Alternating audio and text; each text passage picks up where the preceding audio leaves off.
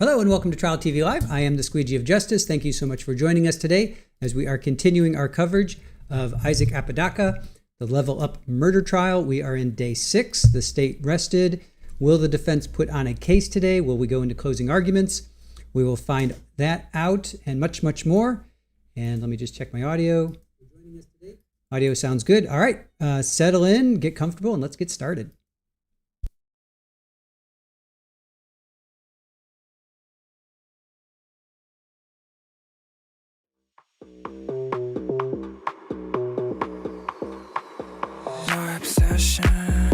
Over you, keep me guessing. What's your move? Something in the way you walk, lose my grip when you talk that talk. You're possessing my point of view. Is that what you like, girl? Is that what you like? You can touch, I don't mind. If you break, you buy. Is that what you like? Is that what you like? Is that dress? It's too tight. Guess if that's what you like. Is that what you like? Is that what you like? Is that dress? It's too tight. Guess if that's what you like. Bada bada bing bing, bada bada boom. All eyes on you when you're stepping in the room. Little bit of vintage, little bit of new, little bit of tension, little bit of you. Supercalifragilisticexpialidocious. You can bring a friend, come and get it to the moment. Fly you to Japan, I'ma take you on a road trip. We don't got a plan, we can push it to the morning. Is that what you like, girl? Is that what you like? You can touch, I don't mind. If you break, you buy. Is that what you like? Is that what you like? Is that dress? It's too tight. Guess if that's.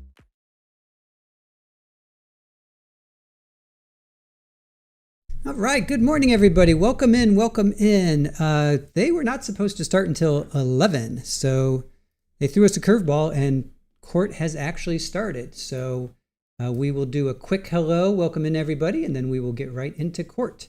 Good vibes only. William, good to see you. Good morning for baby's mom. Hello, hello.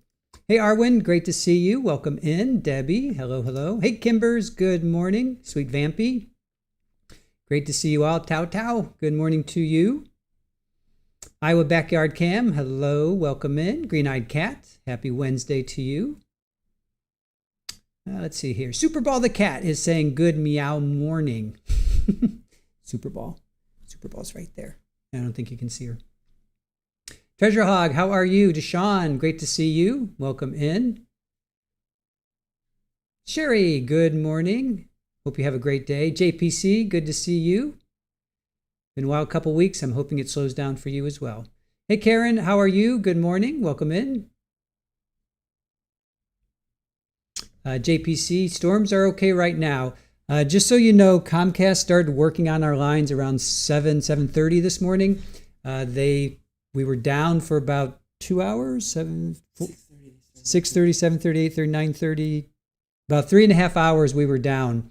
They say they're still working in our area, so we may lose our connection. So if we lose our connection, don't worry, we'll be back as soon as we can. Too Precious, Jane Dixon, how are you? Welcome in. Hey, Heidi, great to see you. Welcome in. Live, Love, Laugh, how are you doing? Just a Girl Baking, welcome in. Hey, Seashell. Spanky, how are you? Angelique, good morning to you. Lisa, happy Wednesday to you. Rock and Roll, great to see you. Hey, Marianne, buenos dias to you. Ruth Ann, good to see you. Trial Fan, how are you? I'm so glad you're enjoying our channel. Thank you for that. Downey Lynn, hello, welcome in. Downey Lynn, welcome in. Boom. Kelly B, how are you? Ducky Dexter, dancing away. Great to see you guys both. Glad you're enjoying the music. Hey, Snap, good morning to you. Ambi, Bama Green Eyes, great to see you. All right. Hey, Carol, Wiley Doodle, good to see you. And let's see, Ruth Ann, Bama Green Eyes. All right, Nan R, good to see you. Hey, Shell, how are you? Good morning, Mal. Good to see you. Franny, welcome in, welcome in. Snow Caddish, good morning to you. All right, so then just another quick reminder. Comcast is still working on in our area. So we lost power, or we were offline, I should say, for, let me pull this over here. We were offline this morning. We came back online around 10 o'clock. We were offline from like 6:30 or so until 10. They're still working in our area, so we may still lose our connection. So if we do, we will come back as soon as we can. So Don't disparage. Don't despair. We will be back as soon as we can. All right, so let's get into court while we're able to.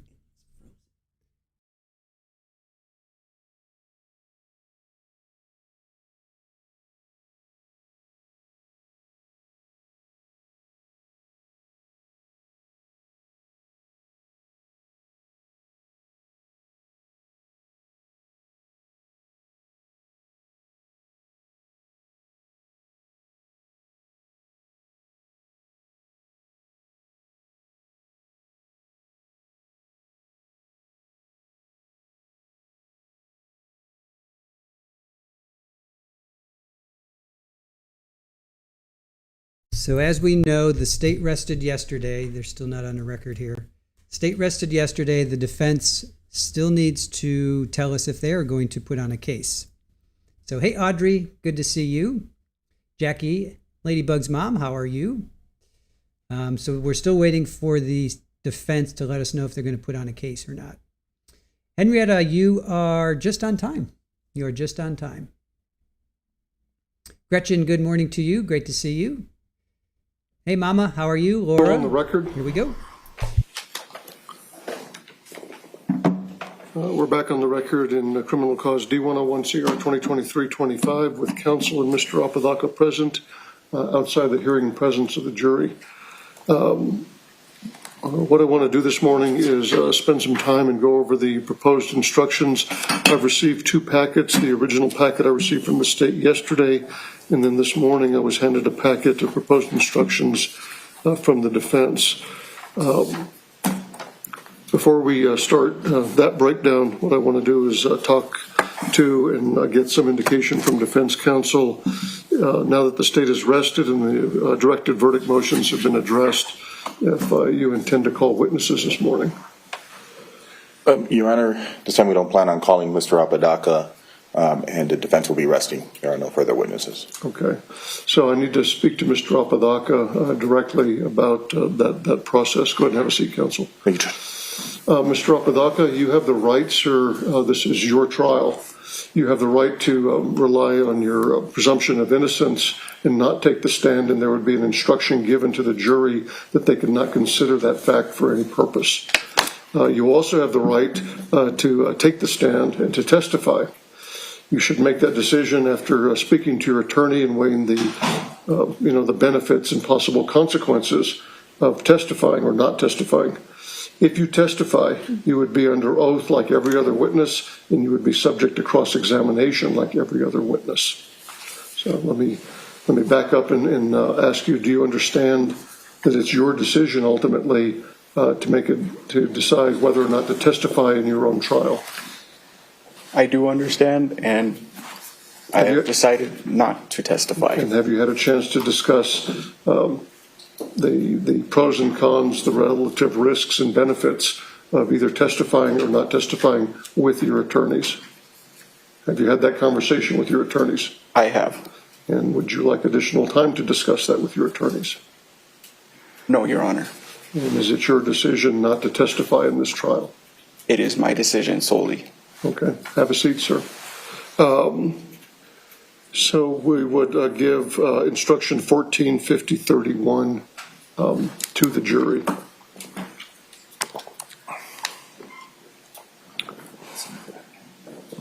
Is the defense offering any included offenses of either count number 1 or count number 2? Yes, Your Honor. Mr. Long and I did agree on quite a few. If you want to go over the ones that we did agree on. Sure, we can mark those. Okay. So working off of the state's precipice, I didn't receive a precipice for the proposed instructions I was given a moment ago. I put them at the bottom there. That's kind of how I do it. I'm sorry, I didn't hear you. I put them at the bottom. That's how I do it. Yeah, no, there's the UJIs on the what we call the dirty package that has those, and then there are clean copies, but there's a precipice somewhere? I don't have a precipice. Okay, that's fine. So let's work off of the state's precipice, and then we'll come to those offered by the defense. So the first is requested instruction number 1, which is UJI 14301. I'm sorry, Your Honor, 14-103. 103, I'm sorry. The defense stipulates. So it will be given. We'll go back and number these after we've gone through everything. Okay. Next is 6001, duty to follow instructions. Defense stipulates. Will be given. 5060, presumption of innocence. Defense stipulates. Will be given. 6006, sole judges of the facts. Sorry, defense stipulates. Will be given. 6008, duty to consult. Defense stipulates. Will be given. 6004, multiple counts, single defendant. Defense stipulates. Will be given. 6007, jury must not consider penalties. Defense stipulates. Will be given. 5020, credibility of witnesses. Defense stipulates. Will be given. 5028. Defense objects. Okay. So I'll mark it for now. We'll come back to it. Thank you. Next is proposed instruction number 10 from the state, 5050, opinion testimony. Defense stipulates. Will be given. Next is 14118, expert witness testimony. Defense stipulates. Will be given. Then, as I just said, 5031 will be given, which is defendant not testifying. Then we go to elements instructions for count number 1, 14201. Defense stipulates. Will be given. Then we have the 2822, the aiding and abetting statute, instruction. Defense stipulates. Will be given. Then we have going to elements instruction for count number 2, 14210. Okay, I think Mr. Long and I did agree on this, but I still have it marked as a, did you fix that one? So, Mr. Long? Judge, what I did was, because they're not going to be asking for a step down to voluntary manslaughter, then Mr. Cameron was like, hey, Tony, I think it's 211. As a matter of fact, it actually is 211, since they're not asking for that step down. So I just replaced 210 with 211. And is that what I have in this packet? That is not what you have in this packet, but it is what we have agreed on. Okay, so I'm going to, so you're stipulating to 14211, which we're going to collate into the packet? Yes, sir. Okay. So I've marked it on the precipice as will be given as 211 as the replacement.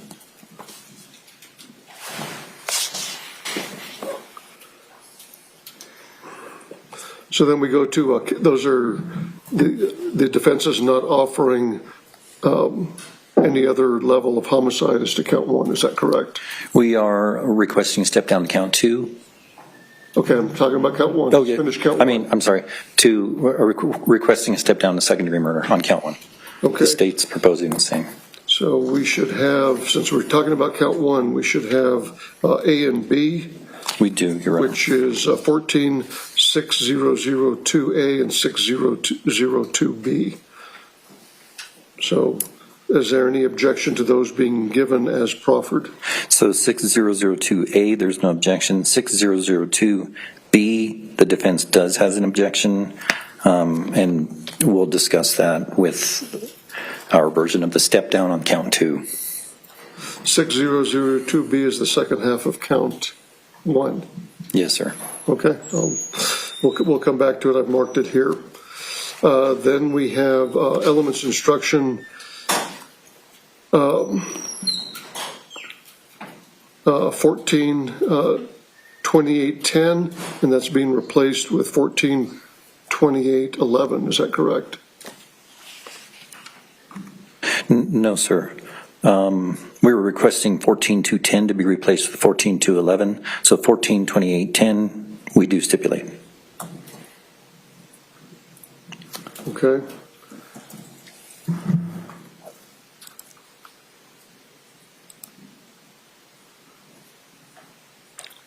Then we have under that the general intent instruction 14141. And the defense does object to that.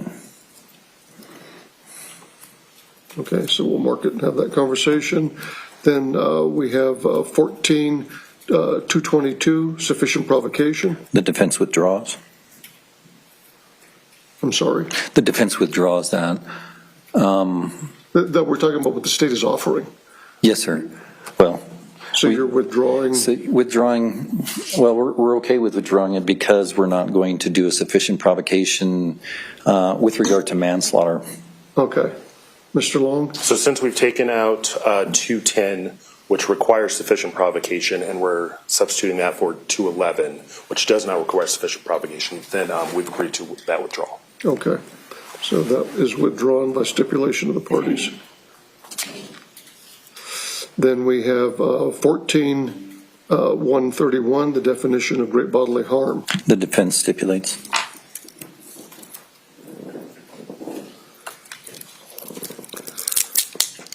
Then the general instructions, let's cover everything else and then we'll come back to those offered, which are the objections to 141 and 6002B.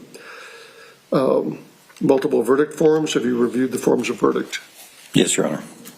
And have you submitted forms of verdict? Yes, Your Honor. In your packet, we have them up here? Yes, Your Honor. Okay. I submitted the ones that I wanted, and then one I just repaired some language on the Okay. defense, or on the state side. Okay. So the court hasn't ruled yet as to whether or not the additional lesser included offense as to count number 2 is coming in. But the verdict forms with respect to count number 1 are stipulated to, is that correct? Except for some wording on the not guilty version of count number 1. Okay, we'll take a look at it.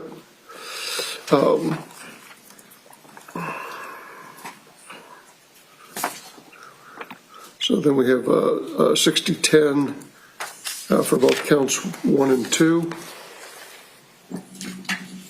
Give me just a second on that one, Your Honor. I'm losing my train of thought. 211, 141.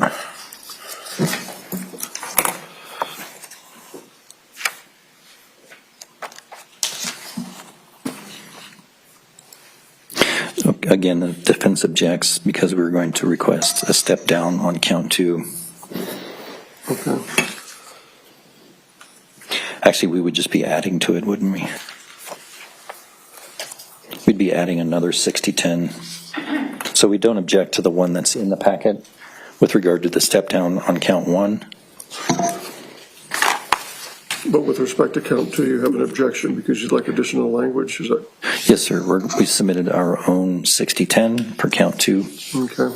Let's finish up and then we'll go back.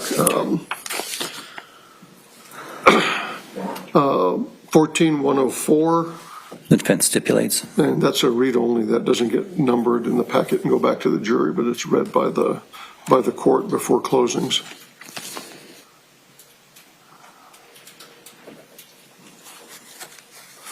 And then 146020, did you include the alternate names, Mr. Long? I have not included those names just because I'm hoping that everyone shows up today, Okay. but I figured I did leave 3 blanks at the request of Mr. Cameron. Okay. Anything else with respect to the 6020? No, sir. We Okay. stipulate Okay, let's to go it. back through. But we do need to replace the one that's in your packet with the new one. Correct. When it comes in, yeah, I've dog-eared the top of it since Okay. it doesn't have names, and we'll pull it out and replace it.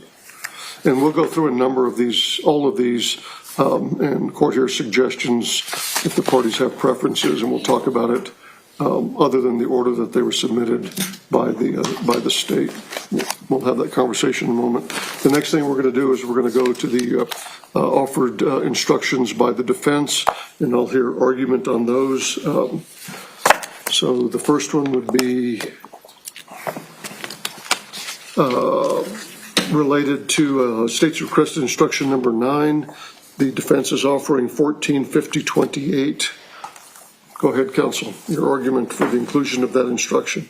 So, Your Honor, what we're doing is we're changing some of the language on that to leave out the sex crimes language that the state wants in and include the domestic violence.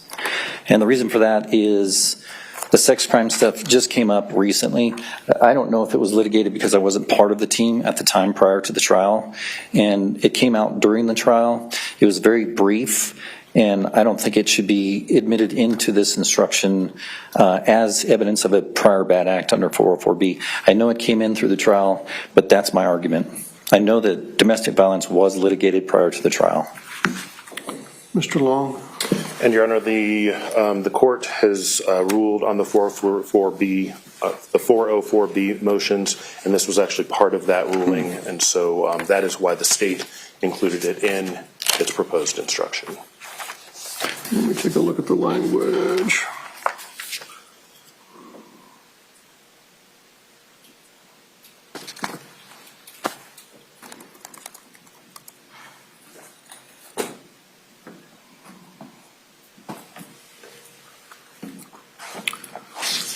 Over objection, the language proffered by the state will be included in the court's instruction. This was a litigated issue prior to the commencement of the trial.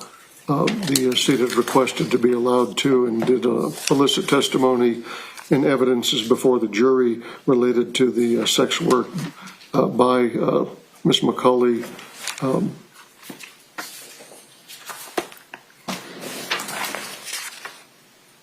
Thank you, and I apologize for not being aware of the litigation. I didn't want to bother Mr. Nair last night, so I just threw it in there just in case. So defense requested modification of 145028 is denied. Thank you. And the state's proffered version will be given. Let's go to, you're in agreement with the replacement of 210 for second degree murder with 211. Yes, sir. Okay. And do I have that language in what was proffered, or is that just in the precedent? It's the court actually doesn't have the new language that the state drafted. I did send those to Mr. Cameron. His is a little bit different. There's, I would say, just some stylistic differences in the two. So I don't have anything to compare, so I don't know what you're talking about. Judge, I think Could use the old one if you want. the what? You want to use the old one? That's fine. Okay. And I think, Judge, if you look at what I think was going to be state's proposed number 15, maybe, for second degree homicide, if you just delete out the element on sufficient provocation, then that is actually the instruction that the state would propose. Bless you.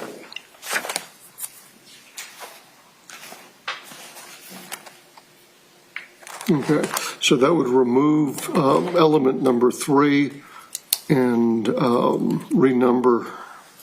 Is that correct? Let me see what the defense has offered for that.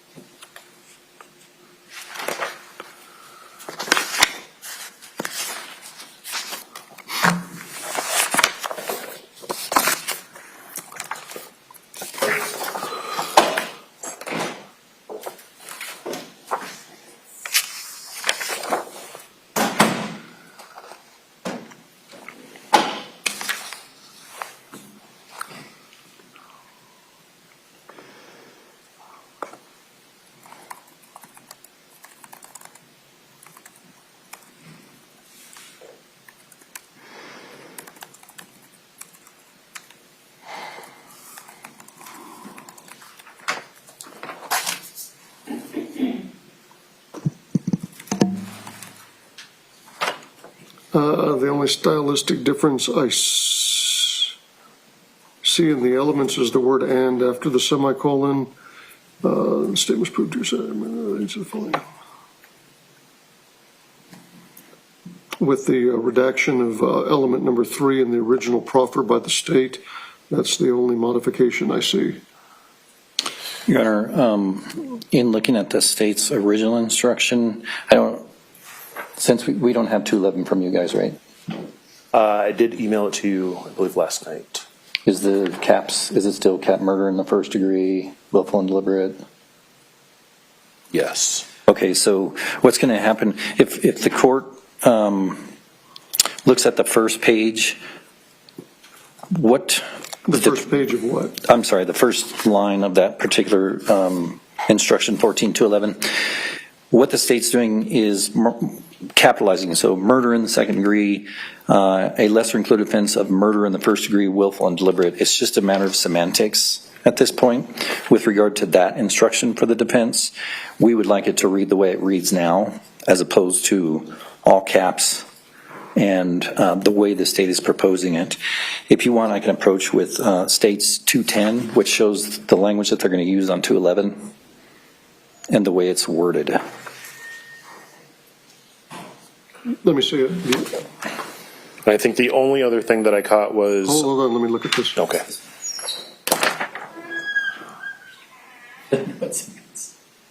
Yeah. I apologize, Your Honor, it's kind of a mess.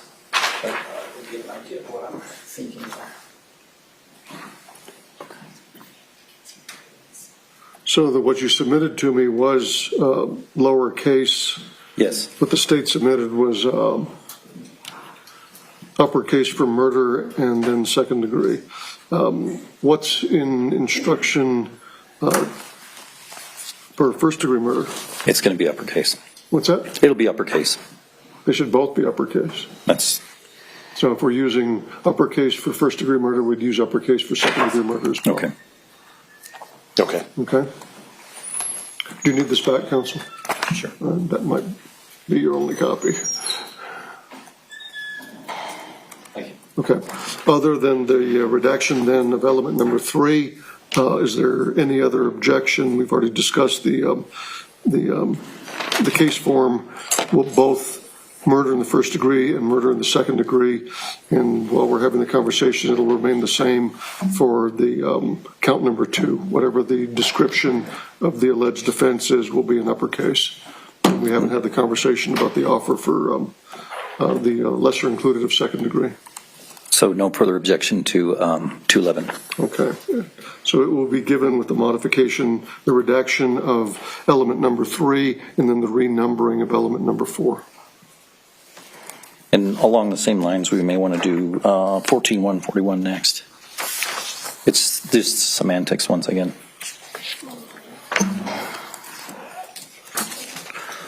Which one? 14-141.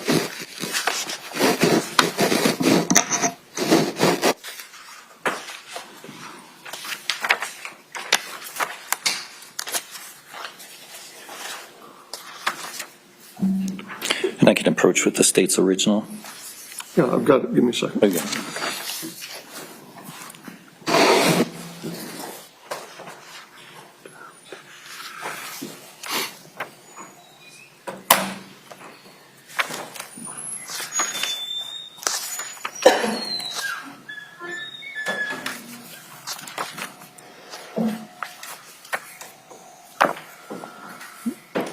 So the objection's the same. It's the style of the description of the charge. Is that correct? Yes, but this also does include conspiracy to commit second degree murder, or does it? No, it doesn't. So yes. Oh yeah, we do need to discuss conspiracy to commit second degree murder because this is general and criminal intent with a step down to conspiracy to commit second degree murder. Okay. Let's hear the argument Okay. on the conspiracy to commit second degree murder. So in the case law that I'm looking at, that was handed to me by the state. So I was relying on State v. Trujillo in order to make this argument. What I see in the case law in the state of New Mexico is basically that if there's a specific intent crime charged, then you basically can't do a conspiracy charge with regard to that particular claim, or with that regard to that particular charge that's being originally charged. I don't know if I said that right. So, for example, Say that again. yeah. So This is under Trujillo. Go ahead. yes. with regard to conspiracy to commit a crime, if the underlying crime has a specific intent charge, then there's no need for conspiracy charges the way I understand it, because people cannot conspire to commit a specific intent crime. Reverse that.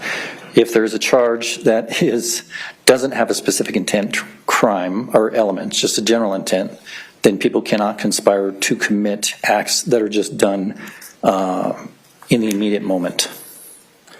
That is what Vargas stands for. Trujillo touches on that same concept, and most of the case law in the state of Mexico does touch on that same concept, but what we're arguing as the defense is if this case goes to the jury number one with a step down to second degree, it could be confusing to not have a conspiracy to commit second degree murder.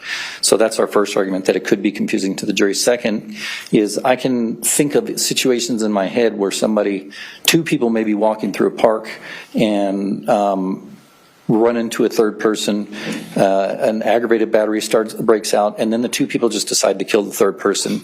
That requires both of them to have the intent to kill. It doesn't form right there, but they both have it.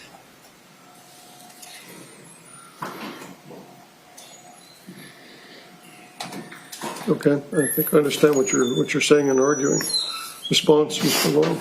Thank you, Your Honor. So the two cases that the state is relying on, I do have a copy for the court, is going to be, yes, State v. Trujillo, and that is going to be 2002 NMSC 005, as well as State v. Vargas, and that's going to be 2020 Westlaw 2020 WL 995821. And essentially in both of those cases, what happened was there was a conviction for first-degree depraved mind homicide, and as well as conspiracy to commit first-degree depraved mind homicide.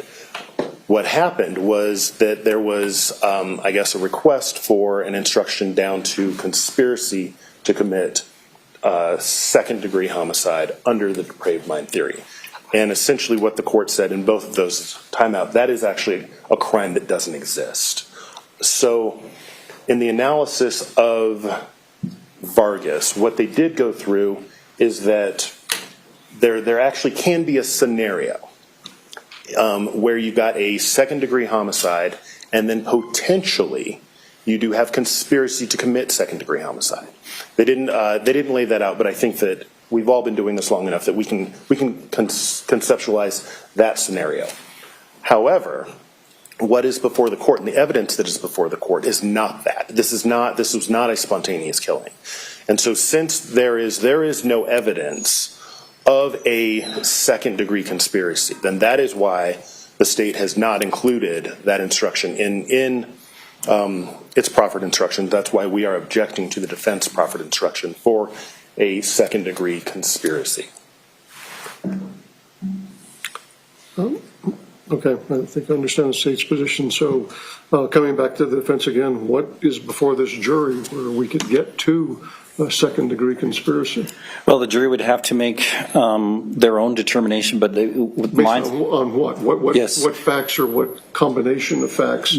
Right. So my thought process is these text messages that went back and forth between Mr. Apodaca and Ms. McCulley they appear to be that these people are conspiring to commit a first-degree murder, but what our case theory is saying, that's not what they're doing. They're not conspiring to do this, that Isaac is just engaging in some sort of banter, that he did not mean for this to happen. And because of that, Ms. McCulley then decided on her own to commit the crime at the very last second when Mr. Apodaca went to the bathroom. And so we can see an instance where the jury could look at those facts and understand that this alleged first-degree murder switched to a second-degree murder when Mr. Apodaca left the room.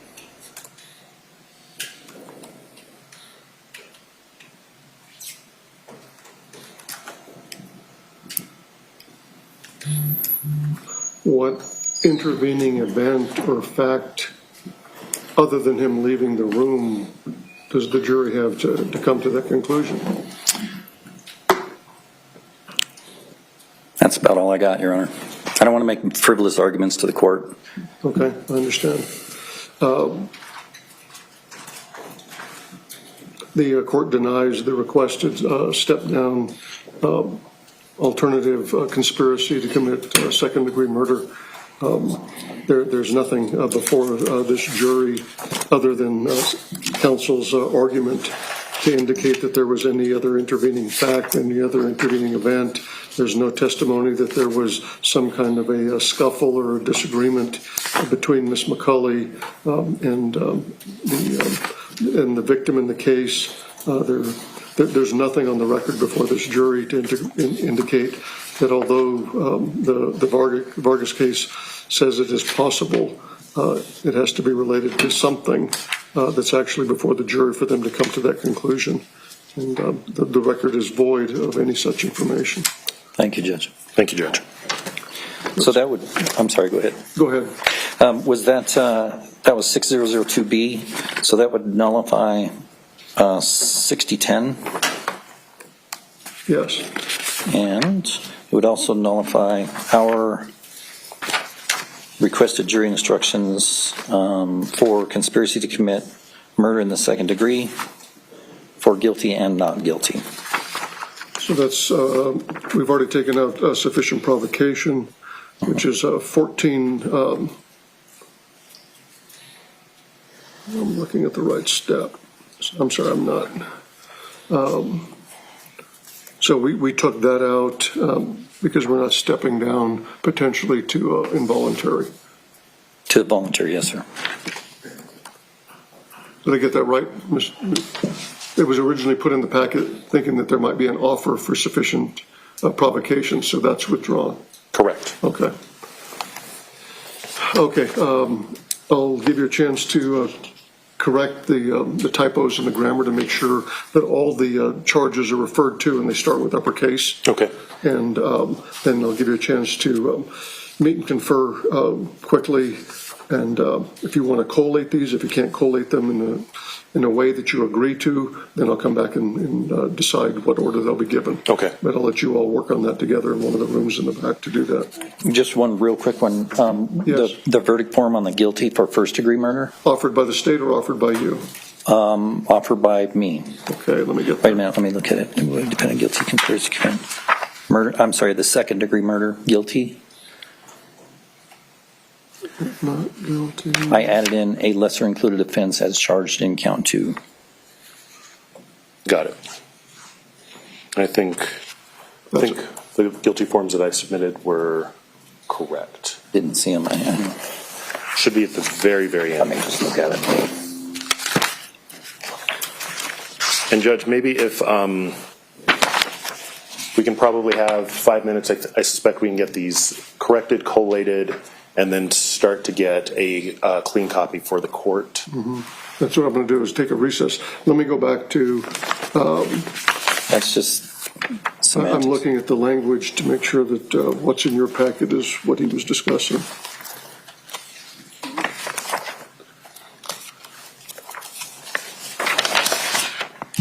I think they both read the same. Well, okay, so I have the one from the state. It says we find the defendant guilty of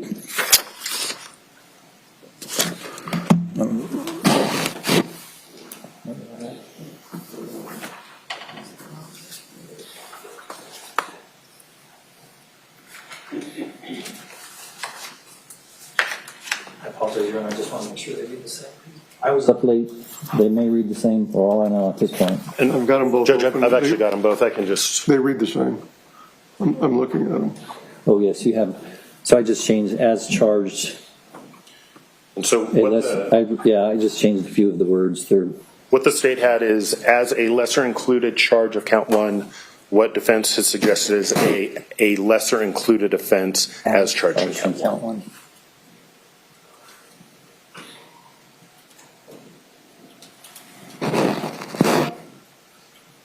Add the word offense. Will do. So that one's accepted. Yes. Okay. With your modification. Okay. A lesser included offense. Okay. Okay. With respect to the jury instructions, anything else that we need to do before I give you some time to work on them? I don't think so, Judge. Okay. No, Your Honor. So given how this is going to happen when we come back in front of the jury, I'll have the defense rest and then I'll instruct and then we'll go to closings. So take the time now to get ready for whatever you need to do. We had talked about at the end of the day, Ms. Murphy, how much time do you need for closing? Combined with rebuttal, Your Honor, I'd ask for an hour and a half. I think it'll take less than that, but I'd ask for an hour and a half total. 1.5 total? Yes, Judge. And for the defense counsel, what do you need? Judge, looking at about 40 minutes to an hour. Okay. I keep time, so do you want a heads up? At what point in your... At closing, during my closing, if I'm bumping up against the 1 hour, I would like, Your Honor would tell me. And then a 5-minute warning during rebuttal if I've used the mini balance. Okay, so I'll give you notice at 55 minutes. And counsel, you said 40 minutes to an hour. I'll give you the same notice at 55 minutes if you're there. You give me a 10-minute notice, Judge, at 50. Sure. So,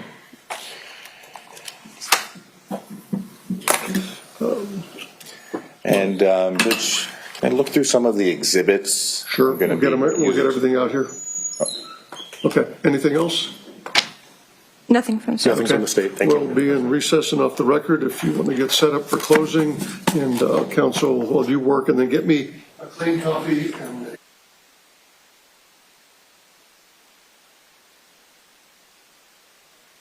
Doing calisthenics, getting ready for his closing. The one defense attorney is like doing stretching. He's getting ready for his closings. I've never seen anybody do that. That's really funny. Yeah, the state gets a rebuttal, so the state's going to go first, then the defense, then the state again. All right, so Comcast is still working in our area, so we may lose our internet, just so you guys know. So if we go down, don't worry, we'll be coming back as soon as we can, as soon as we get, as soon as we are able to. I can fast forward because, yep. All right, now we're caught up. So again, we went offline. Comcast was working in our area. We went down around 6:30. They brought us back up around 10 o'clock. Right now we're okay. We have our internet, but they are not finished. So what happens is they have these nodes, and I'm sure you've seen them working, like these green boxes or these little, you know, we have little green boxes around here. So you see these, see them working there. Those are nodes, and they have these amps where they have to. They go through grid by grid by grid, and they turn them off, and then they do whatever they do, and then they come back online. So right now, we're okay. You know, whatever they did, we're okay, but there may be a point in time today where we go offline again. So if we lose our internet connection, don't worry. We will be back as soon as we can. So just so you guys know, you have a heads up.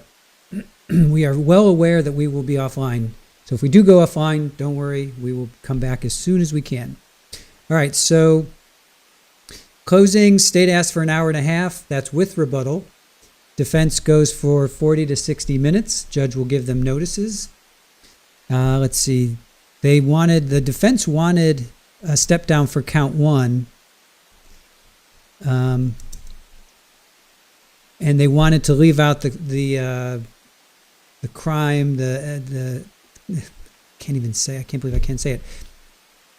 The S crime, but they were okay including DV. The DV was litigated prior. Okay, so that's, I'm pretty sure, well, that's her being trafficked, but it's also she was assaulted while she was being trafficked, and apparently Isaac was there. I don't know if he watched it, if he engaged in it, not quite sure. Plus, he also put her in the hospital, put her in the ER, which wouldn't be trafficking, that would just be straight up DV. So I think they're talking about when she was assaulted. I think she said somebody put something in her drink. She was with a guy, and Isaac was there. She said she felt something was put in her drink, and that she was assaulted then.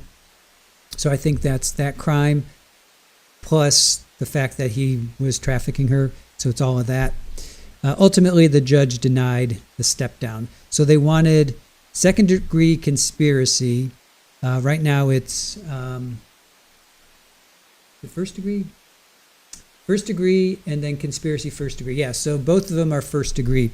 So the defense wanted that second degree conspiracy to be a step down from first degree. Jury would see the text messages. They appear to be conspiring to commit first degree, but Isaac didn't mean for this to happen. Kiara decided to do this on her own when he left the room. So that's their argument, and the judge ultimately denied that. So right now, the big news is that the defense rested. Isaac will not be taking the stand. We are going to go closings, and then we will get into verdict watch. So it is 11:15 here on the East Coast, which means it's 9:15 on the West, or I'm sorry, in local time in New Mexico.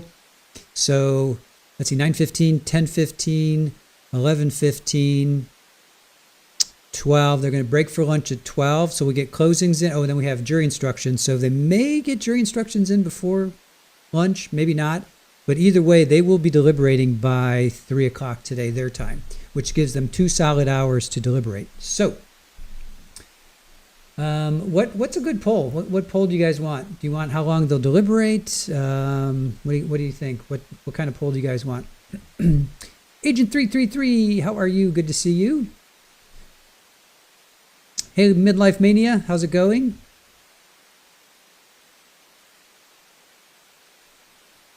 Good morning to you. Anything happen? No. Just going over jury instructions and the defense rested. Not a big deal. Hey, Jeff, how are you? Good to see you. Sailor, I see people are answering your question. Yeah, no, defense rested. They went over some jury instructions. I just recapped, so consider yourself up to date. MCR, how are you? Great to have you here with us. Hey, Sharon, good to see you.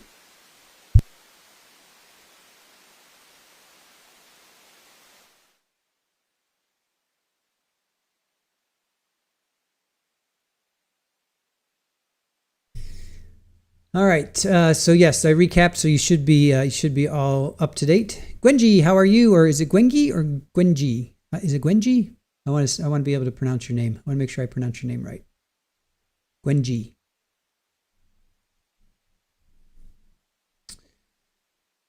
Let's see here. Myron says, by the way, what happened after Kiara left to take a shower? Isaac was there alone with Grace. That's what Kiara is saying. That's what she's saying. And she also said that Grace's body was moved and the sword was moved. So think about that. And Kiara's phone was underneath Grace's body. Did he plant that? Did he plant that or not? So Grace's Kiara's body, according to Grace's body, according to Kiara, Grace's body was on the bed. That's when she did the attack. That's when she took her life. Grace was on the bed, and the sword was on the bed too. Then she goes and takes a shower. She comes back. Grace is seated on by the foot of the bed on the floor, and the sword is on the dresser. So and none of his prints were found on the sword. So did he wipe the sword, or, which is really weird because you'd think his prints would be on the sword because, I mean, it's a beautiful sword. I hate to be like that, but like Kiara said, it's beautiful. It's a work of art, you know. Unfortunately, it was used to take poor Grace's life, but so there's no way that he didn't swing that sword. There's no way he didn't put his little paws on that sword. I'm sorry. Debbie, Isaac had questions for Kiara's defense, didn't bring Kiara back up to ask questions. That is correct. Yeah, I think that was that little, well, he was upset yesterday, right? It seemed like he was upset and his team went out. They went out of the courtroom. Do you guys remember that? Did he stab her too? That's what I'm thinking. Remember, she had wounds around both sides of the back of her head. I think, where else? There were a couple other wounds that were post-mortem. Yeah, that's what I'm thinking. That's pretty sick. You know what, man? That's some sick. Wait, I gotta spell post-mortem right. Post-mortem. All right, so the stab Right side of the neck was post-mortem. What else? 7 post-mortem wounds. She had 7 post-mortem wounds. So is that Kiara or is that Isaac? That's pretty sick. 7 post-mortem wounds. And they were around her head. They were around her neck.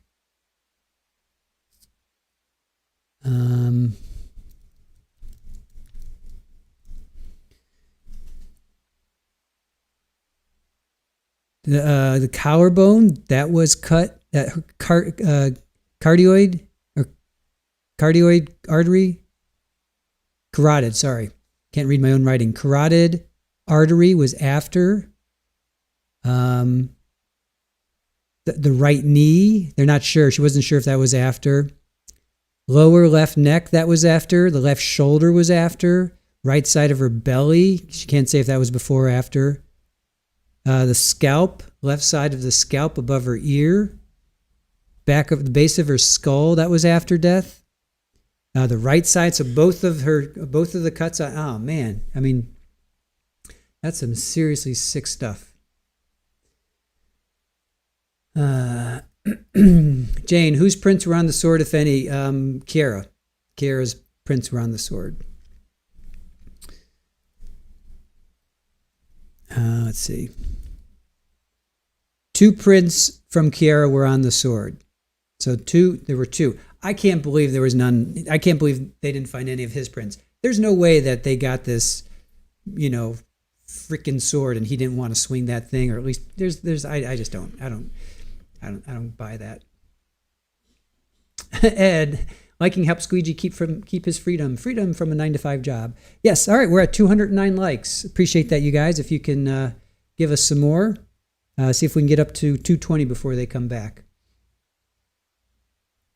Yeah, Wild Angel, if he did it, if he did all that, he did a good job of not leaving any DNA on it. I agree, but do we believe Kiara? Or do we not believe Kiara? It boils down to if you believe Kiara or not. She lied. I mean, there's no question she lied. But guess what? So did Isaac. They both lied.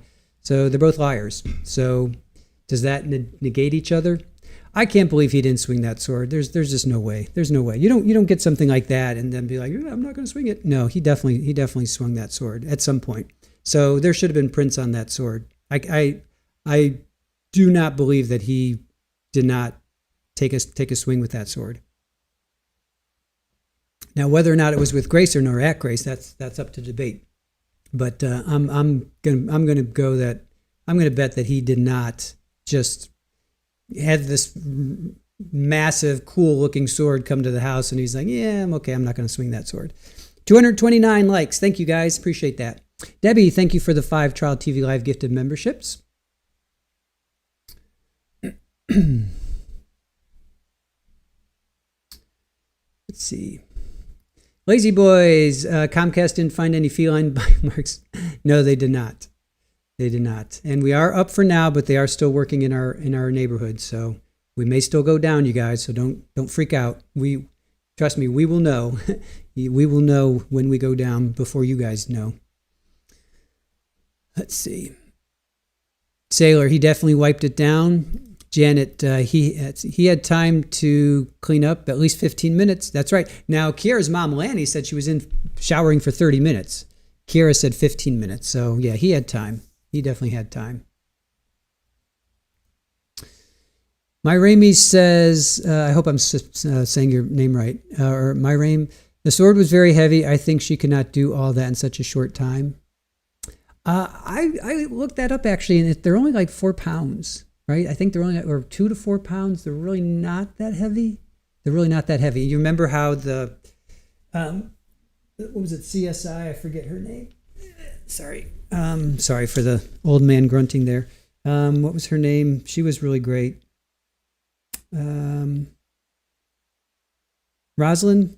Was it Rosalind Archuleta? I think that was her. I think it was Rosalind. Yeah, she was whipping that sword around like it was nothing. So I think they're only like 3 or 4 pounds. Believe it or not, they're really not that heavy. So I don't quite agree with that. That was too heavy. I don't think it's. I think she could have. I think Kiara could have done what she did. I think she could have done what she did. JMS, yeah, the sword wasn't heavy. I don't think so. I don't think so either. Myron, he had plenty of time. I agree. Debbie will gift every 200 likes. Oh, thank you, Debbie. Appreciate that. All right, we're at 237. Yeah, if you guys can, you can hear my voice and you're working or doing something outside or whatever it is you're doing and you're not in chat, just take a moment and hit the like button. I know Superball did. I know Superball hit the like button. I made sure she did. I held her to the computer and she put her little paw on the like button. So if Superball can do it, you guys can do it. Bella James, how are you? Those texts and Kiara did him in. The texts were definitely Kiara. Kiara was bad as far as he's concerned. It wasn't good for him, that's for sure. She lies. She has lied. So yeah, I mean, but I didn't think she was lying just to get back at him.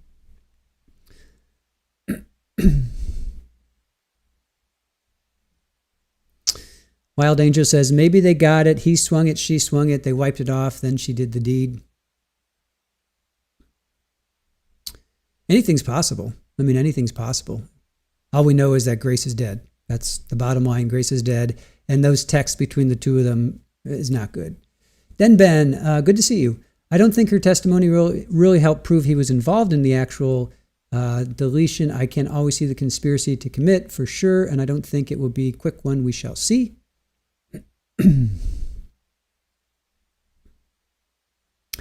Lori, how are you? Good to see you. I believe Kiara, he picked younger women because they're easily influenced. I think he's sick-minded. Auntie Ree, yes, they are about to start closing. As soon as we come back out of this break, we will get into closings. Which reminds me, I should get my little counter going here.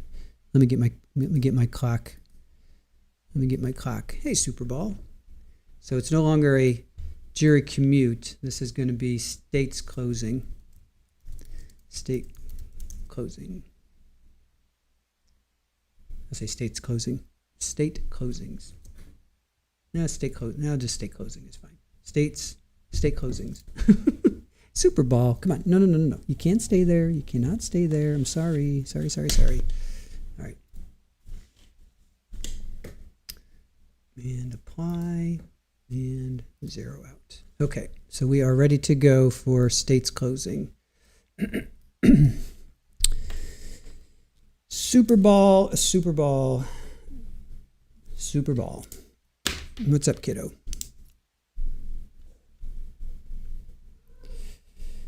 All right, defense rests. They're not back, are they? No, okay. All right, they haven't come back yet.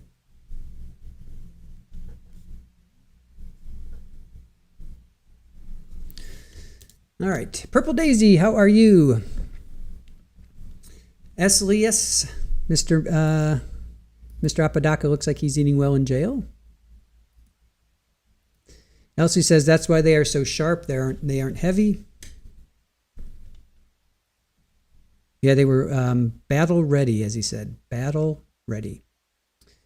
Ed asks, is it 9:30 there? Yes, it is 9:30 there. Yep, 9:30 in New Mexico.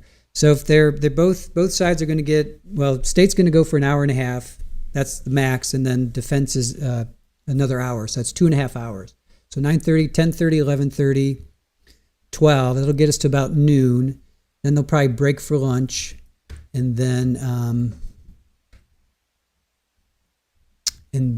we'll have jury instructions, and then we'll be in verdict watch. We should be in verdict watch by, I would say, 3. If they break, usually they break from 12 to 1:30 their time. So by 2 o'clock, that'll give them at least 2 to 3 hours of deliberation. Your post will come today. Cool. Thank you, Debbie. I will absolutely be there Saturday morning. That's when I go to the post office. Thank you. Yes, lazy boys, we can show the swords. We did not get in trouble for showing the swords. It's firearms. It's the firearms. That's what they get bent out of shape. YouTube gets bent out of shape. Hey, Virginia, how are you? Welcome in. Says Seven of Hearts. Has anyone brought up when he told her the dull blade is better because it cuts easier? Like what? It cuts like butter. I didn't quite get that either. Does a dull blade really cut better? My experience with blades is that the sharper, the better. So I didn't quite understand that either. Kelly, how are you? The psychologist wrapped it up for you. He was a forensic psychiatrist, but yes, I agree. Let's see. Sure Life, I see you in there. There you are. Not sure I can handle the defense attorney during closings. It's okay. Don't worry. You have us.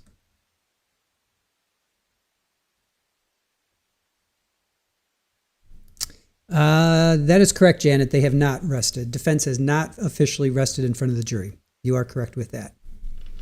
Or you are correct by saying that. G.S. Smith, how long do you think it will take to deliberate? The jury, I mean, also good morning. G. Smith, we can do a poll. We'll do a poll. Well, first of all, our first poll will be, has the state met their burden? So that'll be my first poll. Then the second poll will be, how long will they deliberate for? So we'll get there. We'll get there. Special K, how are you? I was really hoping to hear from the defense. I don't know that it would change my mind, but I think the jury would like to hear something. All right, let me get a poll going for you guys. Do you think the state met their burden? Let's go with that, right? Has the state met their burden and Isaac is, has the state met their burden? Yes, Isaac is guilty. Let's see. There's two charges. So let me see. Guilty of both charges. Not guilty, both charges.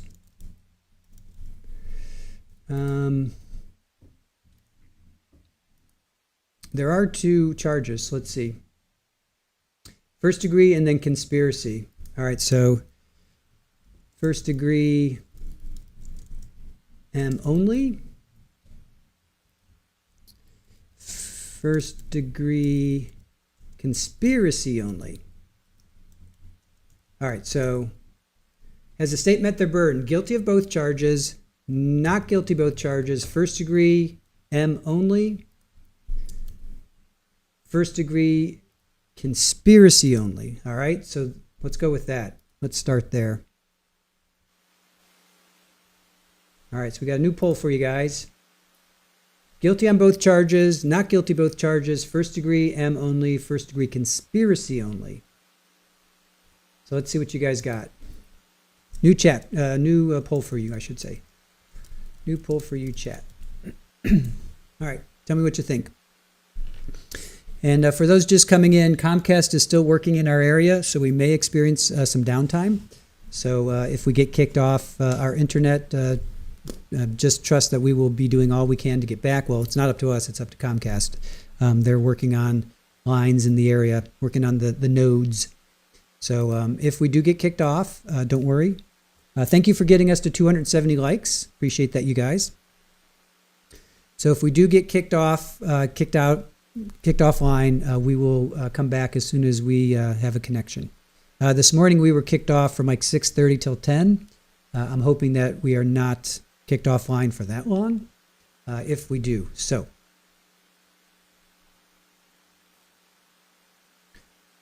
just realize, or just know that we will come back as soon as possible.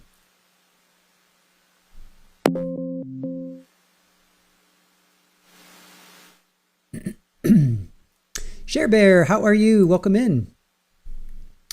Thank you for joining us. And there's Vox4, which is our bot, saying, hello, chat. We're back online for now. Comcast is still working nearby, so if we disappear for a bit, that's why. Thanks for sticking with us.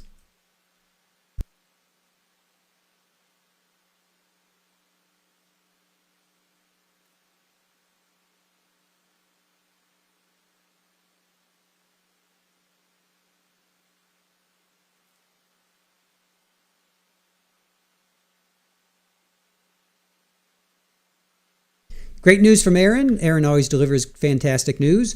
Comcast says, we'll be back to finish network enhancements at a later date. So we should not be kicked offline. We should not be kicked offline today. So, well, Special K, Aaron delivered some fantastic news. Comcast texted her saying, or emailed her saying, we'll be back to finish network enhancements at a later date. So we do not have to worry about Comcast. Jennifer, how are you? Had to leave during the docks cross yesterday. Just getting here. Looks like defense folded. Should I rewatch too? No, you've got it. You're fine. They just went over some jury instructions, so you're good. Stay with us. Stay with us.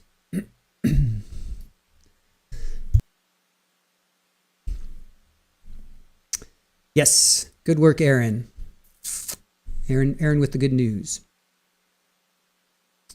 Yes. Woohoo. Yes. Fantastic news. Absolutely. Oh, Valerie, there's an error in the survey.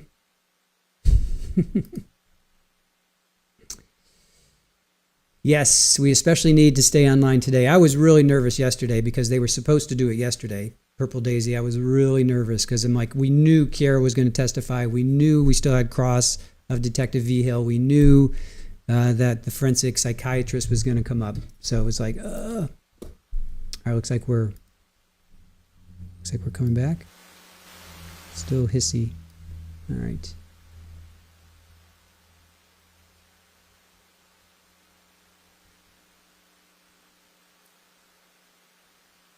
Bella James, no, it should be the state. It's state, defense, and then state. Yes, JMS. Great news, Aaron. Great news. Absolutely. Joan, thanks, Aaron. You rock. She does. She does. All right.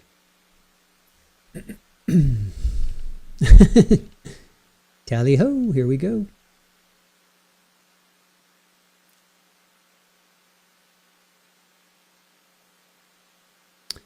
Elaine, thank you, Aaron, for delivering some great news. You are a star. Sharon, thank you for that, for the butterfly. Appreciate that. Thank you so much.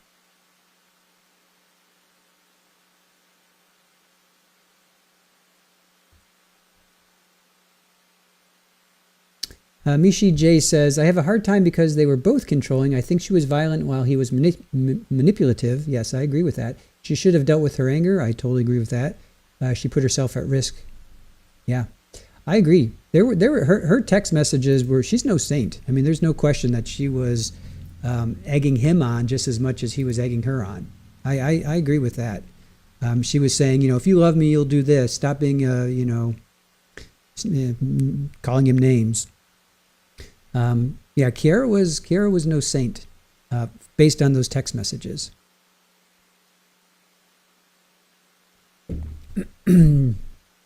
Yeah, I agree, CJ. Grace was the only victim, 100%, and we will not forget about Grace. Perry, we do not know what the jury makeup is. We do not. Unfortunately, we do not. We don't have any eyes in the courtroom. Little Lulu, good morning to you. You've been here semi-listening. Your senior dog needed extra care and attention. Aww. Well, that's much more important. Mama of a medic, I watched Kiara last night. Parts of her testimony I do not believe. They were both guilty. Kelly, that's his PI. That's the private investigator. Like Florida PI Sam, that's New Mexico's private investigator, or at least for his case. So that's, I don't know his name. They said his name at the day one, and I did not catch it, but that's the private investigator.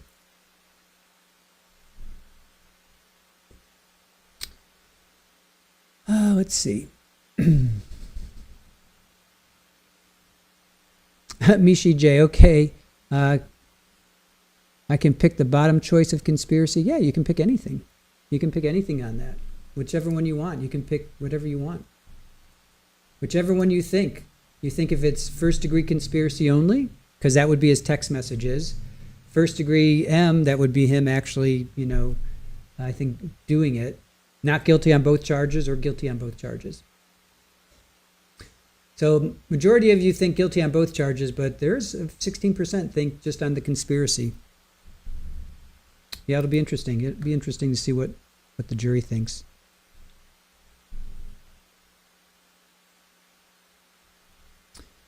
Kelly, is it normal to have a PI there? Yeah. I mean, we've covered a couple trials with Florida PI Sam, and she has been in court twice, Charles Jones and Sonny Bell. So yeah, it is. Yeah. Lori Daybell had her private investigator there. Yeah, I mean it's relatively normal. Amber, how are you? I see people saying hello. There you are. Your fat fingers accidentally clicked the wrong vote. Also just joining, is he taking the stand? They have rested. I see people are responding to you. The defense rested. Either jury instructions or closings are next. I'm not sure how the judge does it. He may break it up. I'm not sure how he's going to do that.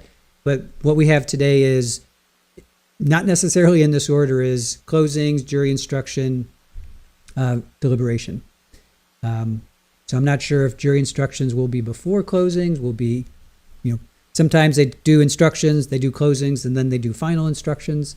So not quite sure what the order is as far as that is concerned. Jennifer King, he's definitely guilty of conspiracy. Will be interesting to see about the actual charge. Yeah, I think so too. I agree. Henrietta, what's the point of having a PI if you're not putting on a case? Well, I think that's a great question for Florida PI Sam. Because they can do their own, it's for cross, you have to look at all the evidence. It's for, cross, for the defense to cross state's witnesses. A lot of times the PIs look at the forensics, the digital forensics. They'll look at the digital data. They'll look at cell phone data. They'll look at video data. And they'll go through and they'll help their side prepare for cross. So they'll say, well, state's going to bring in this, and that, and here's a chance for you to cross. So it's more for cross.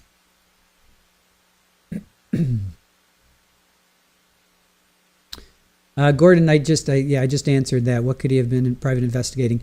Looking at digital data, looking at cell phone data, looking at video data. I know Florida PI does that. She looks at interviews. Everything that the state presents, the investigators go through, and then they present that to their team.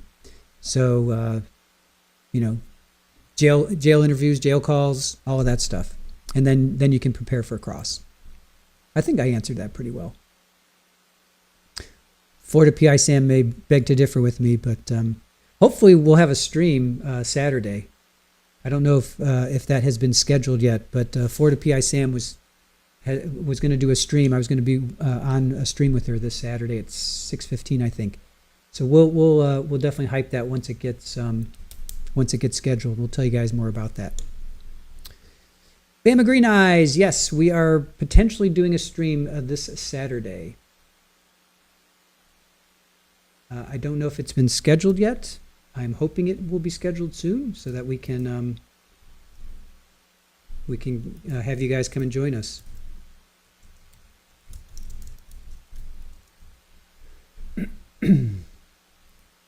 So.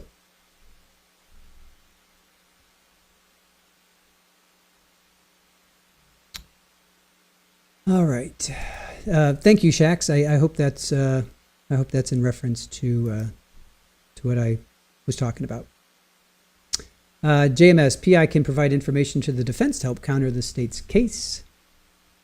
Amber, what is the next trial?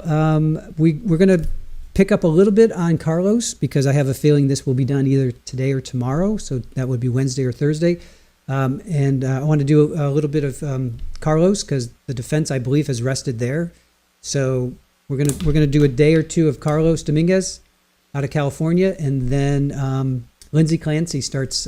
Jury selection starts on Monday for Lindsay Clancy. So we'll probably pick up on her. I think we'll pick up on her. So that'll be the next big one.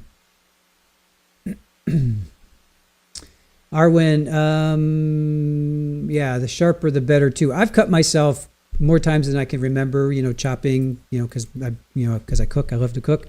I've cut myself multiple times, and it's always with a sharp knife. I never cut myself with a butter knife. I never cut myself with a dull knife. So, Bama, yay, thank you. You will be there. Awesome. Good to hear.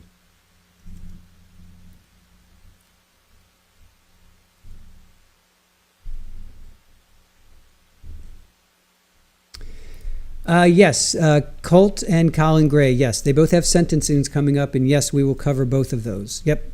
Colt is, I think, the 24th, and Colin is the 28th and 29th. So yes, Kelly, we will definitely be covering those. So Lindsay Clancy, we're going to have to see how that all works out. But yes, we will definitely be covering their sentencings for sure. Joe Schmo says a defense investigator acts as the counterpart to the lead detective that sits on the prosecution side. They handle whatever investigation defense funds can pay for, plus subpoenas and interviews. Thank you for that, Joe. Appreciate that. Myron, Lindsay Clancy is very psychological trial of mental health in her kids. Yeah, it's going to be intense. All right, here we go. Let's talk about a couple of housekeeping matters.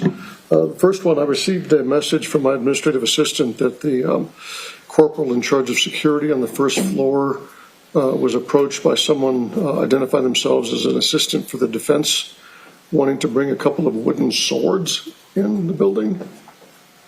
Good. Yeah. Your Honor, we were going to use it as a demonstrative, Judge, for the closing statement. Originally, I was thinking about just holding up the box to the evidence, since we can't access the evidence directly. As a demonstrative, we were considering using that in our closing, Your Honor, just for the DNA demonstration. Have you seen the items, Counsel? That's brought it up with Ms. Murphy. I haven't seen them, Your Honor. He did mention it to me a minute ago. We'll need to arrange for you to see them and then see if there's any objection. In terms of scheduling, I'll have you rest in front of the jury. Okay. And then I'll instruct, and then State's Counsel will make her closing, and then we'll recess, and that'll be their bathroom break, because when we come back from that, defense will do its closing, and then the state will do its reply, and then we'll give them the case. I also alerted the bailiff to be ready. It takes about an hour and a half to have anything delivered to the courthouse for their lunch, so they probably will place their order during the first recess. Do you have packets? I would like to go through them very quickly. Okay, let's do this. Let's take another recess. Let you and counsel look through those. Ms. Murphy, if you'd like to go with Mr. Nair down to the first floor to look at whatever they want to bring up. He hasn't let him through. He won't let him through. He wouldn't let somebody through with a baseball bat, so he wasn't going to let anybody through with a wooden sword either. Okay. So go take a look at him and see if there's any objection. Judge, one more item we do have. The list of exhibits with the numbers. Defense has seen it agreed, so so we'll send it back as an A to the jury. I'll just leave it right up here. Okay. Is it okay? Go ahead and we'll go off the record and let you collate. Great, thank you.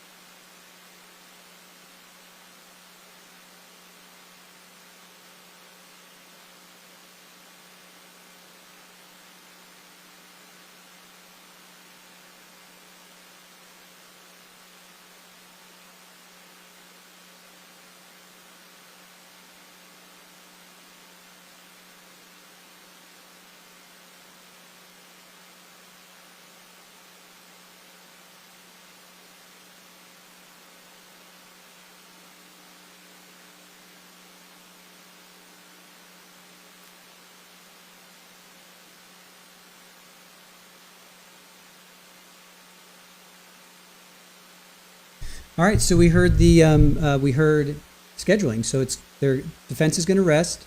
then instructions, then the state's closing, then defense closing, then state's rebuttal, and then deliberations. So they will definitely be deliberating by after lunch, for sure, for sure.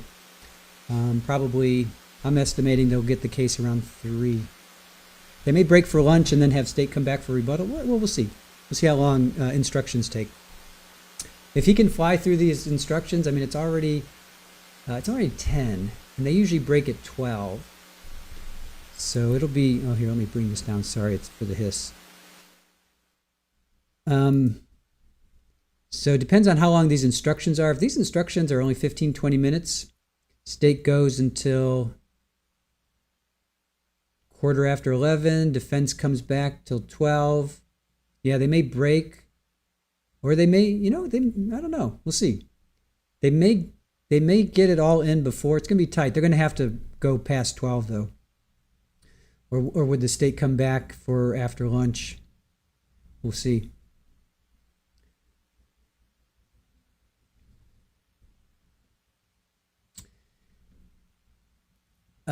Defense is going to rest first.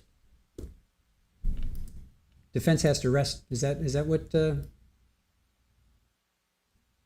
Hold on. Let me hear that again. Defense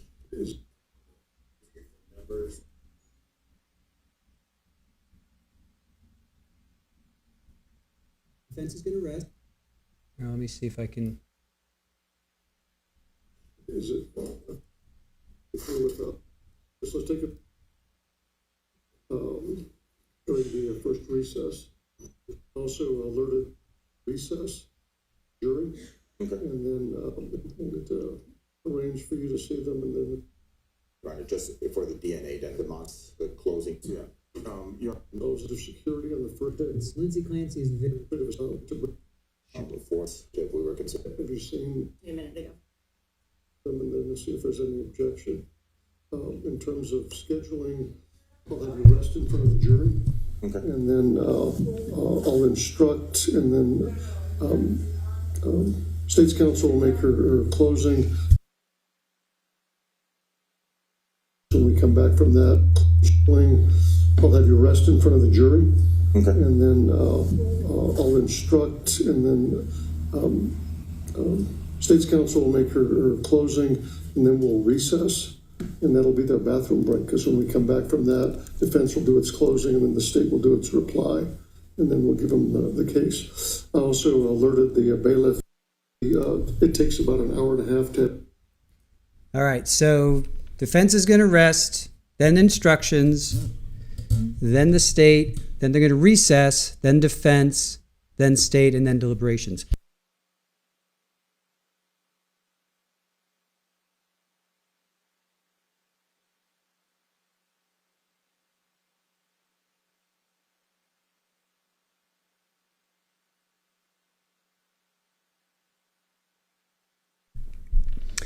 Terry, yes, yeah. Then there's going to be lunch in there as well. Carly, how are you? Just joining. Good almost afternoon. Good to see you. Welcome in.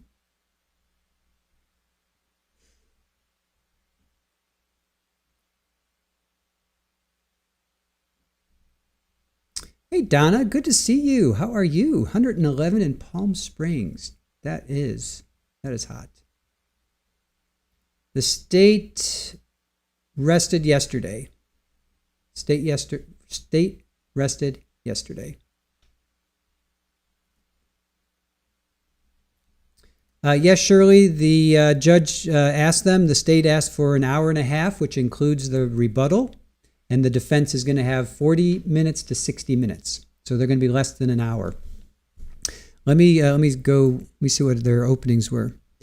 The state's openings were 28 minutes, so basically half an hour, and the defense was 10 minutes. So now for closings, the state asked for an hour and a half, which includes their rebuttal, and then the defense asked for 40 minutes to an hour.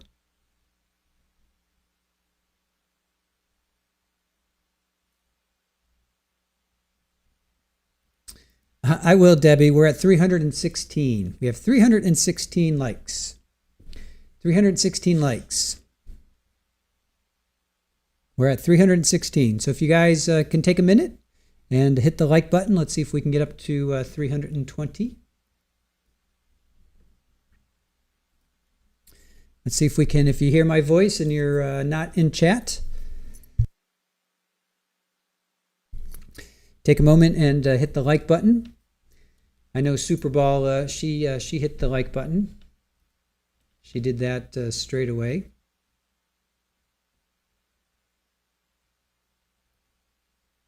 So 317 likes. Let's see if we can get up to 320 before we come back from the break. 318 likes. Can we get up to 320? 320. I'm looking for 320 likes. Who will be our 320th like? Ooh, 321. Awesome. Thank you guys. You guys are so wonderful. So nice to hit the like button. Really appreciate that. We were over 500 likes yesterday. Let's see if we can we get to 500 likes today? Let's see how we do today. We're at 327, 328, 328 likes. Awesome. Thank you guys.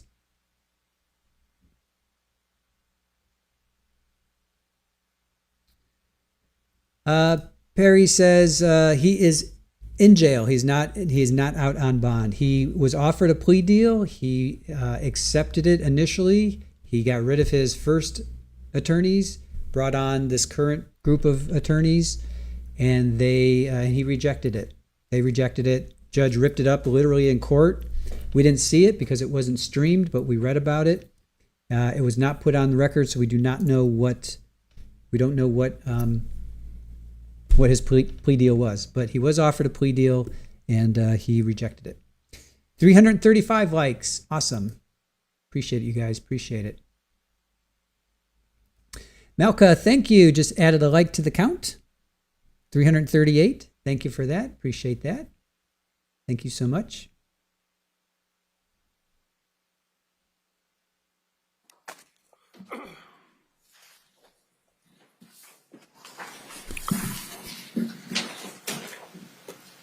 We're back on the record outside the hearing in presence of the jury with counsel and Mr. Apodaca present. We're going to go through and number the jury instructions. As I mentioned to counsel at the bench a moment ago before we came onto the record, there are two read-only instructions, so I'm just going to identify those and then we'll start numbering. The first instruction in the packet is a read-only instruction. Instruction number 1 will be the law governing this case. Instruction number 2, the law presumes the defendant to be innocent. Instruction number 3, you are the sole judges of the facts.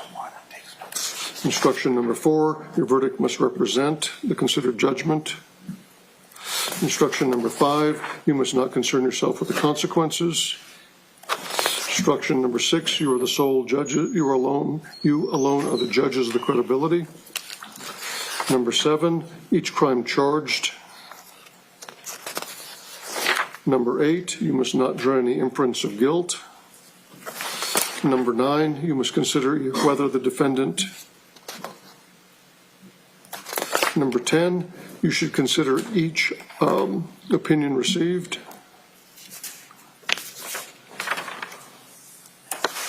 Number 11, an expert witness. Number 12 is the first element's instruction for count number 1.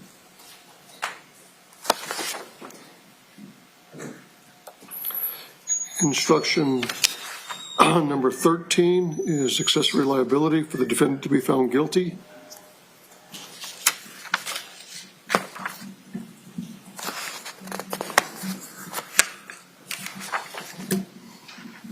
Instruction number 14 is the elements instruction for second degree. Instruction number 15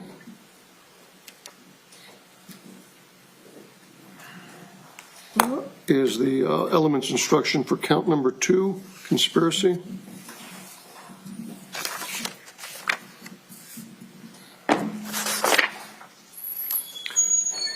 Instruction number 16 is, in addition to the other elements, the intent instruction.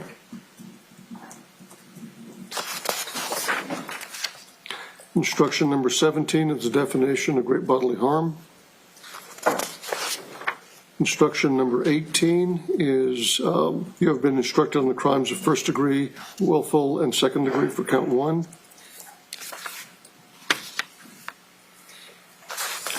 Instruction number 19 to aid you in your deliberations. Instruction number 20 is in this case as to the charge of murder in the first degree.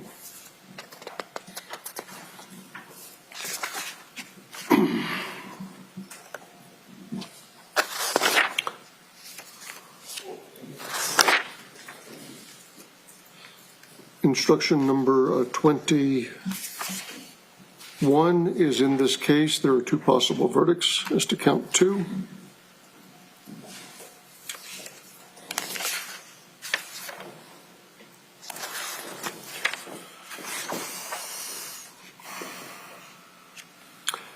Then we have a read-only instruction, which is now the lawyers will argue.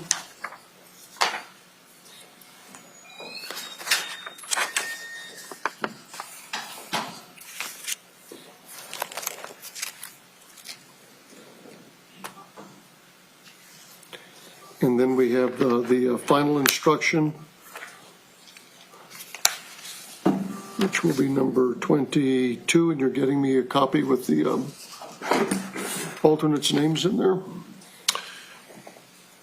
And Judge, we can actually have one. We can have one printed. It's going to take a few minutes. Though. That's fine, because we're not going to get to that instruction until after closings are done. We even have a break between now and then. And then I have verdict forms as to count number 1. I have guilty and not guilty, first degree. Then I have guilty and not guilty as to second degree. Then I have guilty and not guilty as to the conspiracy charge, which is count 2. And there are no special questions for the jury. Is there anything else before we have the jury come in? Let's talk about the other issue. Is there anything else about instructions? Nothing from the state. Okay. And the court had counsel go down and look at the demonstrative exhibit. Is there any objection? I objected to one of the swords, Your Honor, and I don't object to defense using the other one for the limited purposes that he offered it to me, that he was going to use it. Mr. Nye? That's correct, Judge, and we're fine with that. The other one is back in the car. So you sent one back and the other one's sitting at the front desk, or where? The other one is in the PD office. It was brought up by the sheriff. Okay. And he said he will bring it when we do our closing. Okay. So scheduling wise, Corporal, the state's going to close first. We're going to take a break, and then the defense will close after that. So during the break, you can make sure that counsel has that available. Okay. Okay. And do you want me to have it here in front? It's not an exhibit. You can put it up here. Actually, why don't you give it to defense counsel, and whenever you intend to use that as part of your presentation, you can retrieve it from counsel table. Your Honor, I think My preference was that it not be located over on the side of the courtroom, Your Honor. I don't think we have an extra table up here in front of me. I don't want it sitting on the counter for all of the closing. I have one of the deputies here with it. That's too much show. It should be available to defense counsel. You can just stand it inside this little counter in front of me during the break. Understood. Thank you, Judge. Anything else before we call in the jury? Nothing from the state, Judge. Nothing for defense. All right, let's bring in our jury. Yes, thank you.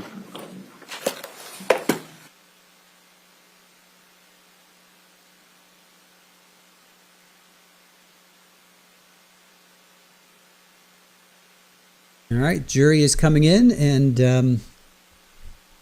we're going to have the defense is going to rest, then we're going to have some instructions, and then the state is going to get to their closings.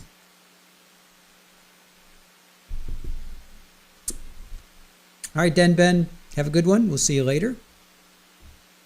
And Shax, yes, we are going to have a wooden sword, but it's only for DNA, only for demonstration for DNA. So they're going to want to talk about how the DNA got on, or how I guess they're going to say there's,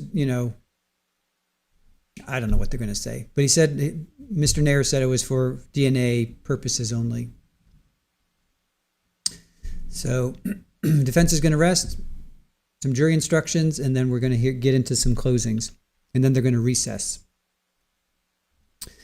before the defense comes back, then the state, and then deliberations. So.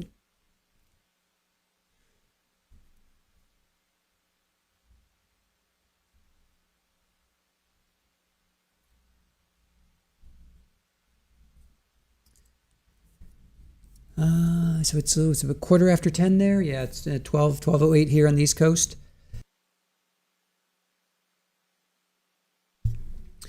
So it's here they go. Here comes the jury.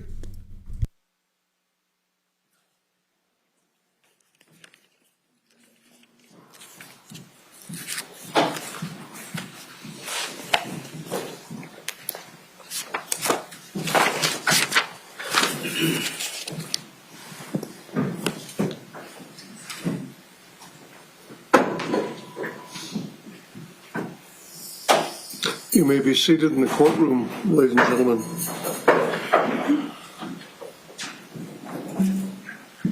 All right, let's go back on the record. We reconvene in criminal cause D101CR 2023-25 with counsel, Mr. Apodaca, and the jury all present.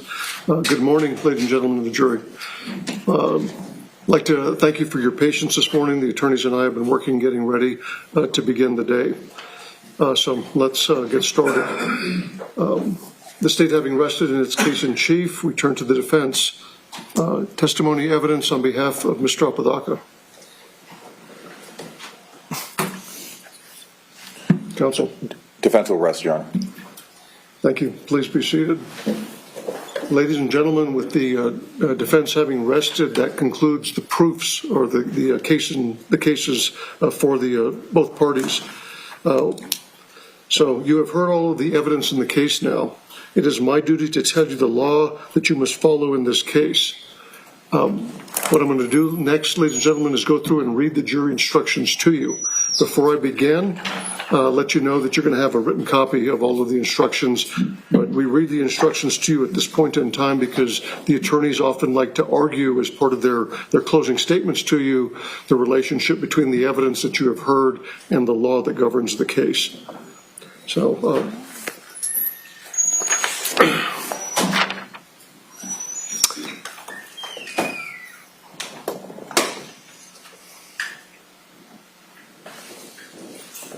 just wait a second for everyone to have a seat. Let's begin. Instruction number 1. The law governing this case is contained in the instructions that I am about to give to you. It is your duty to follow the laws contained in these instructions. You must consider these instructions as a whole. You must not pick out one instruction or parts of an instruction and disregard the others. A copy of these instructions will be given to you when you begin your deliberations. Instruction number 2. The law presumes the defendant to be innocent unless and until you are satisfied beyond a reasonable doubt of guilt. The burden is always on the state to prove guilt beyond a reasonable doubt. It is not required that the state prove guilt beyond all possible doubt. The test is one of reasonable doubt. A reasonable doubt is a doubt based on reason and common sense, the kind of doubt that would make a reasonable person hesitate to act in the graver and more important affairs of life. Number 3, you alone are the sole judges of the facts in this case. It is your duty to determine the facts from the evidence produced here in court. Your verdict should not be based on speculation, guess, or conjecture. Neither sympathy nor prejudice should influence your verdict. You are to apply the law as stated in these instructions to the facts as you find them, and in this way decide the case. Instruction number 4. Your verdict must represent the considered judgment of each juror. In order to return a verdict, it is necessary that each juror agrees. Your verdict must be unanimous. It is your duty to consult with one another and to try and reach an agreement. However, you are not required to give up your individual judgment. Each of you must decide the case for yourself, but you must do so only after an impartial consideration of the evidence with your fellow jurors. In the course of your deliberations, do not hesitate to re-examine your own view and to change your opinion if you are convinced it is erroneous. But do not surrender your honest conviction as to the weight or effect of evidence solely because of the opinion of your fellow jurors or for the purpose of reaching a verdict. You are judges of the facts. Your sole interest is to ascertain the truth from the evidence in the case. Instruction number 5. You must not concern yourself with the consequences of your verdict. Instruction number 6. Excuse me. You alone are the judges of the credibility of the witnesses and the weight to be given to the testimony of each of them. In determining the credit to be given to any witness, you should take into account his or her truthfulness or untruthfulness, his or her ability and opportunity to observe, his or her memory, his or her manner while testifying, any interest or bias he or she may have, and the reasonableness of his or her testimony considered in the light of all the evidence in the case. Instruction number 7. Each crime charged in the indictment should be considered separately. Instruction number 8. You must not draw any inference of guilt from the fact that the defendant did not testify in this case, nor should this fact be discussed by you or enter into your deliberations in any way. Instruction number 9. You may consider whether the defendant committed domestic violence against Kiara McCulley on April 4th, 2022, and facilitated sex work of Kiara McCulley other than the crimes charged in this case for the purpose of determining the existence of the intent and knowledge that he could have aided and abetted the murder, which is a necessary element of the crimes charged, and the preparation or plan to commit first-degree murder, willful and deliberate, as an accessory, and conspiracy to commit first-degree murder, willful and deliberate. Instruction number 10. You should consider each opinion received in evidence in this case and give it such weight as you think it deserves. If you should conclude that the reasons given in support of an opinion are not sound, or that for any other reason the opinion is not correct, you may disregard the opinion entirely. Instruction number 10. An expert witness is a witness who, by knowledge, skill, experience, training, or education, has become an expert in the subject. An expert witness may be permitted to state an opinion as to that subject. You should consider each expert opinion and the reasons stated for the opinion, giving them such weight as you think they deserve. You may reject an opinion entirely if you conclude it is unsound. Excuse me. For you to find the defendant guilty of murder in the first degree, willful and deliberate, as charged in count 1, the state must prove to your satisfaction beyond a reasonable doubt each of the following elements of the crime. 1, the defendant killed Grace Jennings. 2, the defendant was with the deliberate intention to take away the life of Grace Jennings or another human being. 3, this happened in New Mexico on or about the 29th day, 2022. A deliberate intention refers to the state of mind of the defendant. A deliberate intention may be inferred from all of the facts and circumstances of the killing. The word deliberate means arrived at or determined upon as a result of careful thought and the weighing of the consideration for and against the proposed course of action. A calculated judgment and decision may be arrived at in a short period of time. A mere unconsidered and rash impulse, even though it includes an intent to kill, is not deliberate intention to kill. To constitute a deliberate killing, the slayer must weigh and consider the question of killing and the reasons for and against such a choice.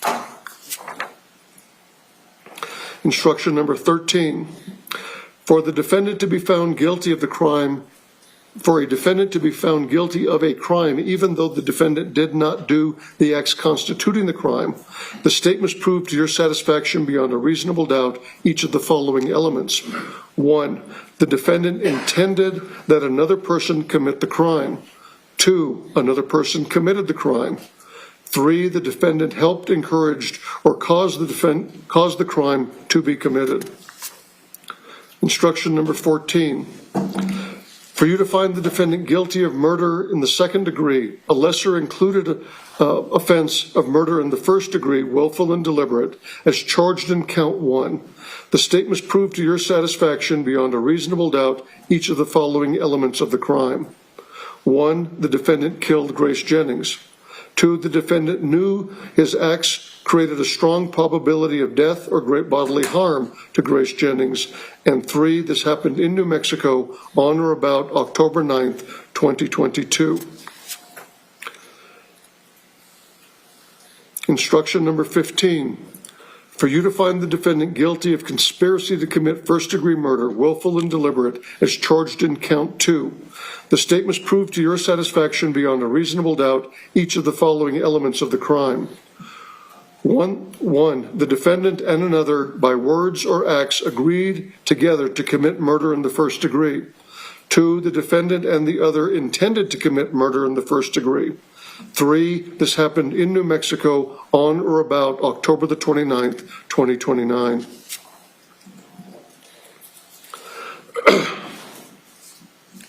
I apologize for my voice. I've got allergies, and the smoke that we have from the surrounding forest fires that we have is not helping. Instruction number 16. In addition to the other elements of second-degree murder and conspiracy to commit first-degree murder, the state must prove to your satisfaction beyond a reasonable doubt that the defendant acted intentionally when he committed the crime. A person acts intentionally when he purposely does an act which the law declares to be a crime, even though he may not know that the act is unlawful. Whether the defendant acted intentionally may be inferred from all the surrounding circumstances, such as the manner in which he acts, the means used, his conduct, and any statements made by him. Instruction number 17 is a definition. Great bodily harm means an injury to a person which creates a high probability of death. Instruction number 18. You have been instructed on the crimes of murder in the first degree, willful and deliberate, and murder in the second degree as charged in count 1. It is up to you, the jury, to choose the manner and order in which you deliberate on the crimes charged in count number 1. However, to return a verdict, you must follow the procedure described in the next instruction. Instruction number 19. To aid you in your deliberations in returning your verdict, you will be provided both guilty and not guilty verdict forms for each of the crimes charged in count number 1. Unless you unanimously agree on a verdict, you should not sign a verdict form for that crime. Although you may deliberate the crimes charged in count 1 in any manner and order which you may choose, you must return your verdicts for each offense charged in count 1 in the order as they are instructed. Under this procedure, if you unanimously find the defendant guilty of murder in the first degree, willful and deliberate, you should sign the guilty verdict form for the offense and should not proceed to reach a verdict on the remaining offense. If after reasonable deliberation you do not reach a unanimous verdict on murder of the first degree, willful and deliberate, you should not sign a verdict form for that offense, and you should not proceed to reach a verdict on the remaining offense.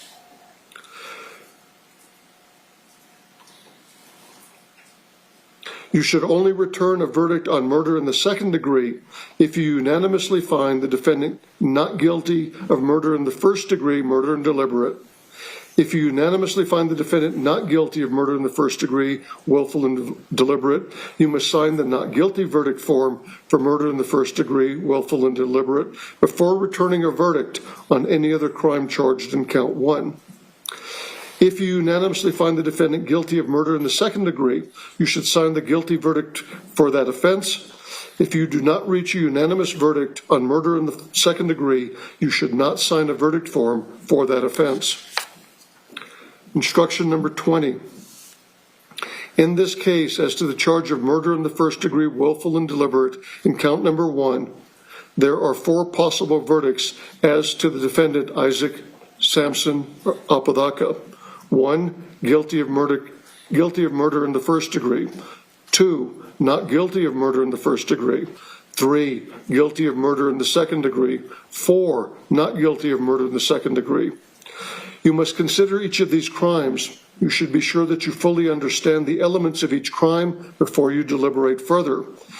You have the discretion to choose the manner and order in which you deliberate on these counts, but you must return a unanimous verdict of not guilty on murder of the first degree, willful and deliberate, before entering a verdict on murder in the second degree.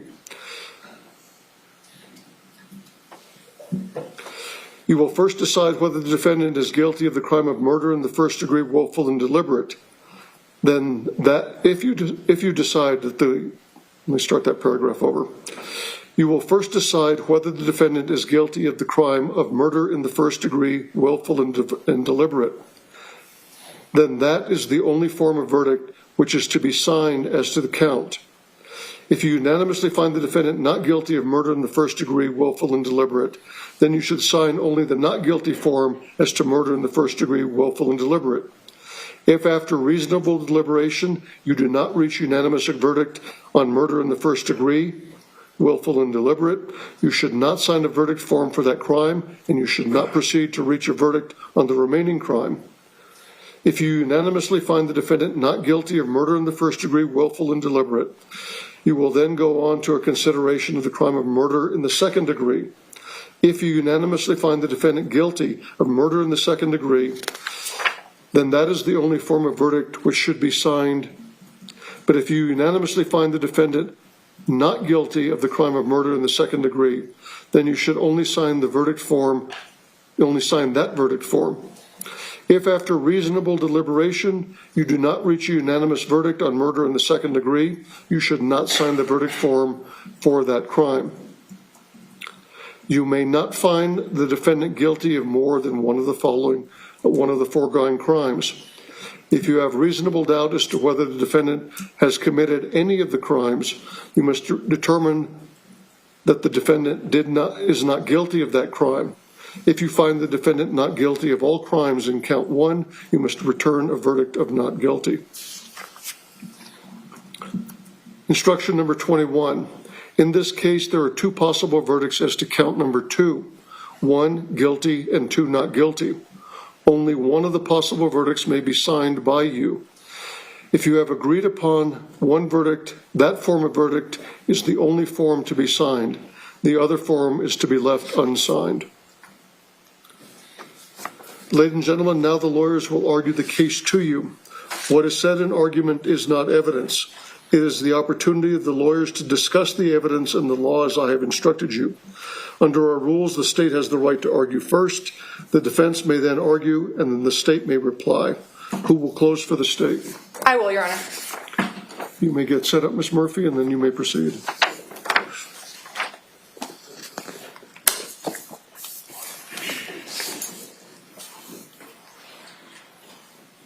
Before she begins, just to kind of give you a heads up on the schedule, Ms. Murphy's going to make her closing statement to you. Then we're going to take a recess while the defense prepares, and then we'll bring you back in, and we'll hear the defense's closing statement and then the state's reply. Counsel, you may proceed. Thank you, Your Honor. May I have my PowerPoint published onto the screens? Yes.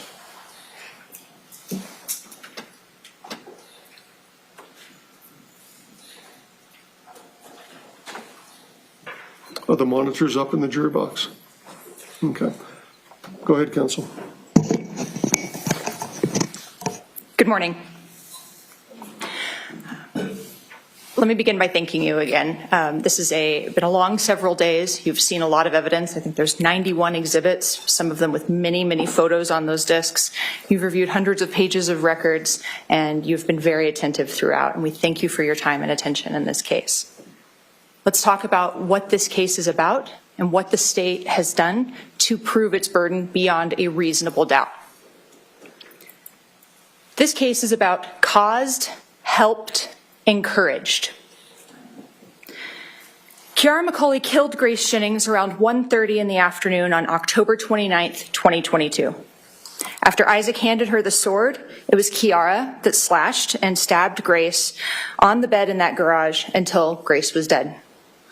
Kiara is the principal in this case, the principal actor, but her accomplice, the partner that she was dependent on, was the long-standing architect of this murder.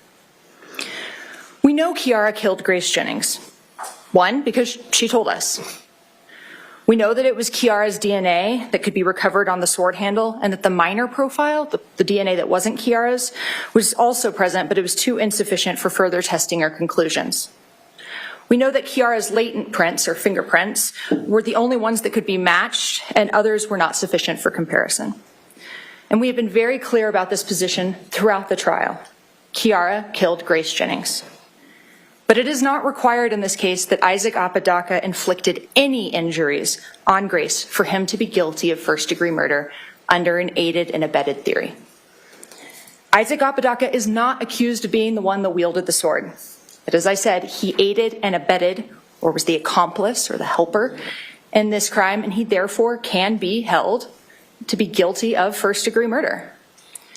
And you will have two charges in front of you with a step down as to count one. You heard the judge talk about a second-degree murder option.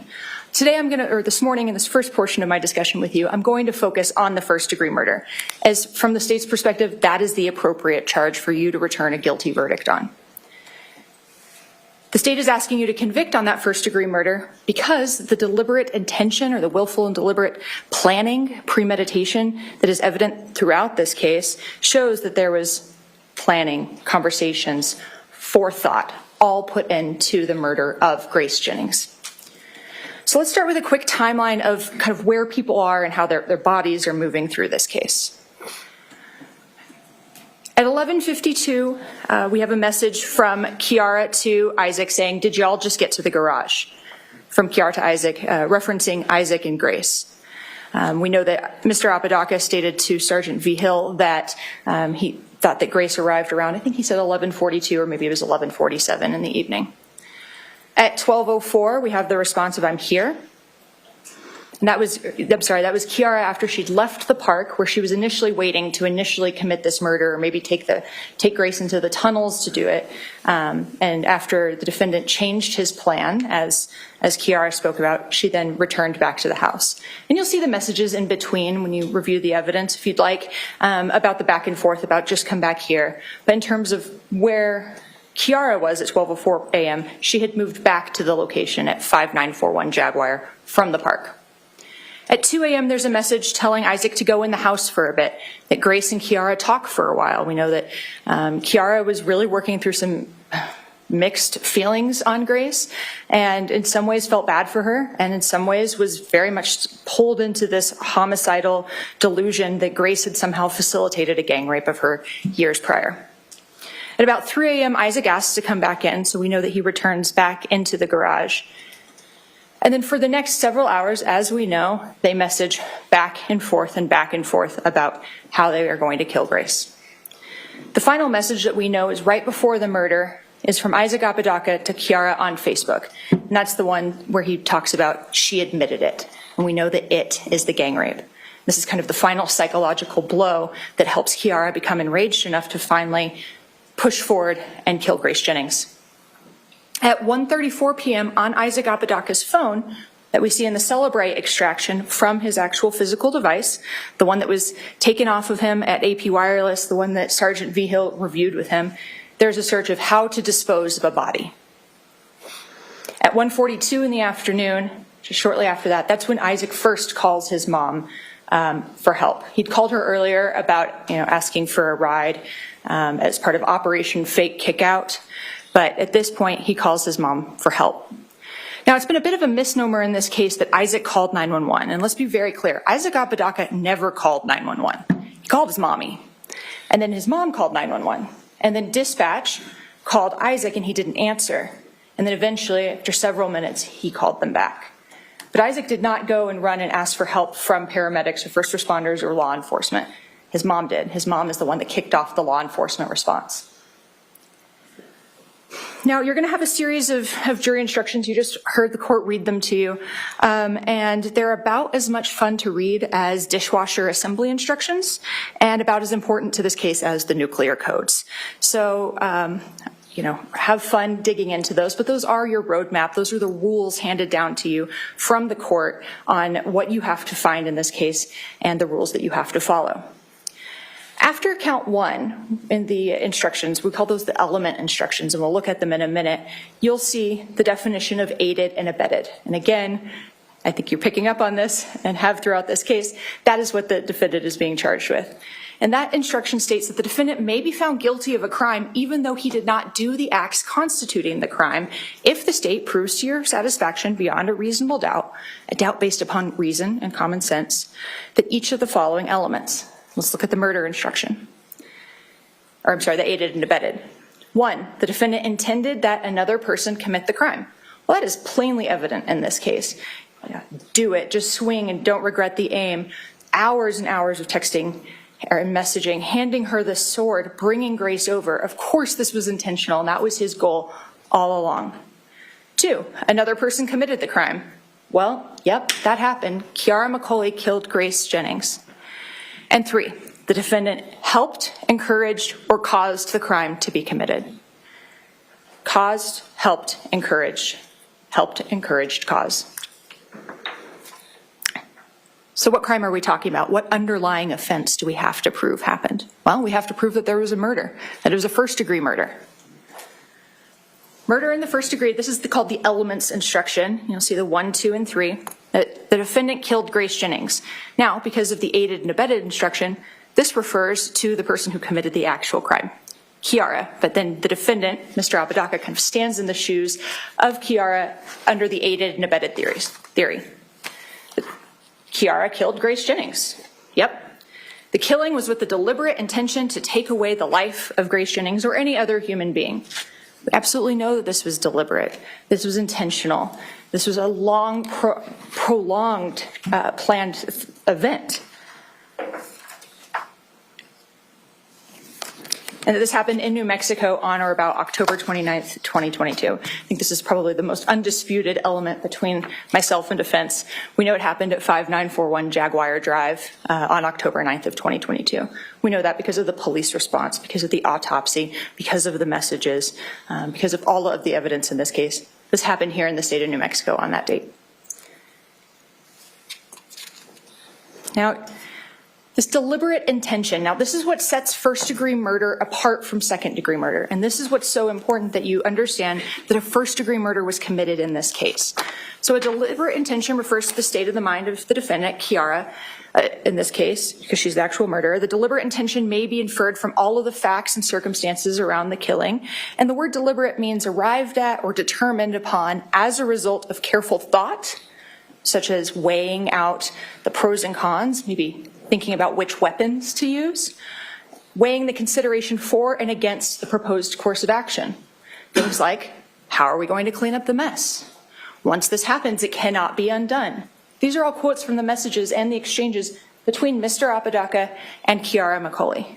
And all of this information reflects that deliberate intention. This was not a rash, impulsive decision. This was a calculated judgment and a decision that can be arrived at in a short period of time, but in this case, wasn't. Why do we know that? We know that Kiara had homicidal fantasies fueled by the defendant, not for days, not for weeks, not for months, but for years. She had started believing this gang rape notion and started harboring hate in her heart for Grace for a very prolonged period. And one of the ways we know that is Kiana Aguilar. Kiana Aguilar stated that she was hanging out with Kiara 6 months to a year prior to the actual murder, and that Kiara talked about a plan for her and Isaac to lure Grace over and to kill her using a sharp-bladed instrument. So this was not some unconsidered rash impulse This was an intent to kill, and it had been building and in the works for a very, very long time. It just so happened that the night that Grace needed somewhere to stay and reached out to someone that she thought was a friend or would be helpful is the final thing that made it all possible. And as I said, there has to be this weighing or this consideration of killing and the reasons for and against such a choice. Kiara acknowledged, I thought I had reasons. I felt I had reasons to kill Grace. And those reasons had been continually supplied and pushed and nudged by Isaac Apodaca. Count 2 is conspiracy to commit first-degree murder. The defendant and another, in this case Kiara, by words or acts agreed together to commit murder in the first degree. And the defendant and the other person intended to commit murder in the first degree, and again, this happened in New Mexico. Now, this part of the crime this crime is complete very, very early on in the evening. As they have formulated the plan, as they are continuing to work out the details, as they have brought Grace or had Grace procured, that conspiracy, that crime is complete very early on, and that's why it stands alone from the aided and abetted of the actual murder. The murder itself is not complete until Grace is dead. I think that's pretty common sense. So the conspiracy, count 2, is actually kind of first in time, and then the murder, which is a long aided and abetted process, caused, helped, or encouraged, you're going to hear me say that a painful number of times this morning, is from the beginning throughout until Grace is no longer with us. How do we know Grace died, and how do we know that Grace was murdered? We do have to prove that a murder occurred. Well, we talked to OMI, or Office of the Medical Investigator, Dr. Emily Helmrich. She performed the autopsy, and she located significant and devastating injuries all over Grace's body. There was over a dozen stab wounds and incised wounds, incised being the slice, stabs being kind of a poke or a penetrating wound. There were some that went in Grace's back, exited out her front. These wounds, once inflicted, which would take time to inflict, given the number and the direction and the range of these different types of wounds, once the fatal wounds were inflicted, it would have taken minutes to kill Grace.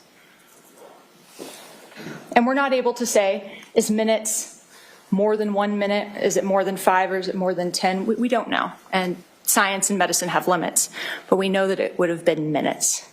We know that her lungs and liver and other organs were severely damaged, and that she died as a result of sharp force injuries. The cause and manner of death was the sharp force injuries and homicide. Now, also of note are that some of the injuries, many of them, the ones to the head and neck, the carotid injury, the slicing injuries kind of above the ears, a lot of those were post-mortem. So we heard throughout the case, and I don't want to go through every witness, I know you've taken notes, you've paid attention, but throughout the case we have heard about our case agent, Sergeant Javier Vigil. Sergeant Vigil was on his way home, or about to head home after a SWAT call on October 29th, and he was the either lucky or unlucky individual to get tapped to take on this case for the Violent Crimes Unit. He responded to the scene, did a quick assessment, the scene was sealed, and then he began his interviews. He interviewed, as we know, Isaac Apodaca, Kiara McCulley, and in the days, weeks, months, and years that have followed, he has progressively built a case that you all have seen. He executed over 15 search warrants, some for the devices that he already had consent to search, but he decided to take a belt and suspenders approach to make sure that that information could get to all of us. He executed DNA warrants, which does help us understand that Kiara was the primary individual utilizing that sword.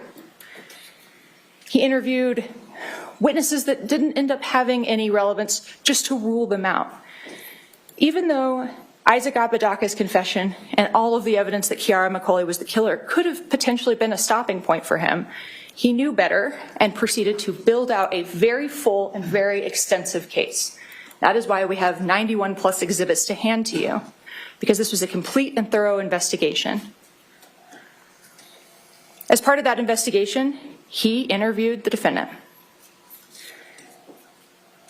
Now, the defendant's interview, he had already been Mirandized by Cesar Ornelas at AP Wireless. But, again, belt and suspenders, Sergeant Vigil Mirandized him, even though at that point Isaac wasn't really a suspect.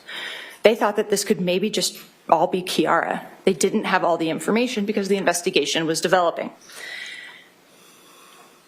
He read him his rights. He reviewed that form with him, as he does any other witness that is in a custodial interview, or an interview where he just is concerned that maybe it'll lead to a custodial interview, one where that they may not be able to leave by the end of the interview. And over about the 2.5-ish hours of the interview, right before, Isaac was given the opportunity to go get some water, bathroom breaks were allowed, the handcuffs were removed. Isaac initially gave a very lengthy version of events that placed the blame solely on Kiara, implied he had no idea that the murder was going to take place. He got teary. He breathed heavily. He seemed scared and nervous, which could just be that you're interviewing with the police, and sometimes the police are intimidating. But he really drew out a lot of details about how creepy and violent Kiara was being. Details that really don't play out in the rest of the evidence in this case. For example, he said that he had a butterfly knife drug across his face. No such butterfly knife was recovered. In fact, Kiara talked about that butterfly knife and said, "Oh no, I had lost that before that night." After his lengthy version of events that fully distance himself from the crime, that fully play into this notion that he had no idea that it was going to happen, he's just a boyfriend in this house trying to navigate a complex dynamic between these two ladies, and poor him, he's so traumatized. He ultimately agrees to go through his phone. And that decision was his to make. And whether that ultimately ended up being unwise is probably pretty evident. Maybe he just thought that they were only going to look at the messages between him and Grace. We don't know, and we can't speculate why he agreed. But he did. He gave a consent to search the phone. And we see as Sergeant Vigil sits down with him with the phone in hand as he kind of scrolls through it, and they begin talking about the messages. The messages between Kiara and Isaac, or the null void, and the Froggy McCulley account, he starts reviewing them kind of about 2/3 of the way through. It appears that he starts reviewing more after the series of little dog emojis that Kiara spent about 50 pages with. But somewhere in that range, Isaac Apodaca says, everything after this isn't me. She says, okay. They go back to the beginning. Well, at the very beginning are messages that immediately began to trouble, and I think weird out, it might be the term that Sergeant Vigil uses, things that implicate Isaac very, very early on. From the early text about bringing Grace to the park versus the apartment, to the final messages of "she admitted it to me." He reviewed them with him. He gave him the opportunity to explain them. He went back through from that midpoint where he started at the beginning, and then ran back through. And then eventually, he confronted him with the inconsistencies that he was seeing. The defendant lied a lot in his interview. He lied about the reason for bringing Grace over, that he thought he could keep her safe. We know that the murder plot had long been in development and shifted on and off in terms of how throughout the evening. Because Kiara was already at the park when Grace was brought over. She was already dressed like a monster dude. She already had her sword with her. This plot had long been in place, and the defendant tried to lie and say that it was just to keep a friend safe. He said the conversations about cleaning up a mess were related to someone pooping in the bed that they were all laying in, and that if crime scene technicians looked through all the bedding, they would see human feces. Those messages are plainly about cleaning up the murder. Hydrogen peroxide and cold water washes to get blood and other evidence out. 2, I asked the crime scene technician about every piece of bedding that was in that garage, and none of it, thankfully, had human feces on it. You do have that evidence here if it is bloody and you would need to use your gloves and follow procedures to open it up. But if you want to inspect those items yourself, ladies and gentlemen, they've all been admitted as evidence for you. There's no poop in the bed. Isaac said that he didn't want anything to happen to Grace. But then he ultimately admitted that he did. It took a while for him to get there. But it was not the result of any coercion or threats or intimidation. It was just after being confronted with his lies over and over and over, and the nonsense that he was using to try and explain the text messages that he was clearly putting in a different context, not based in the reality of this case. He makes an admission.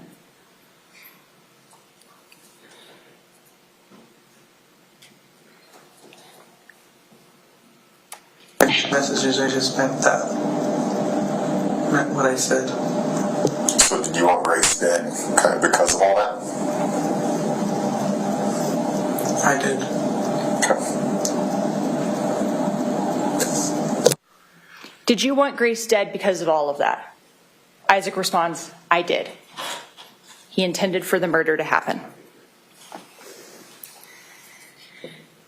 He's acknowledged in this case, in his statements and the messages, that he knew that Kiara had wanted to kill Grace for a very, very long time. As I mentioned, this was not a secret. Kiara said that she'd told multiple people and that she'd had lots of conversations with Isaac about it. This was not some shocking development. This was something that he had put into the works, that he was aware of, that he was facilitating. You heard some clips from some recorded conversations of the defendant while we're talking about his statements. He acknowledges in those calls that null void was one of his accounts. He tries to say that it was hacked, and there's no evidence of that. He tries to lay out a narrative that he didn't think anything was going to happen to Grace, which we know is contradicted. He said that Kiara had Russian KGB-style powers over him to trigger him, which seems nonsensical based on Kiara's testimony and appearance. It's your job to weigh the credibility of witnesses, and one of the things that you can consider is how they appear when they're testifying to you. I'm doubtful that she possesses KGB Russian spy-style skills of manipulation over someone. He insists he wasn't actually part of the planning.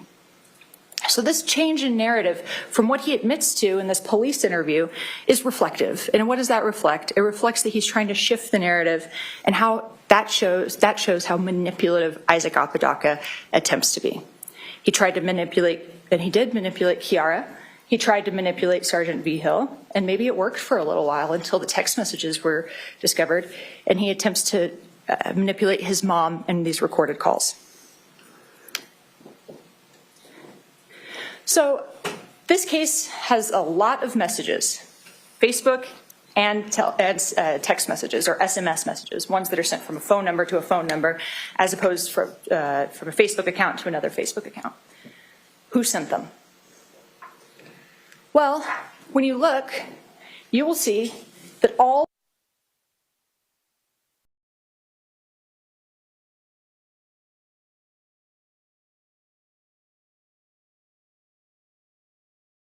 Isaac's phone. We know that because we see Sergeant Vigil scrolling through the conversation as it's housed on Isaac's actual physical device.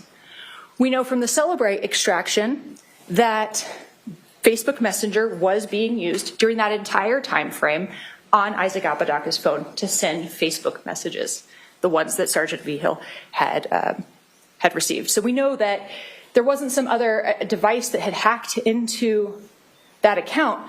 It was his phone accessing that account throughout that entire conversation. We know from the Facebook search warrant of the records as they're housed at Meta in California or wherever their servers are, that those are the conversations with identifying features that show that it was Isaac Apodaca communicating with Kiara McCulley, including that the null void account was discovered as it was linked or attached to Isaac Apodaca's other account, which was labeled Isaac Apodaca, as Sergeant Vigil stated. And I've referenced common sense. You are individuals that we assume possess reason and the ability to utilize common sense. It would be nonsensical to believe that Kiara McCulley spent 14 hours in possession of Isaac Apodaca's phone or accessing his accounts and his phone, and was sitting there texting herself back and forth about a murder plot over the period of 15 hours with some of those messages seconds or milliseconds apart. That's nonsense. Common sense dictates that there are two individuals having those conversations, and that those two individuals are Kiara McCulley and Isaac Apodaca. And then, of course, we have Isaac's own admissions. He admitted ultimately to Sergeant Vigil that he, in fact, was the sender. Now, this picture is on page 66 of the Facebook message return. It was sent about 5:44 a.m. In his police interview, Isaac Apodaca identifies that as himself as he's laying across the foot of the bed. And when I reference page 66, it's, if you choose to review those records, it'll be as it's notated in the top right corner of the records return, not page 66 of the PDF itself. This was sent at 5:44 a.m. from Kiara to Isaac. As we know, Isaac identified himself. And what you can see in this picture, although it's blurry, you can see Isaac Apodaca's face at about, if this was a clock face, about the 3 o'clock on the image. And what's interesting about this is that you can see there's a light coming up from below and lighting kind of the underside of his left cheek. And why is there a light there, ladies and gentlemen? Because he possessed his own cell phone during this time frame. This is one other piece of cross-corroboration that these individuals are the ones who are plotting and planning, that Isaac Apodaca is actively participating, he's encouraging, he's causing, he's helping. Let's talk about Kiara McCulley. I believe I told you in my opening statement that Kiara would come across as strange, as potentially kind of a broken or troubled person, and maybe as someone who would do anything for love. We know that she was 19 years old at the time of the murder. We know that they were residing in the garage because Isaac wanted her away from her mom.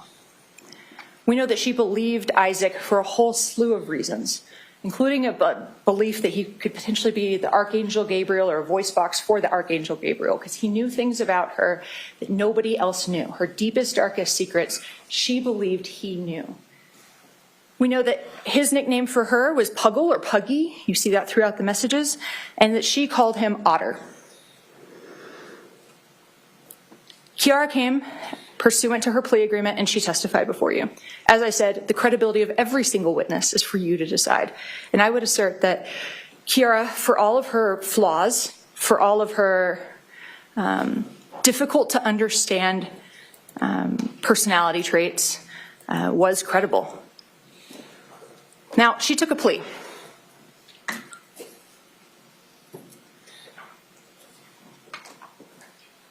Kiara McCulley, and you have that plea paperwork in the exhibits,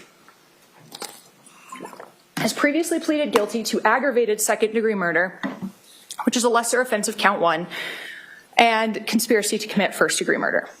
And I want to be really clear here. Just because she took a plea to aggravated second-degree murder, that doesn't mean that that's the only level of crime that she committed. Kiara McCulley absolutely committed first-degree murder. But in exchange, as a bargained for exchange for her cooperation, she was allowed to plead to a lesser, a step down charge. So that does not necessarily mean that she only committed aggravated second-degree murder. She didn't. She acknowledged that she committed willful and deliberate first-degree murder by talking about her reasons to do so, the planning, and all of the steps she took. This is a bargain for exchange. She also, as I said, pleaded to the conspiracy to commit first-degree murder due to the words and acts that she and Isaac engaged in to plot things. We heard from Dr. Michael Wellner, and boy, is he a talker. He's an expert in forensic psychiatry, and he loves to talk about his job and all of the conclusions that he has drawn.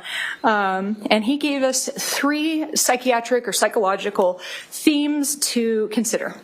And the first one is coercive control. And this relates to the research on people who are drawn into sex work by their partners. He said that as that happens, much like happened here, that Kiara was drawn into prostituting herself on Skip the Games and escort website, with Isaac Apodaca keeping the money, that a dependence forms, that the female, in this case, loses personal agency or their ability to make choices and determinations for themselves. They get pulled into the financial support of their partner because their partner takes the money and keeps it. It leads to dominance, a theme throughout this case. It leads to secrecy, like we see in Kiara keeping the ongoing sex work a secret from Lanny after Lanny told both her and Isaac that the sex work had to stop. And the lead up to this coercive control dynamic, is that it leads to further traumatic events. And as this goes on, the benefit throughout all of this, there's evident throughout this case, is there's a benefit to the dominant person. And there can be a economic or financial benefit, right? Your girlfriend goes and has sex for money and you take the money and are able to buy Gundam models or whatever you want with it and control the financial aspects of the relationship. But there's also a psychological benefit, and that's power and that's control. Now, as I said, this coercive control dynamic leads to traumatic events, and we see that in this case. We know that Kiara McCulley was sexually assaulted in the course of her sex work on Halloween of 2021. We know that because Lanny took her for her rape kit. And we know that because of other statements in this case. Now, forensic psychiatry understands the notion of the idea of staying together even after a sexual assault, such as in the course of prostitution that one's partner has encouraged, or getting back together even after a violent domestic violence episode where maybe someone has their thumb broken or is beaten very badly. These encounters can lead to trauma bonding. And one of the hallmarks is that the submissive person begins to internalize or take on in their own mind, heart, body, what have you, the dominant person's perspective. Things like not agreeing to continue on with a criminal case because you don't want it to hurt your partner. And you think about the benefits or the challenges that could pose for them as opposed to your own safety, your own security, your own health.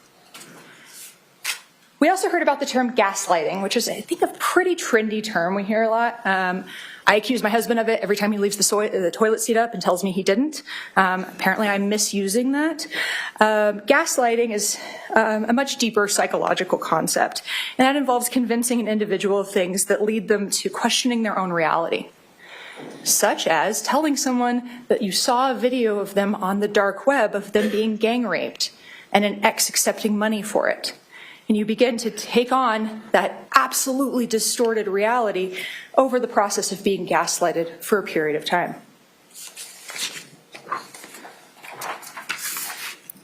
And we know that this coercive control dynamic, the elements of trauma bonding, and the gaslighting that went on is what fueled so much of Kiara's rage, her hatred for Grace, her conflicted feelings about Grace, because on the one hand, she still kind of loved her. On the other hand, she's grown to believe that this person is a monster who pimped her out to a bunch of men for money and is a sex trafficker. The gaslighting can lead to the belief that your individual is essentially a vigilante sex trafficking serial killer who's part or founded a group called Ghost. All of these distorted realities derive from the coercion, the trauma bonding, the control, the very toxic, I think is how Kiana Aguilar described the relationship dynamic, the dynamic that was present on October 28th into the 29th between Kiara and Isaac. So, the domestic violence and the sex work are being offered to you for a very limited purpose, and you have an instruction on this. It's important that you follow that instruction and only consider this evidence for the purpose that the judge has allowed you to consider it in those instructions. It's permitted to show the defendant's intent on October 28th, 2022.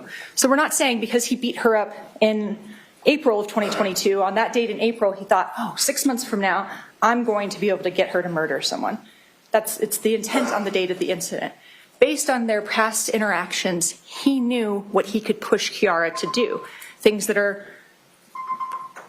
Hold on a second, Counsel. Again, everyone, before we continue, please check and make sure your phones are off. We knew that he could push Kiara to do things that an average person would not do. An average person does not hear that their partner has formed a Ghost and has a kill count of 40 and there are kill lists made for them without any sort of other corroboration or evidence and just believes them. He knew, based on these prior experiences, what he could get Kiara to do. Things that aren't smart or in her best interest or safe. He could compel her.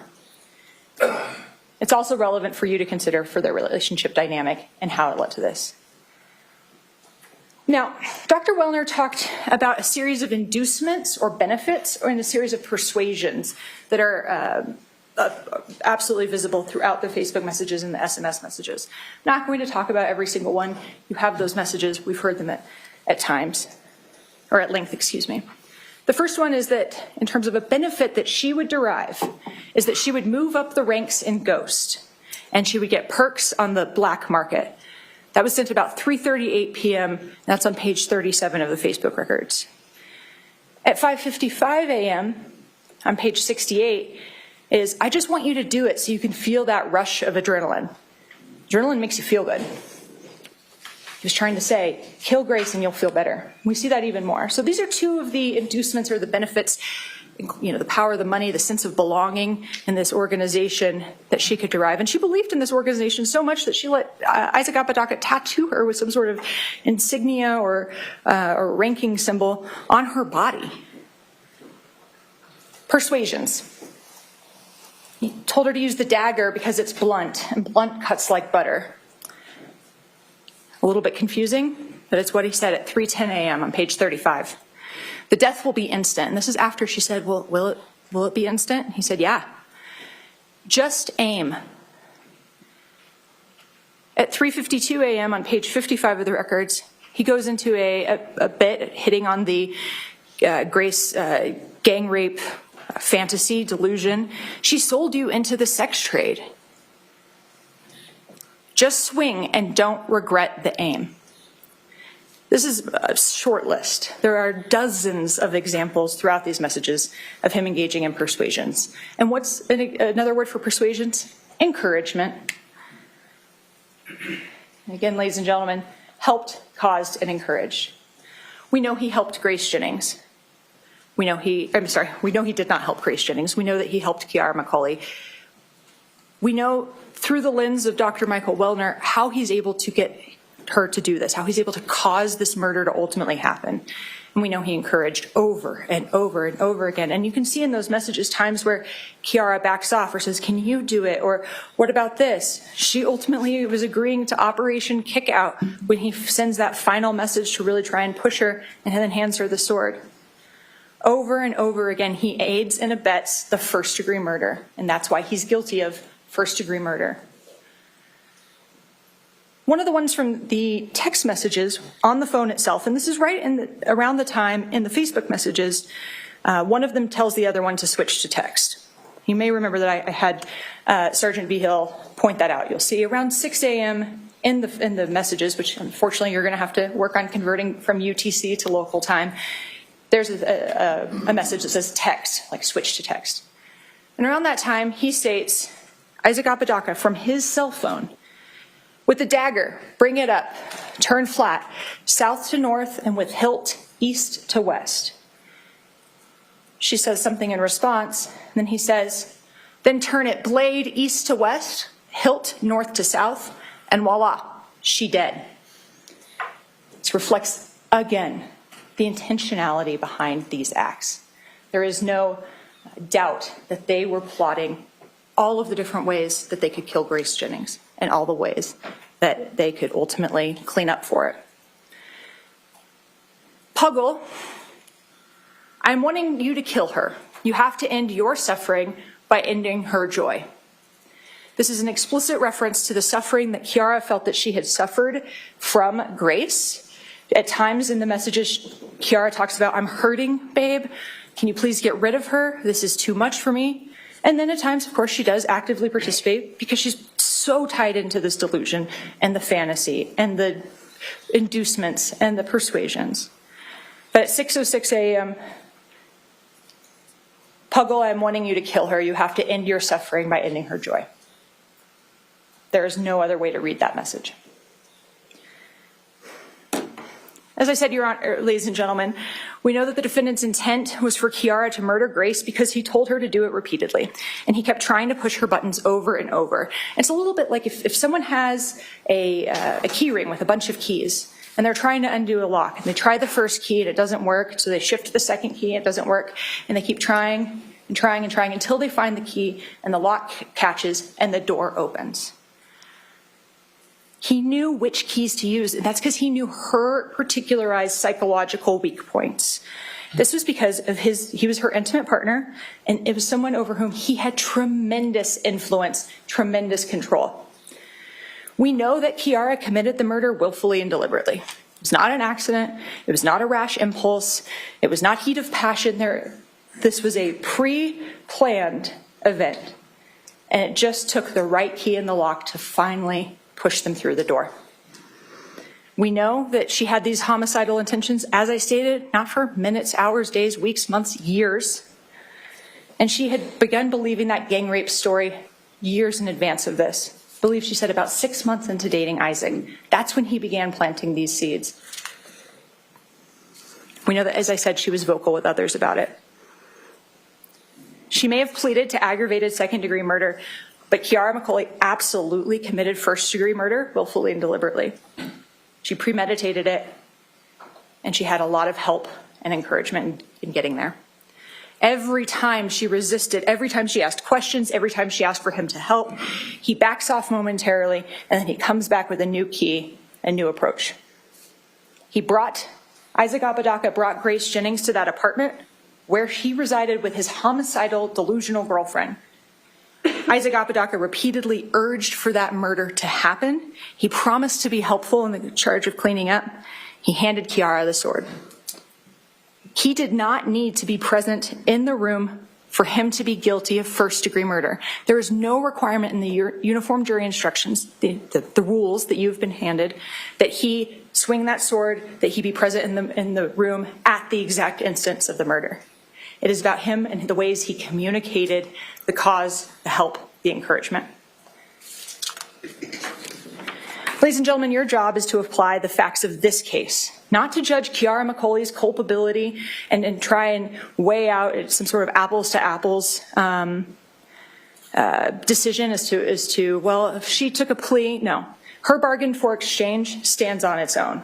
Your job in this case is to look at Isaac Apodaca and his role in this case, to look at Isaac Apodaca and look at all of the causation, the encouragement, the help that he performed that led to Grace Jennings dying in that disgusting garage on October 29th of 2022. And as you apply those facts, this evidence to the law in this case, you will find that he is guilty of first-degree murder under an aided and abetted theory, and you will find that he is guilty of conspiracy to commit first-degree murder. I thank you for your time and attention, and I'll get the opportunity to speak to you again soon. Ladies and gentlemen, as I mentioned in between the closing statements, we're going to take a quick recess. This will be our bathroom break for the morning. We'll come back and continue. If you would please go with the bailiff. All right.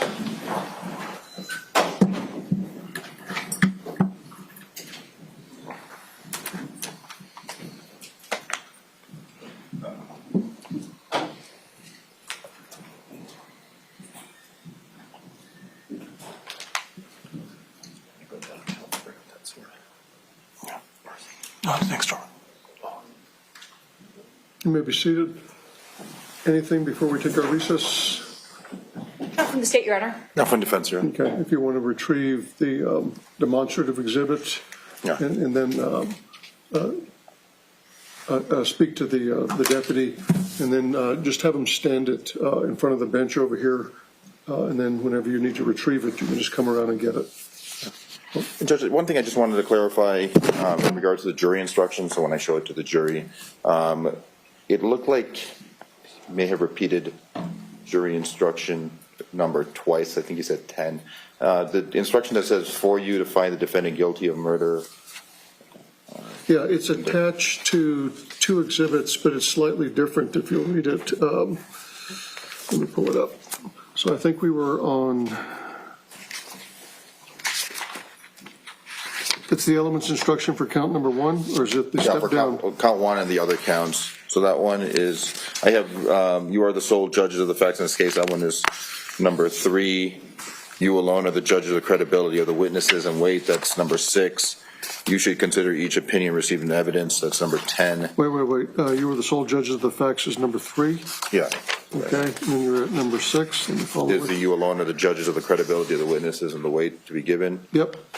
And then number 10 is you should consider each opinion received in evidence in this case and give it the weight you think it deserves. Correct. And then I think it gets at 10 multiple. I just want to clarify what number the elements for murder in the first degree, willful and deliberate is. Okay, so 11 is a definition of an expert. Okay. 12 is elements instruction for first degree murder. 12, okay, thank you. That's 12. And then the accomplice instruction. It's 13.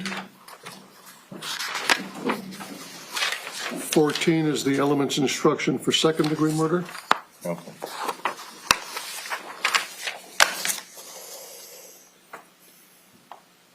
Then the conspiracy instruction. It's count 2 conspiracy is 15. Okay. 16 is in addition to the other elements.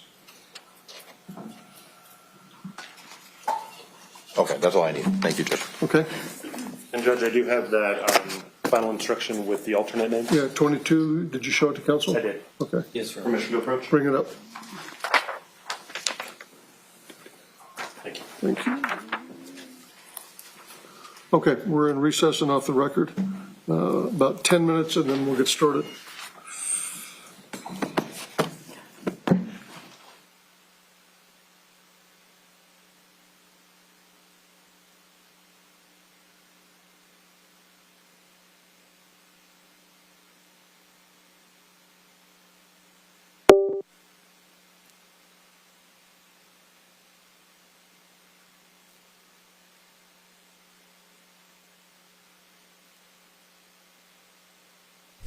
All right, I've got some photos to show that let's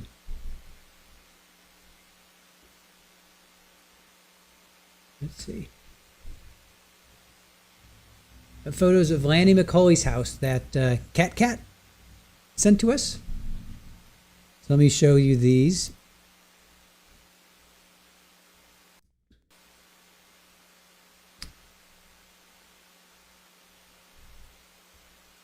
Cat, if you can hear my voice and you want to pop in the chat and talk to us about this. I know I'm 20 seconds ahead, so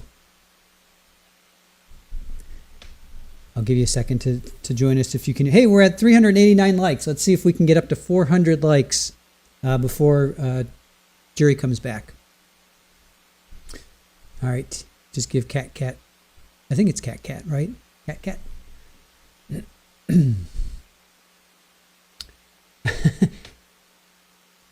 Good vibes in Aussie are sorry. There's okay, let's get up. We're at 390 likes. Let's show us the cats. All right, hold on. No. I'm going to show you this first.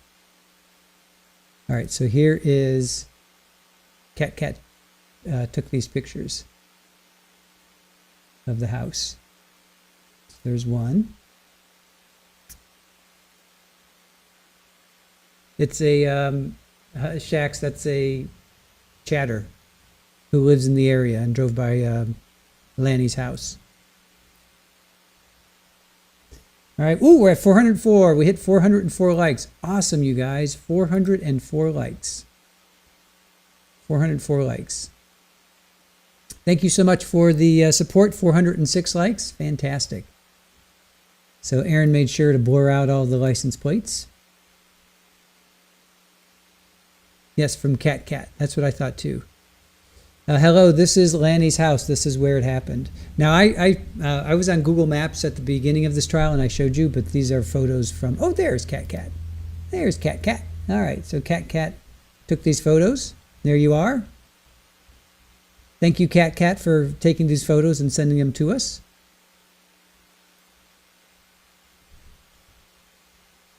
So there is the garage. They fixed it up. We did a tour. We looked inside at the beginning of the trial. Thank you, Debbie. Thank you so much for the 10 Trial TV Live gifted memberships. Thank you, Debbie. Welcome in, new members. Welcome in, everybody.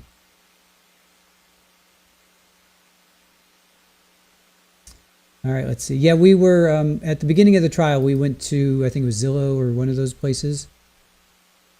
So there is the garage. They actually, the inside is really nice. They actually fixed the inside up. It is, Shax. It is a small garage. It is small. It's like the size of that SUV, so maybe 12 feet by 10, right? Maybe 10 by 12. It is pretty small. You see that SUV there. SUVs are like, what, maybe 10 feet? 8 feet? I mean, that is pretty small. Well, you know what we can do? You know what we can do? Yes, cat on special assignment. I have their, here, I think I can pull this up really quick. Wait, hold on. To think Grace lost her life in there, I know. Here, I can pull this up. We have a few minutes. Maybe I can find,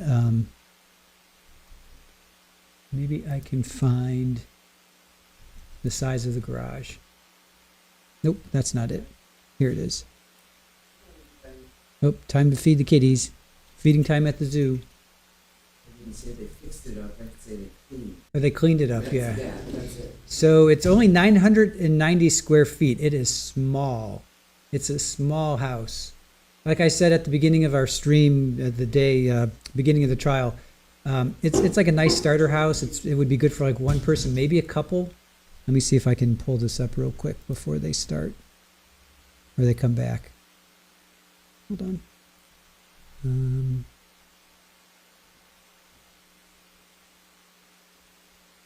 So we can take a quick look at it. But Cat, thank you for that. Cat. Thank you, Cat. All right, real quick before they come back.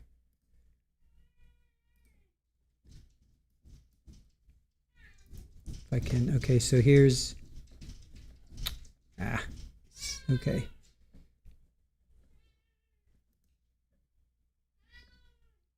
Yes, Rafa.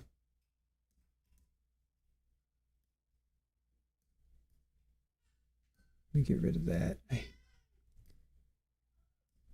All right. So here's the inside. I mean, they cleaned it up. Yeah, they definitely cleaned it up. You guys remember how nasty it was. Yes, Rafa, I know. So again, this is a nice starter house. Nice for like a couple maybe. I don't know if I think it's a 2-bedroom because Kiara was living in the front bedroom. There was a front bedroom. So again, like I said, it's nice for one person, maybe a couple. You start to get kids in there. I mean, you could have, I guess. Oh, hey, wow, come on, stop it. Super Bowl. So anyway, they cleaned it up for sure.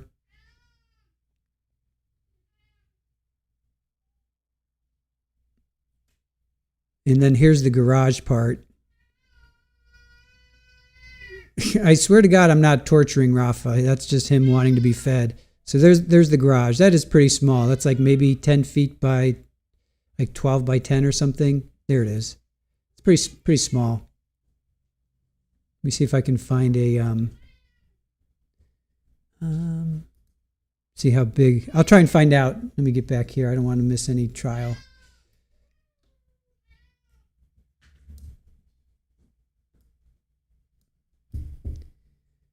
Let's see, make sure we're not losing it. Okay, so they're still there. I'll try and find how big that garage is. It's a garage. So it can't be that big. All right. Mom doesn't live there anymore. It is off the market. Let me see when it was sold. Property details.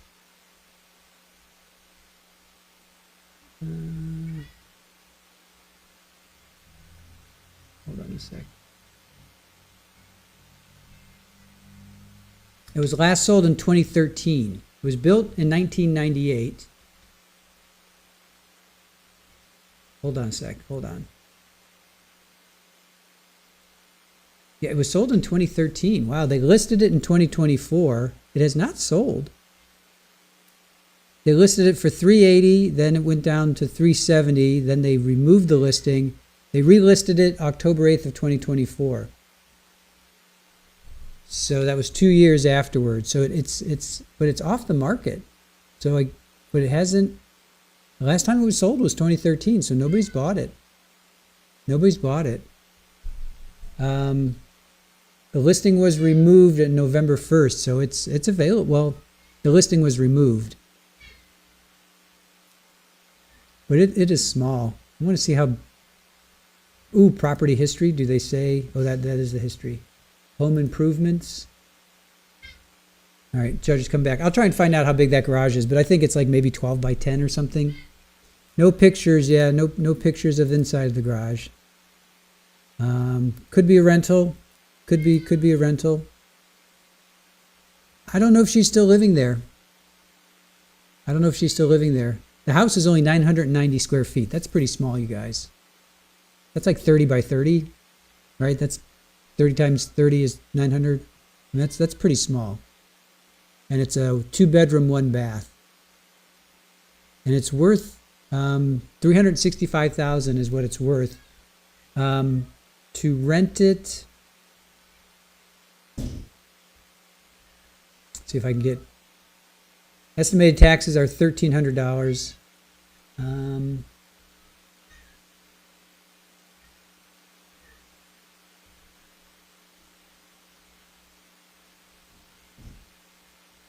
Here's the home value. All right. 1 full bath, 2 bedrooms. Evaporative cooling. Forced air for heating. So, there you have it.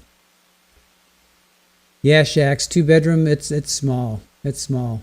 Aaron and I lived in a 2-bedroom that was like 900 and some odd square feet. It's small. Well, that's what I'm saying. It's like probably good for one person and a couple, and that's about it. And if you have like a couple pets, but as soon as you get a kid in there, and maybe even one kid, maybe if it's a small kid. There is a school down the street. And there's a park. That's where Kiara went to. She went to that park down the street. We did look at that. But I think that what's a garage? Like 12 feet by 10 maybe? I mean, that garage is small. And they had a queen size bed in there too. They had a queen size bed. That's what I think too. Yeah, it's a starter house. I agree with. I think it's a starter house. Probably, good for one person. I think like in your 20s, you're probably good with that. Once you hit your 30s, you're probably like, I think I need a little bit more space. But anyway. Let's see. Methany says, how do you say your name? Is that methane? Methane orange? Anyway, you use distance measure on Google Maps and garage is 16 by 10. All right. I was close, right? I said 12 by 10. I think I was close. Shirley says, I had a 5th-wheel trailer that had more square footage. New Mexico, but apparently a good neighborhood.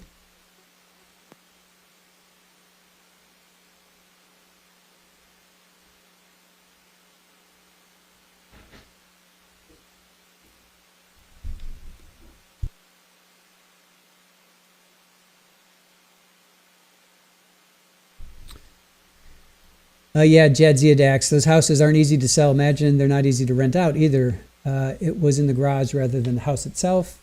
I know, but I bet people drive by to be nosy. Yeah, especially now with the trial going on. They keep mentioning the name.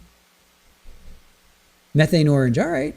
I got it right. Methane orange. All right. Thank you for that.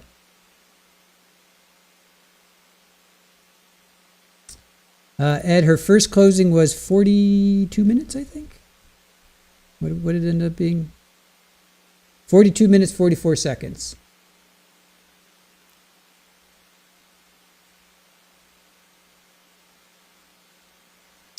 Laura, you would have taken the garage down.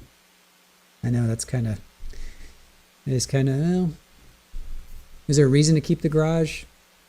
I don't know. Kat, you bought your house in 96 for 150. Now it's worth 425. That's nice. Yeah, this is selling, what did I say? 365 it's estimated. And in the neighborhood is 441, 425. Wow, it's the least expensive. One on the corner is 398, 36. Oh, there's another one for 365. 441, 425, 423. This is all around in the area. 397, 415, 413, 367. There is a school like across the street. So, here, neighborhood and schools. Yeah, there's literally a school right across the street. Santa Fe School for the Arts and Sciences. That's kind of fun. I would go to that school. That'd be a blast. There's a couple daycares. There's a Dollar General. There's a Walmart. There's a couple of restaurants. Burrito Familiar, Conchera Fatty. Shopping, New Earth Orchids. Newman's Nursery, Dollar General. There's a couple elementary schools. There's 3 elementary schools. Wait. No, there's an elementary, there's a middle school, and there's a high school. There is the private school, K through 8, Santa Fe School for the Arts and Sciences. That's 0.2 miles away.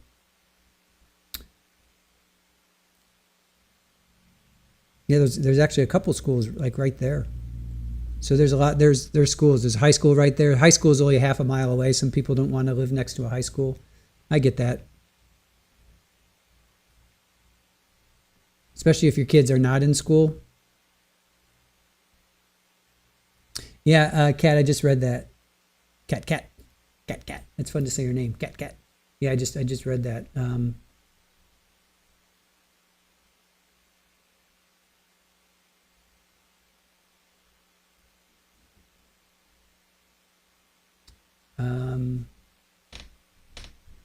Hi, Polly. Hi. What's up, kiddo? Hi. Don't step on my keyboard. Stay away from my keyboard.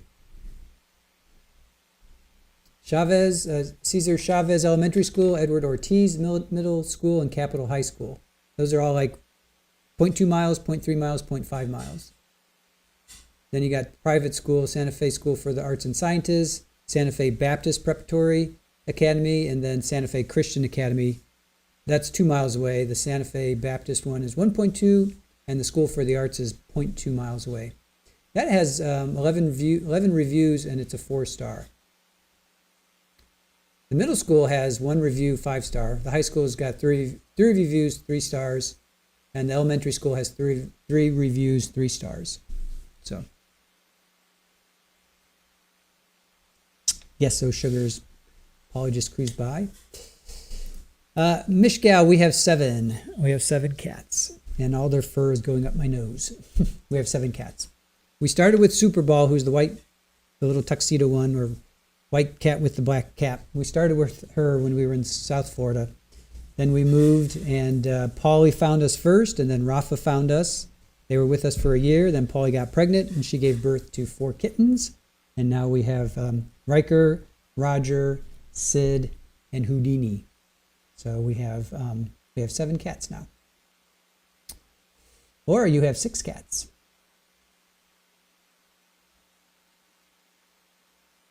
Bam, it's the 2 of us. Our home is around 1,000 square feet. It's perfect for you. Yeah, that's what I think a couple would do well in 1,000 square feet. Yeah, that's why I think that house would be good for a couple, either younger or older, But I think when you're like starting to have a family, I don't know.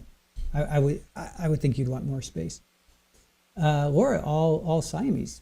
Nice. Debbie, since you bought your house, I did so much to improve it. You added the koi pond. Nice.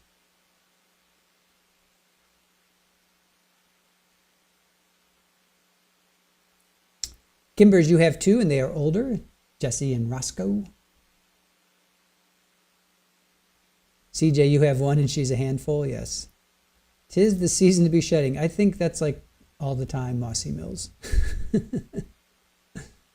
Debbie, we are at 428. 428 likes. BB Card King says that house is so small, 7 cats would be requesting an upgrade. That is true. Shax, your cat would bend over backwards to not step on your keyboard, but will travel across the Sahara to flop down on it. That is true. That is true.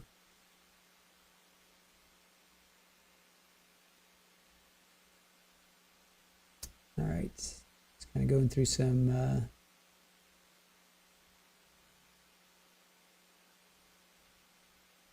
All right.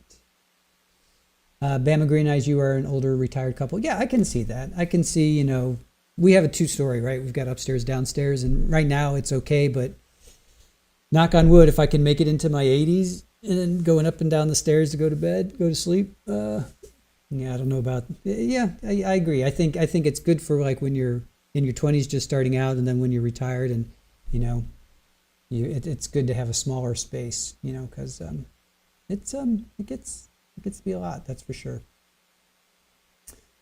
Methane Orange, 3 cats, Neo, I guess Neo, Titus, and Colin Farrell, an absolute menace.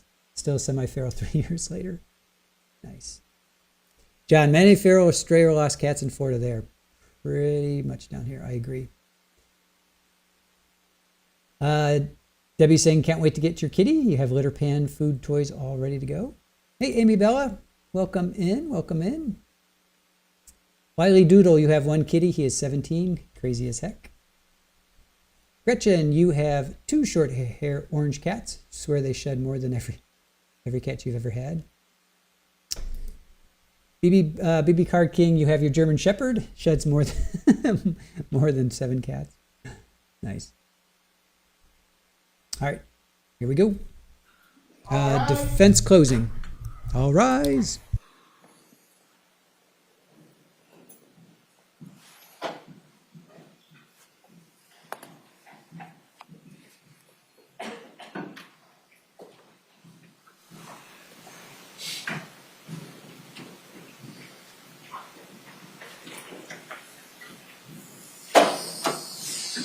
You may be seated in the courtroom.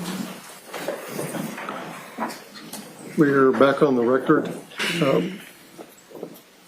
At this time, ladies and gentlemen, the defense, on behalf of Mr. Apodaca, has the right to make a closing statement to you.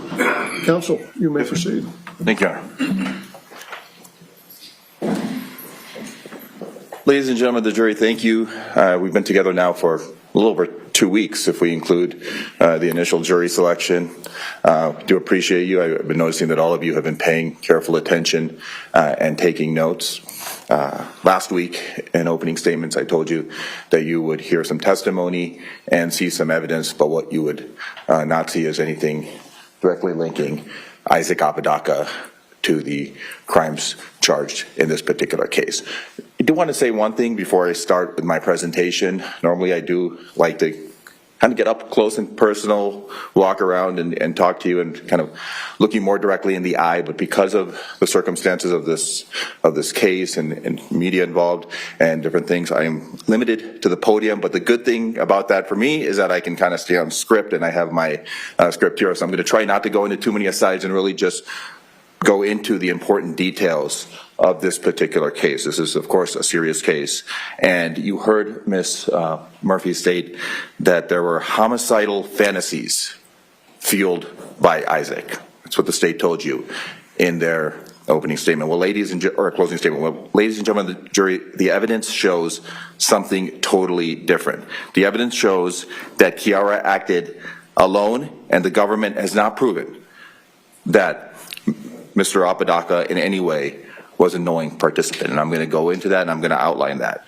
Isaac did not cause, aid, or encourage this killing by Kiara McCulley to take place, as the state would like you to believe, and as Ms. Murphy pointed out that you're going to hear a lot about cause, aid, or encourage. Well, that's not what happened here. The burden and presumption is that Isaac is presumed innocent, and the burden remains on the state at all times. Reasonable doubt is a doubt based on reason and common sense, and I'm sure you will employ your common sense when making your determinations here today. Attorney statements alone are not evidence. The evidence is testimony, exhibits, and stipulations. Isaac is presumed innocent until the government proves every required element of the crimes beyond a reasonable doubt. And Isaac has no burden to prove his innocence It's on the state, and the state has to prove every element. Reasonable doubt may arise from what the evidence shows and from what the evidence does not show on material points. And as you'll see here, there are a lot of material points that does not point towards Isaac's guilt.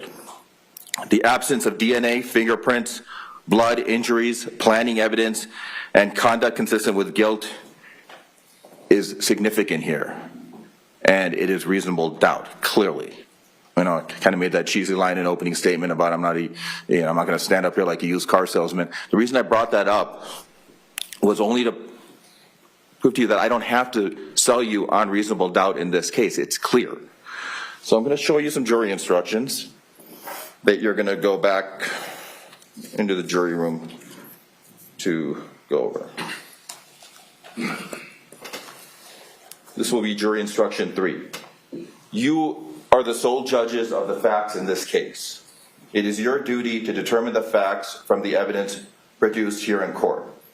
Your verdict should not be based on speculation, guess, or conjecture. Neither sympathy nor prejudice should influence your verdict. You are to apply the law as stated in these instructions to the facts as you find them, and in this way decide the case. Speculation, guess, or conjecture. You heard Ms. Murphy recap the state's case and discuss a lot of stuff about Isaac, but you also heard the testimony. And everything here is based on speculation, guess, conjecture in regards to some messages and perhaps some statements that Mr. Apodaca was coerced into adopting when a talented detective, Detective Vigil, cleverly framed a narrative for him to adopt.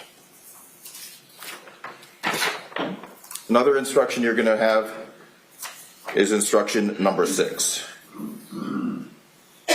You alone are the judges of the credibility of the witnesses and the weight to be given to the testimony of each item.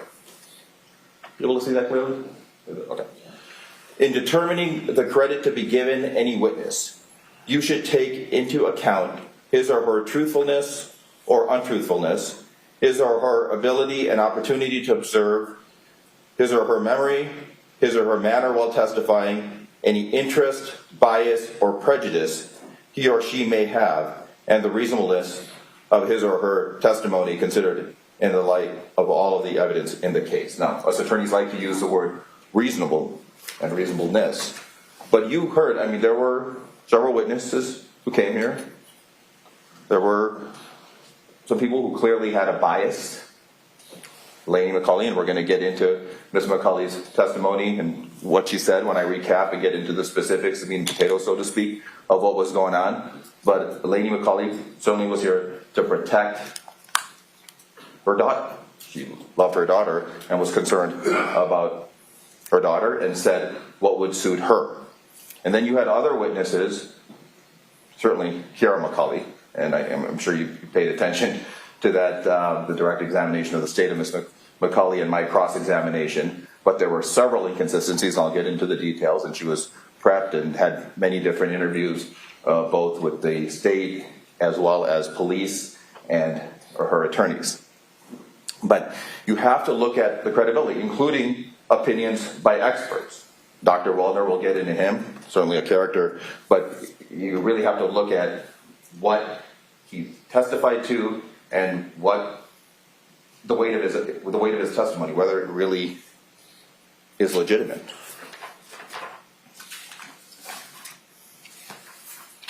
Instruction number 10. You should consider each opinion received in evidence in this case and give it such weight as you think it deserves. If you should conclude that the reasons given in support of the opinion are not sound, or for any other reason an opinion is not correct, you may disregard the opinion entirely. I think that's important when we're looking at all of the witnesses, and there were several opinions that were presented.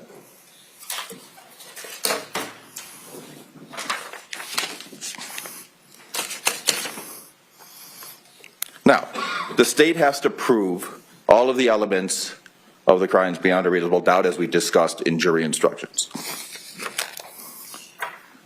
The first charge is for you to find the defendant guilty of murder in the first degree, willful and deliberate, as charged in count 1, the state must prove to your satisfaction beyond a reasonable doubt each of the following elements of the crime. Defendant killed Grace Jennings. I'll acknowledge the state is trying to proceed here on accomplice liability. All right? But the defendant, as is agreed between us, one thing we'll agree with the state on, the defendant did not physically stab Grace Jennings to death. That was Kiara McCulley. So now we're basing everything on some messages, maybe a statement he made to the Detective Vigil, and just various other circumstances and testimony, and then this grand old narrative by Dr. Wellner, who I'll get into more later, but Dr. Wellner didn't even sit down and discuss this with Mr. Apodaca or with Ms. McCulley. And the importance of that is that when you're trying to form an opinion, don't you have to form that opinion, especially when you're doing an expert opinion on matters such as coercion and control between two different individuals? Don't you have to sit down and talk to them up close and personal, know what's going on, know their, different quirks or different things that might make them susceptible or maybe not prone to coercion and control, or vice versa? How do we know that Kiara McCulley was not coercive and controlling over Isaac Apodaca?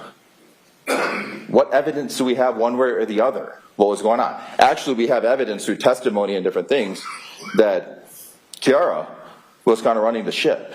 And Lainey McCulley, her mom, somewhat controlling and kind of her mentor, raised her around swords and was a mentor to her. And Kiara actually lived out her fantasy, had a dream. She described the sword as being this beautiful sword. Element 2, the killing was with the deliberate intention to take away the life of Grace Jennings or any other human being. There's nothing here showing that Isaac Apodaca had any sort of deliberate intent, and I will get into the accomplice liability instruction here shortly. And then this happened in New Mexico on or about October 29th, 2022. We're not denying that the killing took place on October 29th, 2022. Now, the accomplice liability instruction, again, it says that the defendant intended that another person commit the crime. Did this defendant intend for Kiara McCulley to commit this crime? There's been absolutely no evidence beyond some crazy text messages that I'm going to get into and break down here that Isaac Apodaca intended for Kiara McCulley to commit this crime. Another person did commit this crime. We're acknowledging that Kiara McCulley committed this crime. And then the defendant helped, encouraged, or caused the crime to be committed. There's absolutely nothing. And I want you to carefully look over those messages. And I'm going to go over some of the messages, some of the specific messages, and explain to you why there's nothing showing that the defendant helped, encouraged, or in any way certainly caused this crime to be committed. Now, one thing that's important for for me to discuss is if you find the defendant not guilty of first-degree murder, then there's his instruction as to second-degree murder. We don't believe defense, and I think it will be pretty clear when you start deliberating that Mr. Apodaca is not guilty of murder at all here. But you do have to consider, and I do have to show you this, the instructions for second-degree murder. And this takes out the deliberate intent portion of the analysis. So the defendant killed Grace Jennings. The defendant knew that his acts created a strong probability of death or great bodily harm to Grace Jennings. Now, I do have the plea up here, and I'm going to show that to you in a bit, but Ms. McCulley's plea was to second-degree murder. And certainly she knew that there was a strong probability of death or great bodily harm to Grace Jennings. But nothing here shows that the defendant in any way had anything to do with wanting Grace Jennings dead and intending for this to happen. And then we would, of course, go back to the accomplice liability jury instructions in regards to encouraging and causing. And then there's also a charge of conspiracy to commit first-degree murder, willful and deliberate, as charged in count 2. The state must prove to your satisfaction, beyond a reasonable doubt, each of the following elements of the crime. The defendant and another person, by words or acts, agreed together to commit murder in the first degree. The defendant and another person intended to commit murder in the first degree, and this happened in New Mexico on or about October 29, 2022. Absolutely nothing showing that the defendant intended to commit murder in the first degree, and that there were words and acts as far as any sort of legitimate agreement. Okay, so I wanted to just go over those jury instructions with you because I think it's important for you to kind of understand when you're doing your analysis. But it's going to be pretty straightforward, as I'm pretty sure you will realize when you get to the deliberation room. Now, I do think it's important to show you this because there's a jury instruction in regards to how intent can be formed and different things. And with Dr. Wellner and the state has harped on this April 2022 dismissed charge. And I did introduce this, and this clearly shows that that was dismissed. And I think it's also important for you to understand that when you're evaluating Dr. Wellner's testimony. Because Dr. Wellner has no idea of the context of what was going on in April of 2022 other than his file review and testimony. I mean, pretty much he's regurgitating what was said, and he was, of course, paid, flew in here from Palm Beach, Florida, by the state, travels the country to testify when he's paid. And then he wants to make this grand analysis. The case in April 2022 was dismissed, and there is nothing anywhere in Dr. Wellner's analysis that can demonstrate that he actually knew what the context of that dismissal was and what was going on there. And then there's, of course, Kiara's plea, and she pled to second-degree murder and conspiracy to commit first-degree murder. And she had an incentive here to testify against Mr. Apodaca.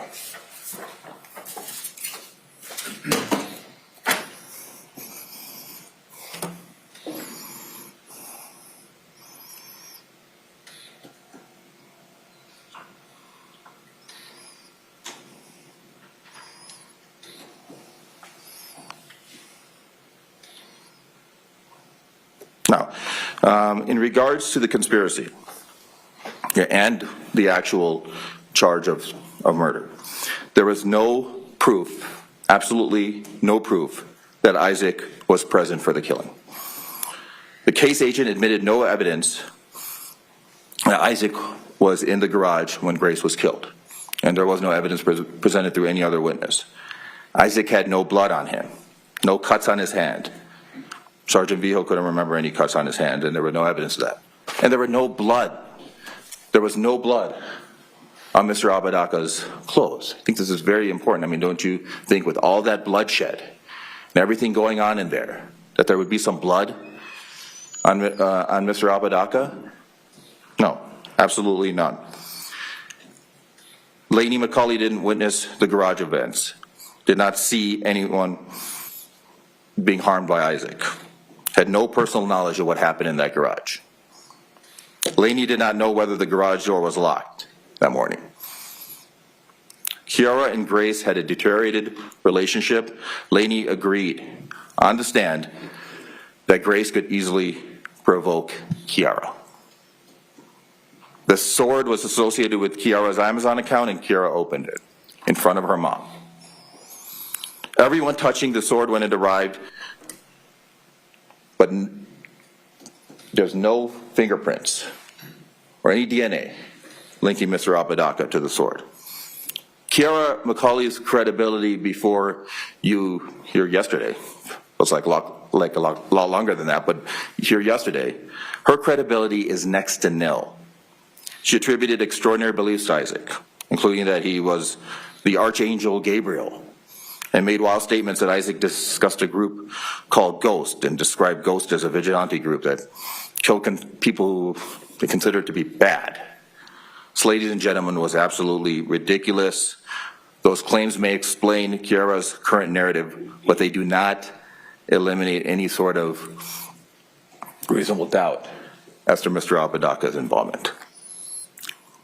Messages here do not equal proof beyond a reasonable doubt. State will rely on Facebook Messenger communications.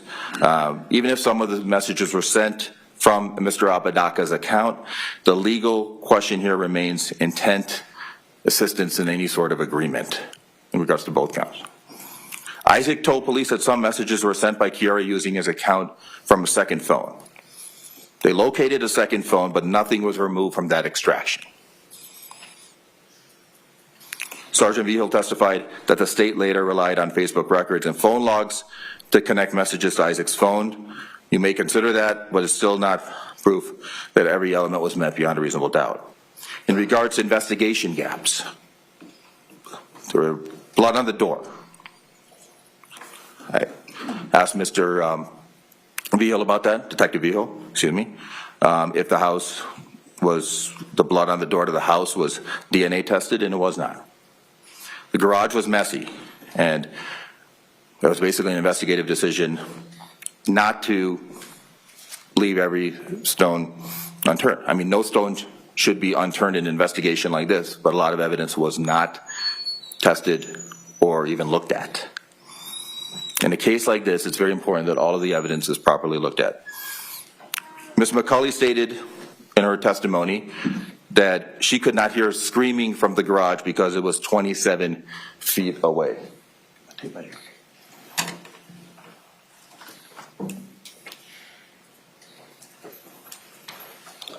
Sir, I need you to sit down.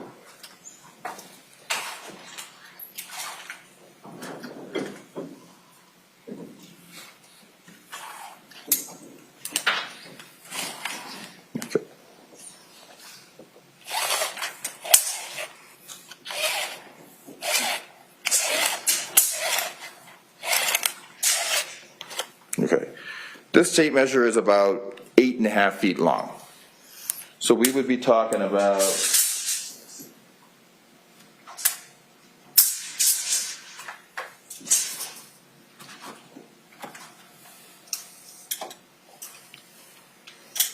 from this door, from the door over here to right about here.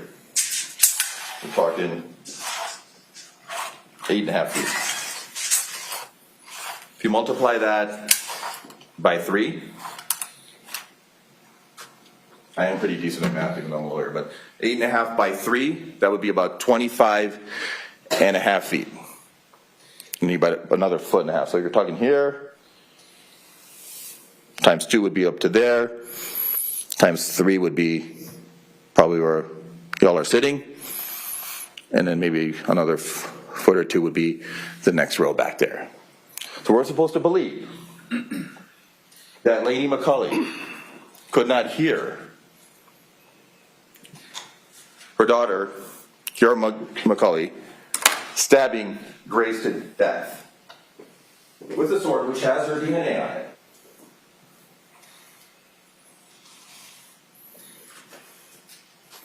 Right middle finger, DNA right here, palm right here, on the left-hand side, holding it like this, at the very least, and then certainly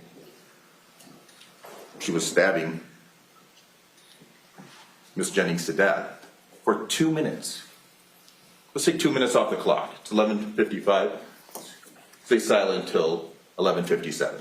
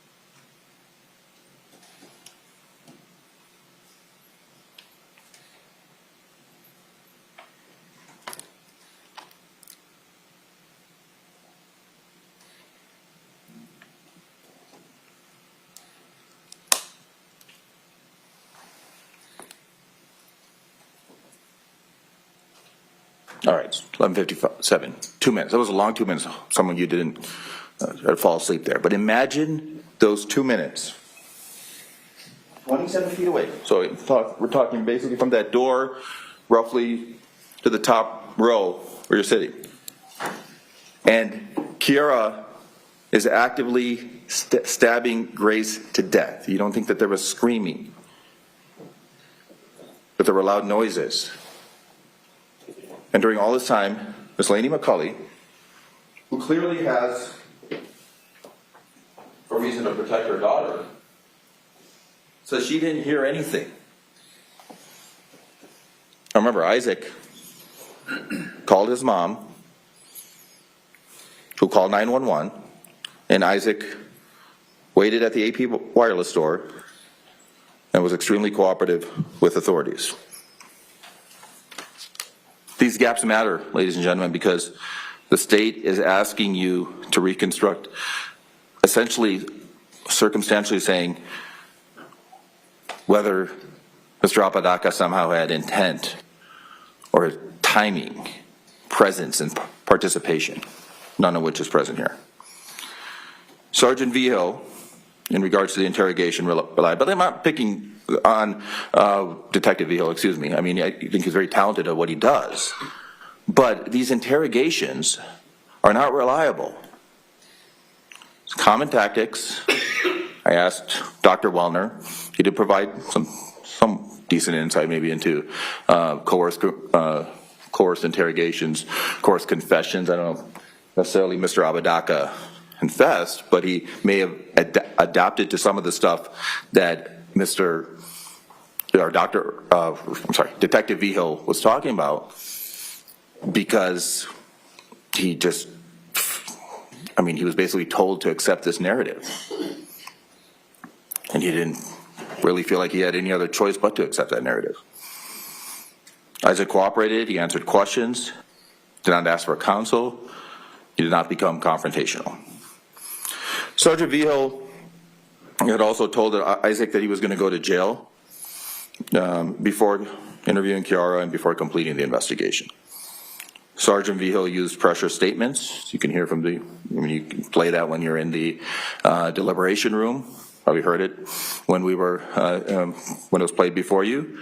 But Sergeant Vigil used pressure statements such as, "Dude, I'm not dumb, and it's over, own it." Sergeant Vigil at that time did not know whether Isaac was sleep deprived. He did not ask about medications or medical diagnosis. He was not trained to recognize psychological stress. He did not ask about education or reading difficulty or disabilities for that matter. Interrogation may show pressure and confusion, but nothing there properly states that Mr. Apodaca was in any way accepting anything in regards to responsibility in this case. He was just pressured into accepting a narrative. And the state also wants to make this whole argument about coercion and control. You saw him on that interview. Did he seem coercive and controlling at all? I mean, I hate to say this, but I think we're in the middle of July. I know it's a little cooler here in Santa Fe than other parts of the country, but Isaac couldn't sell me a free air conditioner in the middle of July. I mean, he is not coercive or controlling. He does not demonstrate any of those traits. I mean, if anything, he was just scared and didn't know what to do, and was just kind of agreeing with this narrative that Detective Vigil was shoving down his throat. Now, as far as the forensics, Dr. Helmer did prove that there was a homicide. She did explain that. She didn't say anything about Isaac's guilt. Grace had more than 20 sharp force injuries, but pathology did not identify Isaac as a killer. Dr. Helmer could not determine the exact time of death scientifically, but stated that it took around 2 minutes. The pronounced time of death, I mean, it was not the actual time of death, she wasn't sure, but Sergeant Vigil admitted that he didn't do any independent forensic analysis to determine how long the attack took, and he kind of just told Isaac, it wasn't 30 seconds to 2 minutes, and Isaac just was basically admitting to anything that Detective Beal was telling him. But Emily Helmrich, the witness, clearly testified that it did take about 2 minutes. This case, ladies and gentlemen, is about proof. It's not about suspicion. Again, guess, conjecture, speculation. That's not what it's about. It's not about suspicion. The case is not about whether something terrible happened to Grace. It did. Case is about whether the government proved beyond a reasonable doubt that Isaac knowingly took part in it.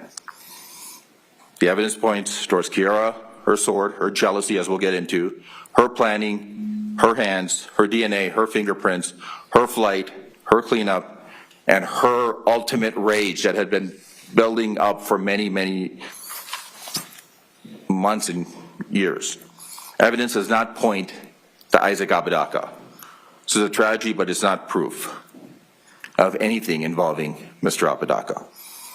State proved, we'll acknowledge, and I told you this in opening, that some of our arguments kind of overlap. The state did prove that Grace Jennings died by homicide.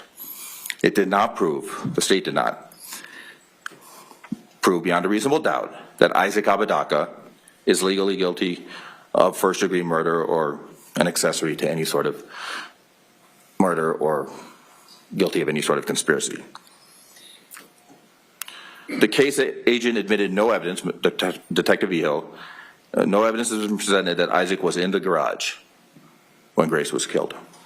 Isaac had no blood on him, no cuts on his hands that Sergeant Vigil could remember, and no blood on his clothes.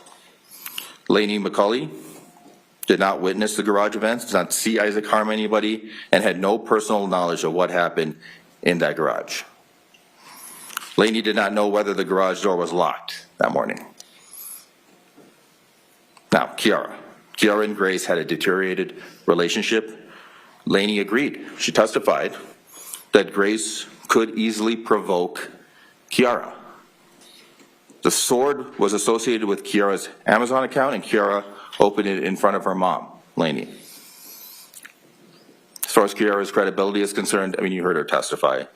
She had, again, the Archangel Gabriel, the vigilante group, I mean, this is all ridiculous. Absolutely no evidence was presented of any sort of group, let alone ghost group, or any of that, let alone any of this being discussed between Isaac and Grace. I mean, those claims may explain Kiara's current narrative, convenient narrative, whatever you want to call it, but they do not eliminate reasonable doubt when it comes to Mr. Apodaca.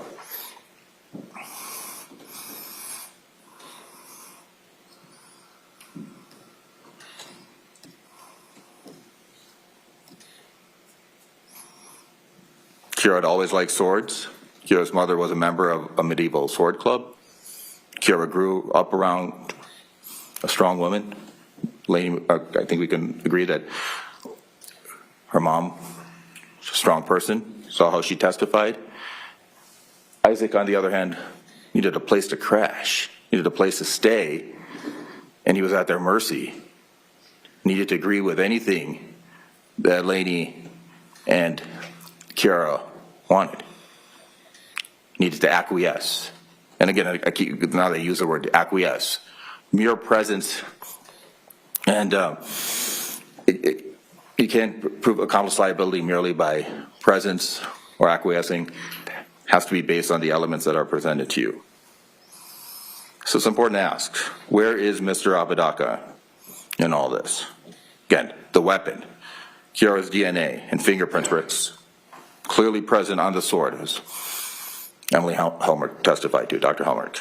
Isaac's DNA and fingerprints were completely absent. He was calm, cooperative, somewhat, until, I mean, certainly he was nervous and disturbed about what happened, but he was certainly shaken up about what happened around him, but there was absolutely no blood on Mr. Apodaca. There were no cuts, no scratch. I mean, there was the little scratch that Mr. Apodaca described was a product of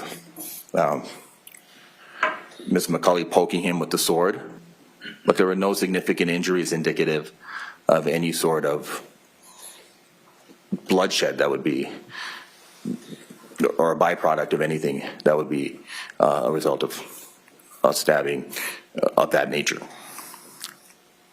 Now, again, DNA, as I showed you, was present on the sword handle. Kiara's fingerprints were present on the sword handle. Grace's DNA was present on bloodstains from the actual blade of the sword. Isaac's DNA was not present on the sword. Isaac's fingerprints were not present on the sword. And based on fingerprints and DNA results, Kiara would have had to have handled the sword with both hands, as I demonstrated to you when they're showing the right middle finger and the left palm. I mean, Isaac's DNA and fingerprints were virtually absent from all critical evidence in this case. His fingerprints were not found on the sword sheath, dagger, or dagger sheath. His DNA was eliminated from the sword blade, Grace's blood, sword handle, the blue sweater with Grace's blood on the cuff, the tissue with Kiara's blood, all of the wall and bedding swabs with Grace's blood, and most critically, from both of Grace's fingernail clippings, including the DNA under the fingernails. So there was nothing linking Isaac Apodaca. And I think it's also important to note that Kiara had all these conflicting, crazy stories, right? She's talking about how Isaac had handed her the sword at once. I mean, she had a more trimmed down testimony here when she testified before you, but then I talked to her about her previous interviews and different wild accusations she made about Isaac handling the sword or swinging the sword or different things. But as the evidence played out and as she was prepared either for trial or for interviews as they progressed, she changed. I mean, initially she talked to the officers or Detective Vijo without her attorney present. She didn't have an attorney at that time. And she didn't really say anything about Isaac. Then she was charged, and all of a sudden she has these wild allegations against Mr. Apodaca. Wild stories. Then, of course, she conveniently took a plea right after that. And she had her attorneys present with her during that interview. And then the third time, in the third interview, with myself present here in actually this very courtroom, I believe, and Mr. Meek, my investigator, present, she toned that back a little bit. And then, before you here yesterday, she had another trim version after she was prepared to testify before you. And then the drinking. She had initially said that she had a few sips of alcohol. Then, actually, when she had her attorneys present and she was talking to the state right before she took a plea agreement, she said she drank a bottle and a half of Jack Daniels. Okay? I don't know. I'm not an expert on alcohol use. I hope I'm not. But, I mean, I would think that a bottle and a half of Jack Daniels over the course of a day is an extreme amount of alcohol. How can we believe that she remembers anything?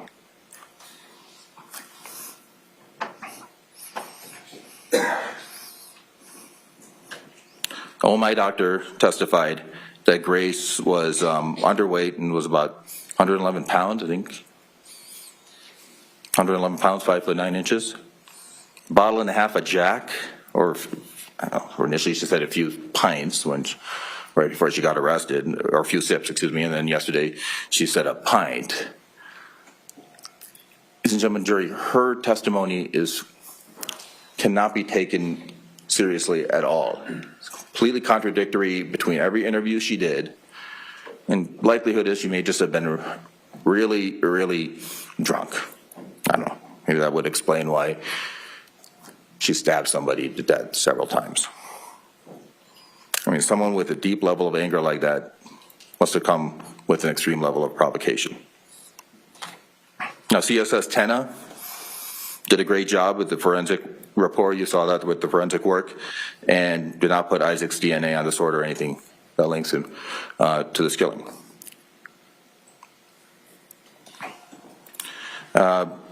As far as Kiara's, again, no blood on Isaac as far as the bloodshed. There were no Band-Aids on Isaac. A Band-Aid box was found in the detached garage. Kiara had Band-Aids on her. That evidence is consistent with Kiara handling the weapon, not Isaac. State's trying to point and basically paint Isaac in the worst light possible, but there's absolutely no evidence of him having any sort of involvement in this case. Kiara's the one who discussed this big, or maybe she didn't say big, but she said beautiful sword. Stated that her mom taught her how to use swords, and then she lived out her fantasy after getting her own sword. Kiara's mom, again, was a part of these sword clubs, and Kiara testified that her mom was almost like a mentor to her. So basically, it comes down to this. I mean, the sword is the central object in this killing. Kiara's on the sword, Grace is on the blade. Isaac is nowhere to be found as far as any sort of DNA or anything. Motive and rage belong to Kiara here. Kiara was jealous of Grace and Isaac. Kiara acted out of rage and extreme provocation by Grace. Grace had provoked Kiara over the years, and Kiara told Grace to apologize as she stabbed her to death. And that's also important to note. When you're standing over, I'm not going to be dramatic with the sword in regards to this. I mean, this is serious stuff. But, I mean, Kiara is standing over Grace, asking her to apologize. I think you need to think about that for a second. If they're saying that Isaac Apodaca somehow coerced and controlled or caused Ms. McCulley to do this, are we supposed to believe that when she's basically standing over her with a sword and telling her to please apologize, and then she'll stop? I want you to think hard and deep about that. I mean, using a sword, as my co-counsel, Mr. Cameron, pointed out, I mean, using a sword in this case demonstrated that Kiara was up close and personal with Grace. It's not like somebody shooting a gun from a distance or anything like that. It's up close and personal with this sword. You're stabbing somebody in close range. I can't stab you from over here. I can throw a sword at you, but I can just stab you from over here like I could shoot you with the gun. Sword killing is an intimate, violent, and personal act. Post-mortem wounds. Mr. Cameron also got into that. According to OMI, all 7 wounds on the head and neck were post-mortem after death. OMI testified that the post-mortem wounds could have also killed Grace had she been alive. Ladies and gentlemen, this killing took place with so much rage, so much anger, so much passion by Ms. McCulley. And how are we to believe that Isaac somehow coerced and controlled her to do this? It's ridiculous. It doesn't add up. Kiara's contradictions and Laney McCulley's motive to protect her daughter. They were the ones who orchestrated, Laney McCulley did not orchestrate this, but clearly they were the ones who were coercive and controlling over Mr. Apodaca. Mr. Apodaca may have just been maybe sending some messages in agreement or whatever because he just needed a place to crash.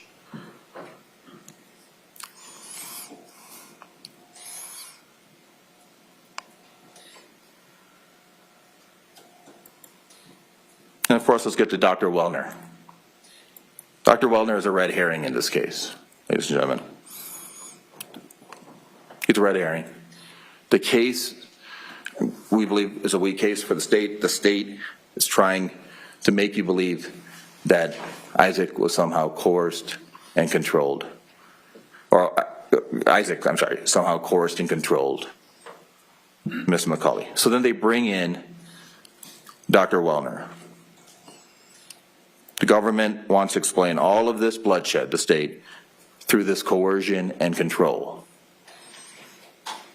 The sword, the DNA, the fingerprints, the band-aids, the washer still running, the flight, the jealousy, the post-mortem wounds, point to Kiara acting alone. The physical evidence, again, does not put Isaac on the sword. Isaac had no blood on him. Isaac had no real cuts. Kiara ran while Isaac cooperated. Kiara had the sword, the motive, the planning, the DNA, the fingerprints, and the rage. Dr. Wellner's so-called expert testimony, ladies and gentlemen of the jury, should be taken with a grain of salt. And I don't normally say that he's an expert. I understand that. But as I told you earlier, he travels the country. He was flown in here from Palm Beach, Florida, to testify for the state. He was paid by the state to make this argument without interviewing the subjects of this situation, without looking into or finding out any real detail about that 2022 case that was dismissed. And then he also goes into this analysis about the stuff about, all this stuff, the sex work and all this stuff. Those are all red herrings, ladies and gentlemen. None of that should be considered. I mean, it's not an instruction. Again, there's also an expert opinion jury instruction. And it's up to you to determine the weight that deserves. And I'll tell you this, Dr. Wellner's testimony deserves absolutely no weight.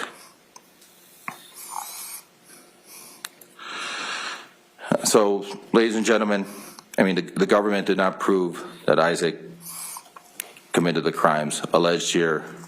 Kiara ordered the sword. This was a result of jealousy. Suspicion is not proof. Association is not proof. Being near Kiara is not proof. Again, mere presence is not alone. Joking around is not proof. I don't want to use the term hyperbole, but I mean, there are certainly, we can't really take these messages. We got to take the messages in its proper context. I mean, Grace Jennings was Isaac's ex-girlfriend with whom he maintained a friendly relationship. Grace proactively contacted Isaac seeking a place to stay, welcomed her into their house. There was really no evidence of any real pre-existing conflict between Isaac. There was certainly pre-existing conflict between Kiara and Grace, but nothing between Isaac. So, I guess there was, you can talk about real world intent and these text messages, text-based puffing. In the text stream at 12:54 a.m., Isaac explicitly told Kiara in the text stream to show compassion and reject violence. Then there's that bizarre message about, that the state wants to talk about with moving up the rank, the black market heads and Bitcoin payouts and all of this. That's just basically an echo chamber. It's not anything that's legitimate in regards to any sort of intent that Mr. Apodaca had in regards to do anything towards Ms. Jennings. Isaac explicitly texted at 5:59 a.m., yes, I want to help, but I cannot coach you to do. But then he backed out. He said she has a volatile partner. She's going through delusions. It's basically telling her what she wants to hear. She's like, I cannot aid you. He doesn't want anything to do with this. Isaac generally tried to de-escalate the matters and discussed a nonviolent strategy. The text messages, I'm not going to sugarcoat them. They're certainly disturbing, especially considering what happened here. But there's nothing showing that these messages was any sort of legitimate acknowledgement by Mr. Apodaca that he was intending, encouraging, or causing. Ms. Murphy articulated, there was nothing that he was intending, encouraging, or causing Kiara to commit the crime. And again, ladies and gentlemen, remember, mere presence or acquiescence alone is not enough to find somebody guilty of murder as an accomplice. This was about Kiara's beautiful sword. This was Kiara's plan, Kiara's jealousy, Kiara's rage, Kiara's flight, Kiara's cleanup, Kiara's DNA, Kiara's fingerprints. This had absolutely nothing to do with Isaac's knowing participation. No proof beyond a reasonable doubt was clearly presented here. So, the state, they did prove a tragedy here. They did prove suspicion. But they did not prove that Isaac Apodaca is guilty beyond a reasonable doubt. Only verdict here, ladies and gentlemen, is not guilty of first-degree murder, not guilty of second-degree murder, and not guilty of conspiracy to commit murder. The state is asking you to ignore essentially what is missing in this case and look away from what is present. For you to determine whether somebody is guilty beyond a reasonable doubt, you have to look at the evidence, but also the absence of evidence, which is very glaring in this case. Only verdict here, ladies and gentlemen, is, again, not guilty of all the counts. Thank you for your time. And on behalf of my defense team, Mr. Cameron, Mr. Apodaca, and Mr. Meek, we appreciate the work that you've done and you're putting into this case. Thank you. Ladies and gentlemen, under our rules, because the state bears the burden of proving the charges beyond a reasonable doubt, the state has the opportunity to do a reply after the defense's closing statement to you. Ms. Murphy? Before you get started, if you want to stand up and stretch for a second, we're going to finish this before we take our next break.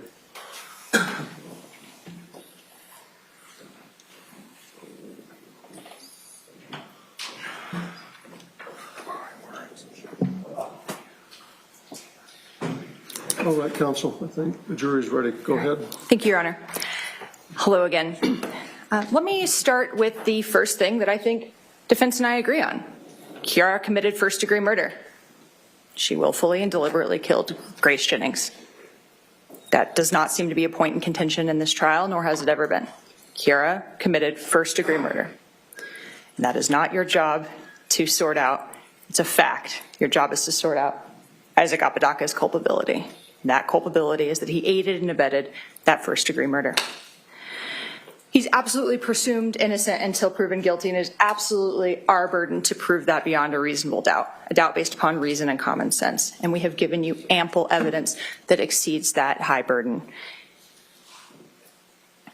Defense continues, and I'm going to jump around a little bit. This is a direct response to the defense closing, so bear with me. But defense continually couched Isaac as being cooperative. And I would assert that that's extraordinarily incorrect. Isaac fled the scene. He called his mom and not law enforcement.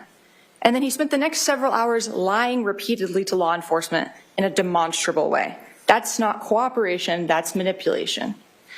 It was an attempt to remove himself from the spotlight once he realized that Googling how to dispose of a body wasn't going to give him the information he needed to in fact help dispose of the body, the thing that he'd agreed to do prior in the night. Once he realized that wasn't going to work out, Isaac put Isaac first, and he bounced. Defense talked about Lanny McCulley and said that she was only here to protect Kiara McCulley. Kiara McCulley's case is done. She has taken a plea. And as long as she cooperates and doesn't lie, her sentence is set. Lanny said, I'm here to protect myself, thank you very much. And Lanny didn't hear any evidence of the murder. Neither did the neighbors. The police checked. This was a decent amount of distance, an insulated garage. You can actually see the insulation rolls in some of the photos, an insulated home. And even if you could hear over the TV that was usually kept loud, Isaac was with her, other than when he went to go number one, I think is what he called it, to pee. So either Isaac's in the house also hearing someone get murdered and doing nothing, or no one could hear it inside the house, or at least Lanny couldn't. But Isaac still knew what was going on because he had put everything into play. Defense asserted that there is no evidence beyond the messages in this case, and the messages are absolutely damning and they're absolutely relevant. We also have the defendant's admissions, Kiara McCulley's testimony, which is evidence. The testimony of civilians or individuals is yours to weigh out, but it is evidence just like any other kind of evidence that you get to weigh and determine the strengths and weaknesses of it. And Dr. Wellner's perspective, and defense just spent some time kind of more or less asserting that Dr. Wellner might be a quack, when in reality, Dr. Wellner has spent the last 30 years in the field of forensic psychiatry, has testified nationally both for the prosecution and the defense, and that he followed the best practices in his field for doing a case review. He reviewed all of the underlying data, which included the April 4th, 2022 case file, which he had acknowledged that he had reviewed. He uses data to reach evidence-based conclusions. Research, he relied on research in talking about coercive control, trauma bonding, and gaslighting. Defense said that in talking about the second-degree murder, talked about the actions that could create a strong probability of death. And it's important that we understand why this is a first-degree murder and not a second-degree murder. Someone picking up a gun and shooting in the general direction of another individual creates a strong probability of death, but it doesn't necessarily mean they've reached the deliberate intention to kill. They've weighed out all of the factors contained within forming that deliberate intention. Here we don't have that. We have a prolonged, and we felt what a 2-minute period could feel like, prolonged attack using a pre-planned weapon with the aid of a co-conspirator and a co-defendant. It took minutes to carry out, and that minutes is actually the amount of time it took her to die after the injuries were inflicted.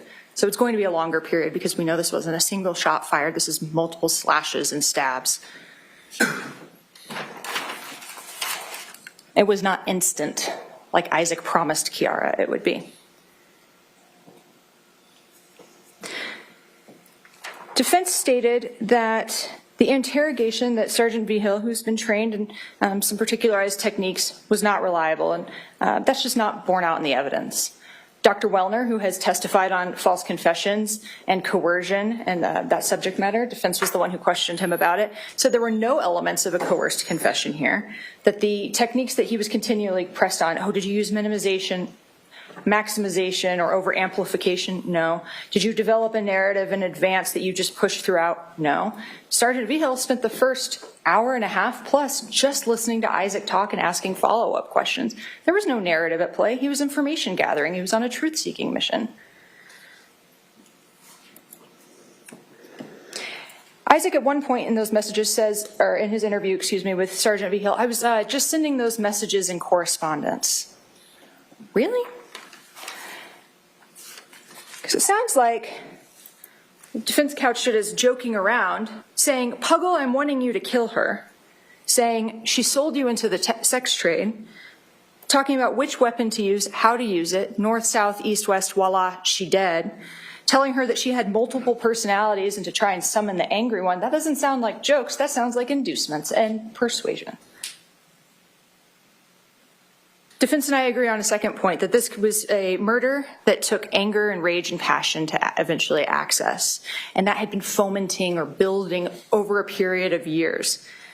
There wasn't this initial bout of rage when Kiara first saw Grace, and they actually even spent some time talking in the garage together. It was an untapped resource, but that had been building and been fueled over a prolonged period of time. And who was providing that fuel? Isaac Apodaca. When Kiara first met Isaac at the mall and Grace was there, she didn't see Grace and have some epiphany that she'd been gang raped. No, it was once she started dating Isaac Apodaca, 6 months in, he started telling her about it.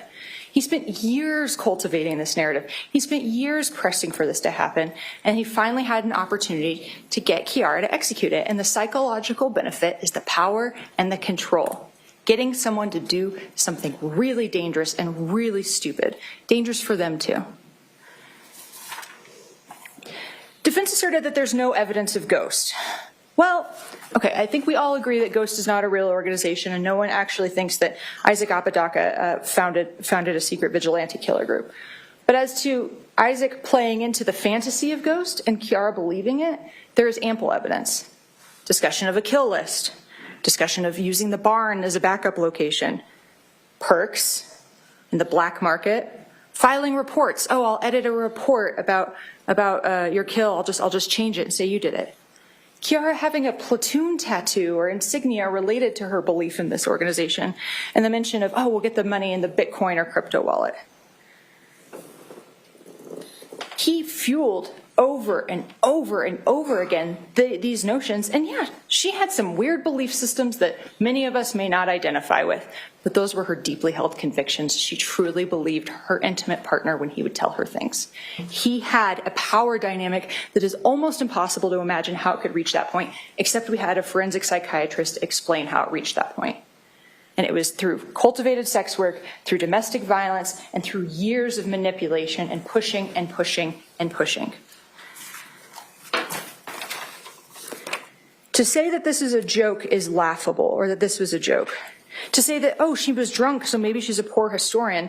Well, if we accepted that, which that doesn't really seem to be borne out, as no officers testified that they smelled anything on her, and Sergeant B. Hill felt comfortable conducting an interview with her much later in the day, that would require you to believe that then Isaac Apodaca jokingly told a drunk homicidal person how to use a weapon and then attacked all of their psychological weak points to just try and, as a joke, press these things forward?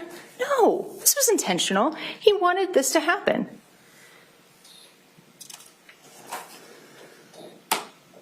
He knew the narrative that he had built in Kiara's brain, and he still let Grace come over.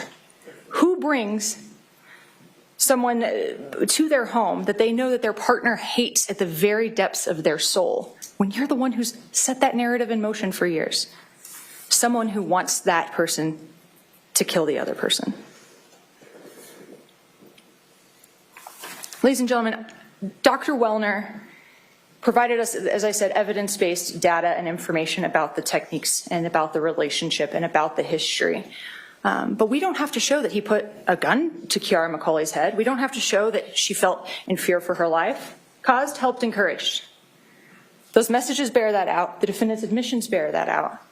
And whether you want to view this evidence, in this case, as showing that Isaac Apodaca is some architect, or whether you want to view him as maybe he's a puppet master pulling Kiara's strings when he touches on those psychological weak points, or maybe it's just a poor attempt to be a Marvel comic book character named Null Void that didn't really work out for him and he got caught. He is the one that set this into motion. Isaac Apodaca bears responsibility for Grace Jennings' murder. Isaac Apodaca helped, encouraged, and caused that murder. Kiara has taken her responsibility, and ladies and gentlemen, we ask that you return verdicts for the guilty on both counts. Ladies and gentlemen, I have a final instruction for you before you retire. Instruction number 22. I will now ask you to retire to the jury room to begin your deliberations. You will be provided a copy of these jury instructions and exhibits introduced as evidence will be made available to you. All of the photographs, the discs, those will all go back with you when you start your deliberations. Any of the other items that are in bags, you have access to everything, and if you need to open any of those exhibits, the bailiff will bring you gloves so that you can do that safely. We won't send those back immediately, but anything that you want is available to you, and the bailiff can retrieve it for you. Prior to beginning your deliberations, you will need to select one of you to act as foreperson. That person will preside over your deliberations and will speak for the jury here in court. Forms of verdict have been prepared for your use, and I'll just review them with you quickly. With respect to each of the charges, there is a guilty and not guilty verdict. So all of the verdict forms have the same caption on top, and it simply reads, and you've heard this dozens of times over the last week: First Judicial District Court, County of Santa Fe, State of New Mexico versus Isaac Sampson Apodaca, defendant, and then the cause number, which you probably have memorized, D101CR 2023-25, and then my name. And then as to count number 1, there is guilty and not guilty verdict forms for count number 1 as to first degree murder. Also as to count number 1, there is the lesser included guilty and not guilty verdict forms as to count for second degree murder. With respect to count number 2, there are guilty and not guilty verdict forms for conspiracy to commit murder in the first degree. If you'll recall, the instructions walk you through the process to help you kind of organize your deliberations, as well as how you have to return verdicts, particularly with respect to count number 1. You will take these forms to the jury room with you. When you have reached unanimous agreement as to your verdict, the foreperson will sign the forms which express your verdict. You will then return all forms of verdict, these instructions, and any exhibits to the courtroom. From this point forward, any communications with the court need to be in writing and signed by the foreperson. As I told you at the very beginning of the trial, when one of you asked if there was a formal transcript, the answer to that is no. There is the recording that has been made. So if there's actual testimony that you want to hear again, would ask you to be as specific as possible as to the testimony or the conversation, so we can locate that and narrow it down, as I mentioned before a week ago. Otherwise, you basically have to sit and listen to the entire trial again to be able to find that. So we would ask that you be as specific as possible. Also, you can take your notes back to the jury room with you. And as I told you at the beginning of the trial, at the end of the trial, once verdicts are returned, then all of your notes will be destroyed by the bailiff. At this time, I'm going to charge the jury. As you know by number, you are 15 and only 12 can retire to deliberate. So the following individuals will remain in the courtroom while the other 12 begin to retire. So Juror Tenorio, Juror Ortiz Reyna, and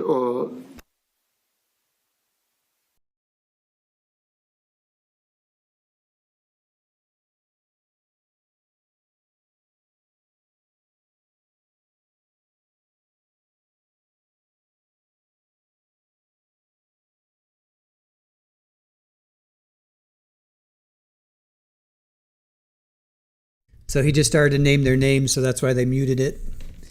Hopefully they'll come back, or he'll come back. So they're choosing the alternates. Apparently they had 4 because they let the one female juror go home the other day. So they had 4 alternates, so they're now down to 3. So we will not hear the alternates. All right, here we go.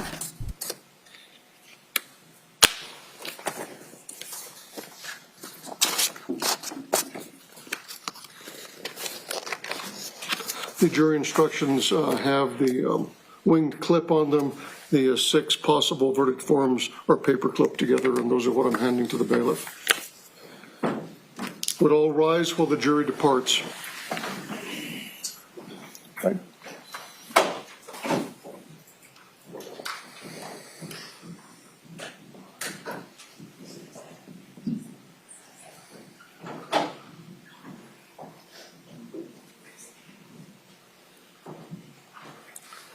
And I need our 3 alternates to remain in the courtroom, please.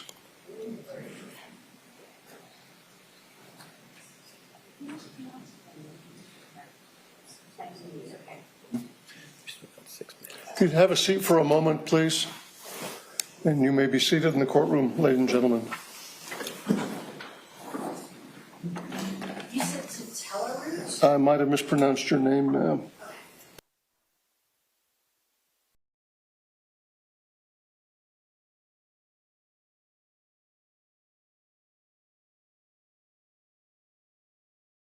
Court, on behalf of the parties, would like to thank you. You've taken a great deal of your time out of your regular schedules to be here.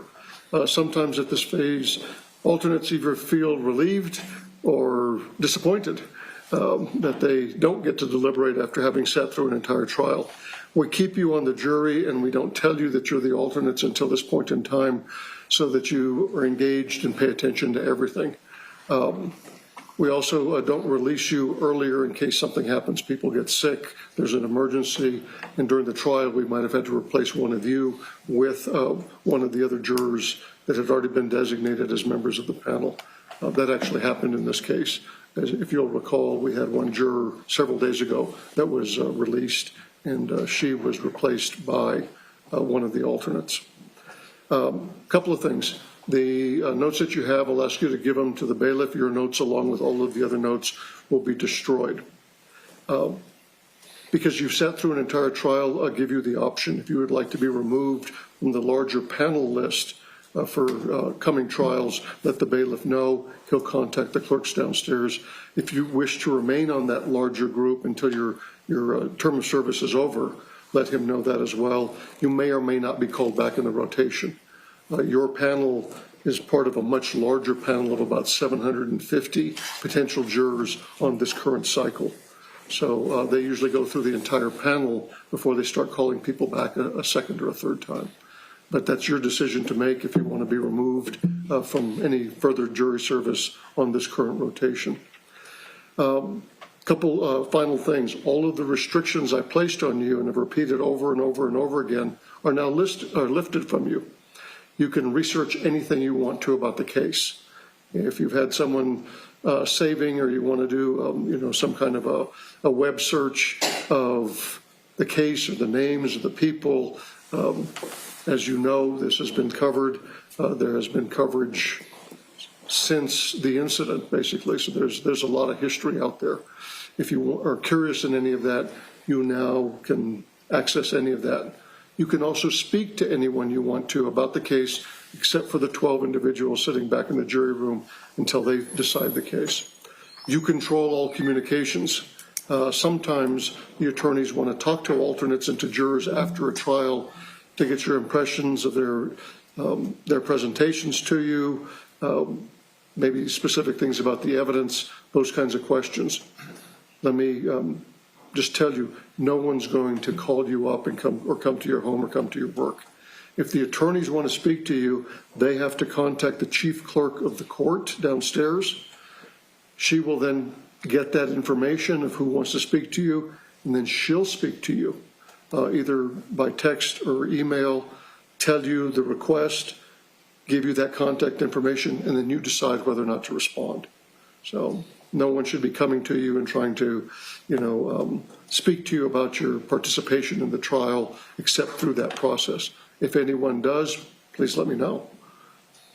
You can pick and choose. You can talk to anyone you want to, and you can refuse to speak to anyone you want to if you're your family or friends or people at work or whatever. You control all of those communications. The last thing I'd like to talk to you about is the process. Sitting for a week plus through a trial where you hear, doctors from OMI, where you see graphic images, where you hear testimony, that's not normal for most people in our community. And we have come to know over time that this process can inflict a form of trauma upon you. So I would ask you to do a couple of things, and this comes from something that happened with a jury I had over a decade ago. After we tried a particularly difficult case, a couple years later I ran into a juror, it was out in public, and the juror expressed to me that the case was still bothering them. And so we just had a chat and talked about it for a few minutes. And after that conversation, I asked that person, well, what have you done to kind of come to terms with all of this? And the response I got was, well, not really anything. I would suggest to you that sitting through this trial has had an impact on you. And whatever you normally do in your life to process complex, difficult situations, I would recommend to you that you do that, whether that's going for a hike up in the mountains or meeting a friend over coffee. If you are from a religious persuasion, being engaged in that, whatever you normally do to deal with complex, impactful situations, I would ask and suggest to you that you spend, I can't order you to do it, but that you would spend some time soon in the next couple of weeks to kind of put this in perspective with everything else in your life. And I think it'll help. There's actually a pamphlet, I don't know that we have any in the courtroom, that the administrative office of the court prepares. It basically has resources available to you if you're seeking any kind of support or help. So let me stop there and see if any of you have any questions for me. The next thing that's going to happen is the bailiff is going to come back in. He's going to take you back in case you have any private property in the jury room, collect that, and then he'll walk you out of the building. He'll take your notes from you. Do you have any questions for me? Okay. Again, on behalf of the parties, on behalf of the court, we'd like to thank you for your attention, for your patience, and for the work that you've done over the last week plus. And so we'll just sit for a moment until the bailiff returns, and then I'll let you go with him. We'll be off the record for a moment. So when does the jury start deliberating? All right, they still have to get the alternates back there. The evidence bags are still here. When should I start the verdict clock? Because Florida PI Sam says, yeah, it usually takes them a few minutes to get back and settled in, blah, blah, blah. So when should I start the verdict clock? Evidence bags are still there. Should I wait? Like when should I start it? You guys tell me. Should I start it at 2:50 when they come back? I don't like starting it at like 2:47 or 2:48. I'm going to round up or down. Like if it, when should I start it? Should we just go with 3 o'clock? Because technically they're talking about it right now, right? When they leave the courtroom. But the evidence isn't there yet. I mean, they're talking about it though, right?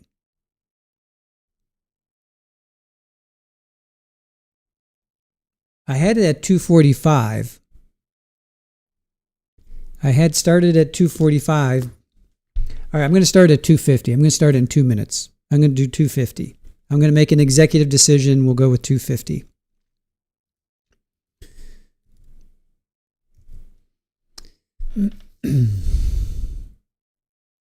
They can deliberate over lunch. Usually when they go back, that's it. Even with a jury question, you keep the clock running.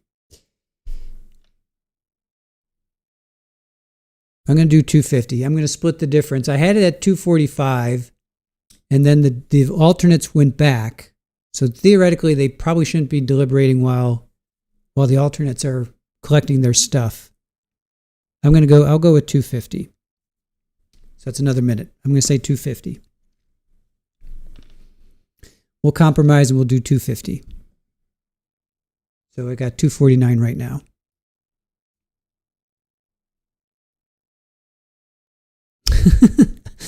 I am the boss. I'm going to make an executive decision. 2:50 is the official start here in Squeegee Land.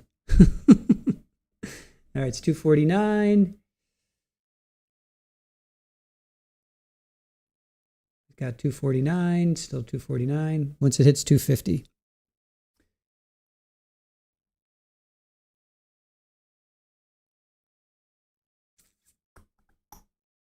I'm waiting. This is the longest minute of my life.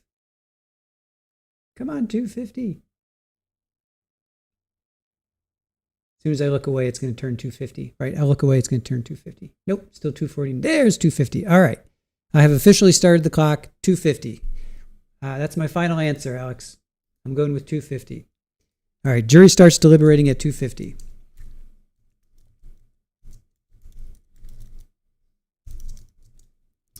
That's what we're going with.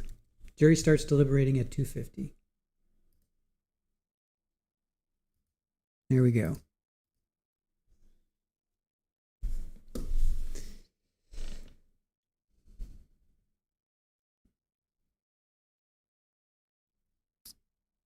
Ooh, I want to hear how long are they? I would love to hear. He's probably telling. Oh, here we go. If they decide to take a break, they can make that decision. But if there are any questions, we'll call you and we'll review those. We need to keep Mr. Apodaca here and need to probably keep him so that we can have him back up in the courtroom within about 5 or 10 minutes if we need to call him up for any kind of jury questions. Anything else from the state? No, Your Honor, thank you. For the defense? Not for defense, Your Honor, thank you. Okay, we'll be in recess awaiting the call of the jury. We're off the record. All right. Oh, it's a friendly handshake there between Miss Murphy and Mr. Nair. Another handshake there. Here comes. That was nice. That was nice to see the lawyer shake hands. Is he going to shake hands with them? No, I don't know. I don't know that lawyer's name. But that's Mr. Nair who gave the closings. All right, so 2:50. We're officially saying 2:50 start.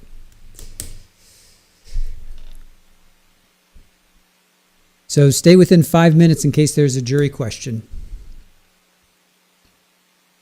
All right, now we have to decide what we're going to watch. What do you guys want to watch? You want to watch? I want to watch the medical examiner. We were going to watch the medical examiner yesterday, but you guys chose Kiara's law enforcement interview.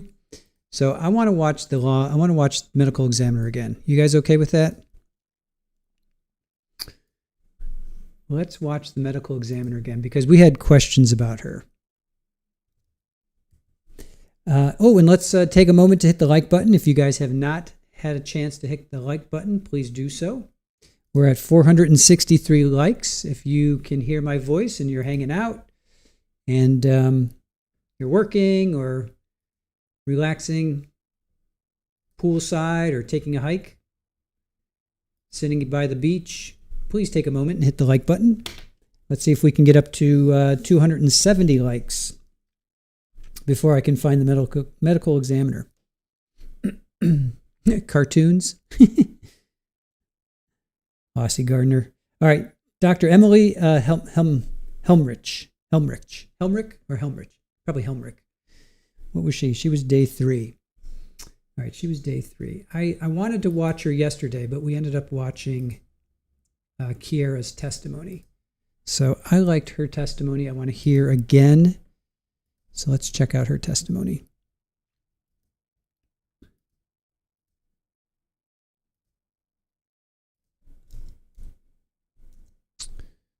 All right. So, Judge, just very briefly. Sorry about that.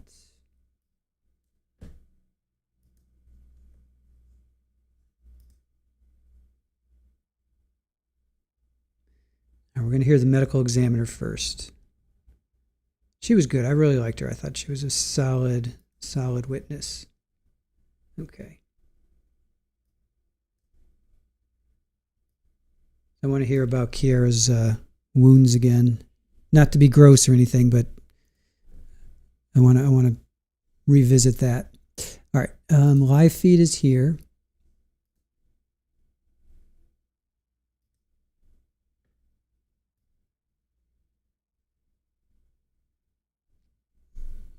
All right, we'll take the live feed down to there.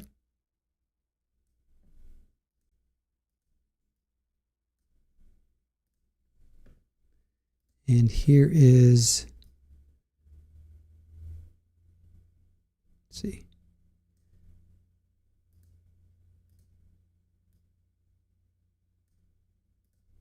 All right, here we go. The penalty of perjury. Yes, I do. Please have a seat. And if you'd begin, please, by stating your name for our record and spelling your name, please. Yes, my name is Emily Helmrich, EmilYhelmrich. Ms. Murphy. Thank you, Your Honor. Good morning, ma'am. Hey. Can you please tell the jury what you do for a living? I am a medical examiner or a forensic pathologist. What that means is I perform autopsies on individuals who die outside of the care of a doctor or on individuals who die an unnatural death. Okay, thank you. Let's talk a little bit about your educational background and training that led to you being a forensic pathologist. I assume you graduated high school? Yes. Okay. And after high school, what did you do? After high school, I obtained degrees in anthropology and biomedical science. I then got a master's degree in aging and neuroscience.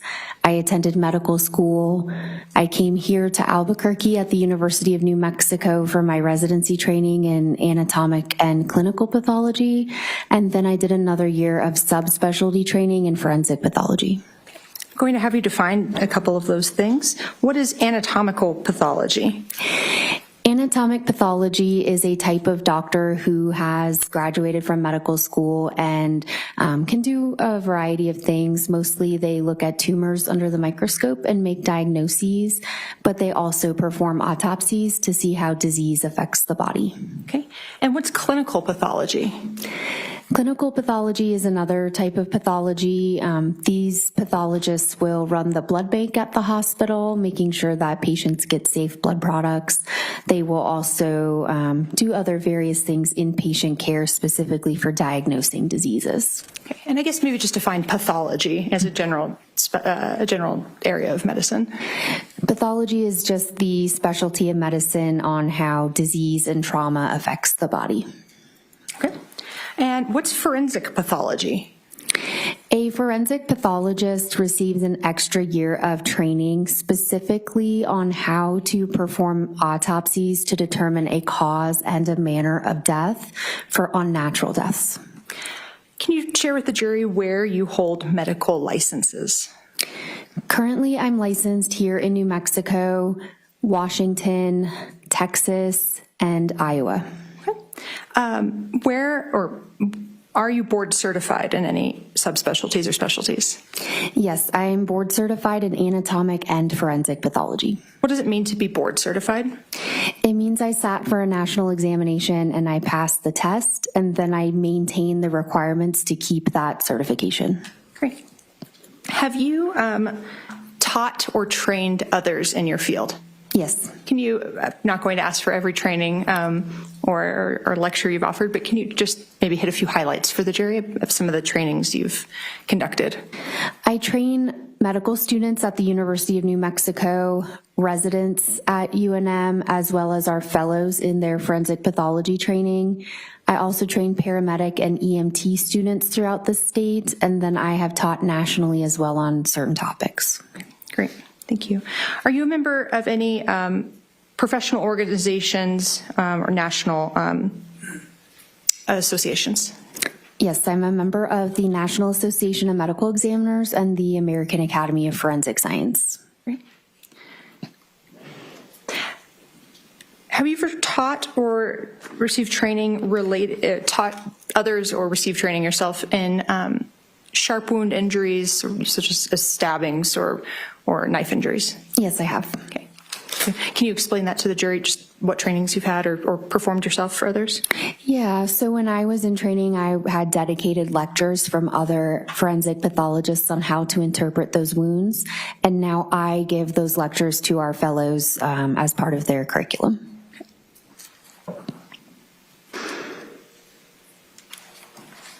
Have you ever testified before today? Yes, I have. Okay. Approximately how many times? A little over 40. Okay. And have you ever been qualified as an expert witness? Yes. In what fields or designations? In forensic pathology. Thank you. Have you published in your field? Yes, I have. Okay.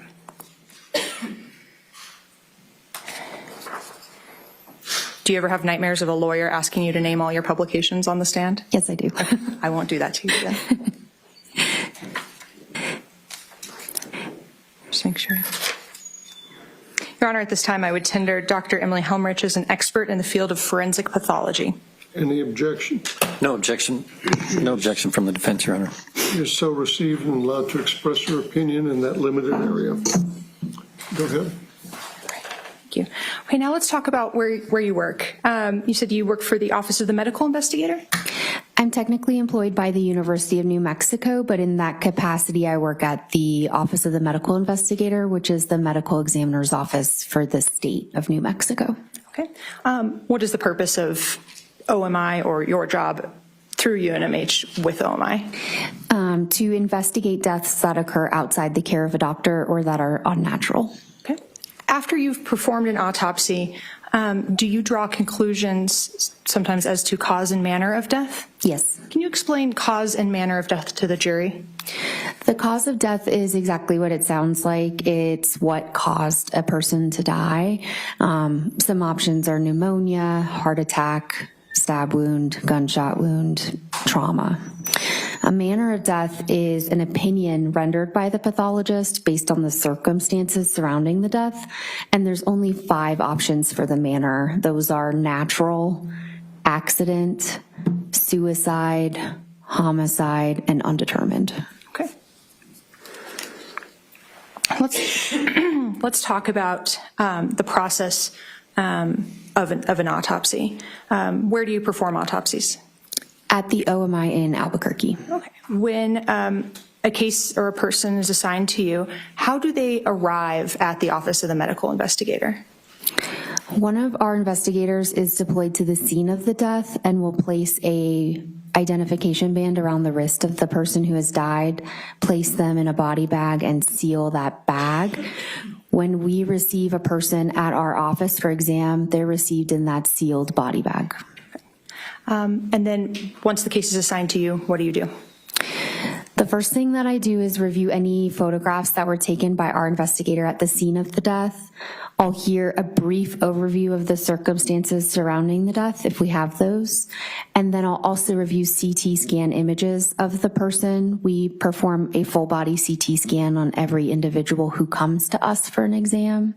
I will do those 3 things before my autopsy. Okay. As part of your job and the training you've received, are you qualified to review CT scans and imaging?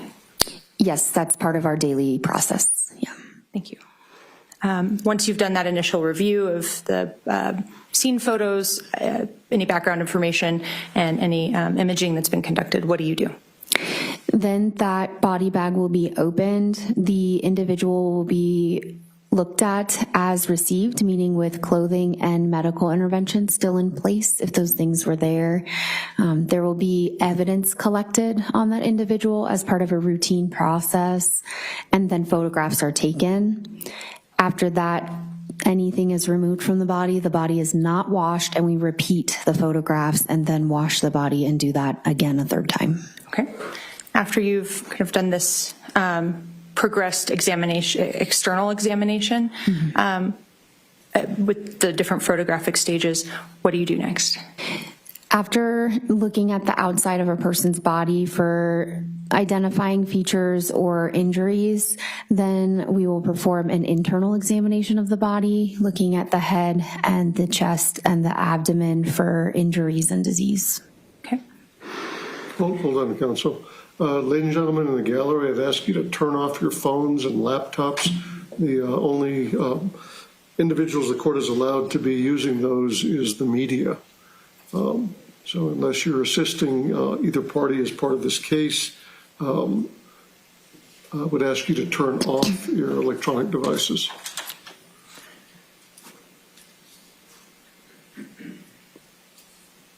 I'm sorry for the interruption. Continue, counsel. It's okay. Let me actually take just this pause to step back and talk about evidence collection from the body. Can you describe for the jury what sort of evidence you might collect from a person's body?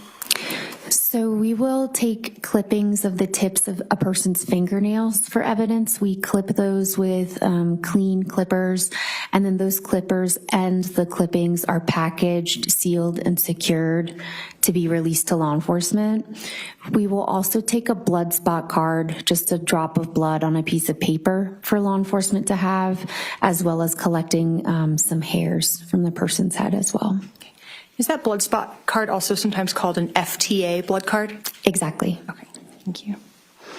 All right, so again, you said you moved from an external examination, and as you're doing the external examination, you take photos of any injuries you observe, is that correct? Yes. Okay, and what do you do with photos that you collect as part of your autopsies? The photos are taken with an OMI designator label, so I know that they belong to that particular person, and then they're uploaded to our case file and reviewed by me before I finalize the autopsy report. Are you involved in every single stage of the autopsy? It depends. Okay. Can you explain that to the jury? There is an autopsy technician that's assisting the doctor, and then I may also have a trainee performing the examination that I'm supervising. So whether it's me and the technician or me and the trainee and a technician, we're working together. At least one pathologist is present for every step. And do you review all information from every step of the case in addition to everything that you're present for?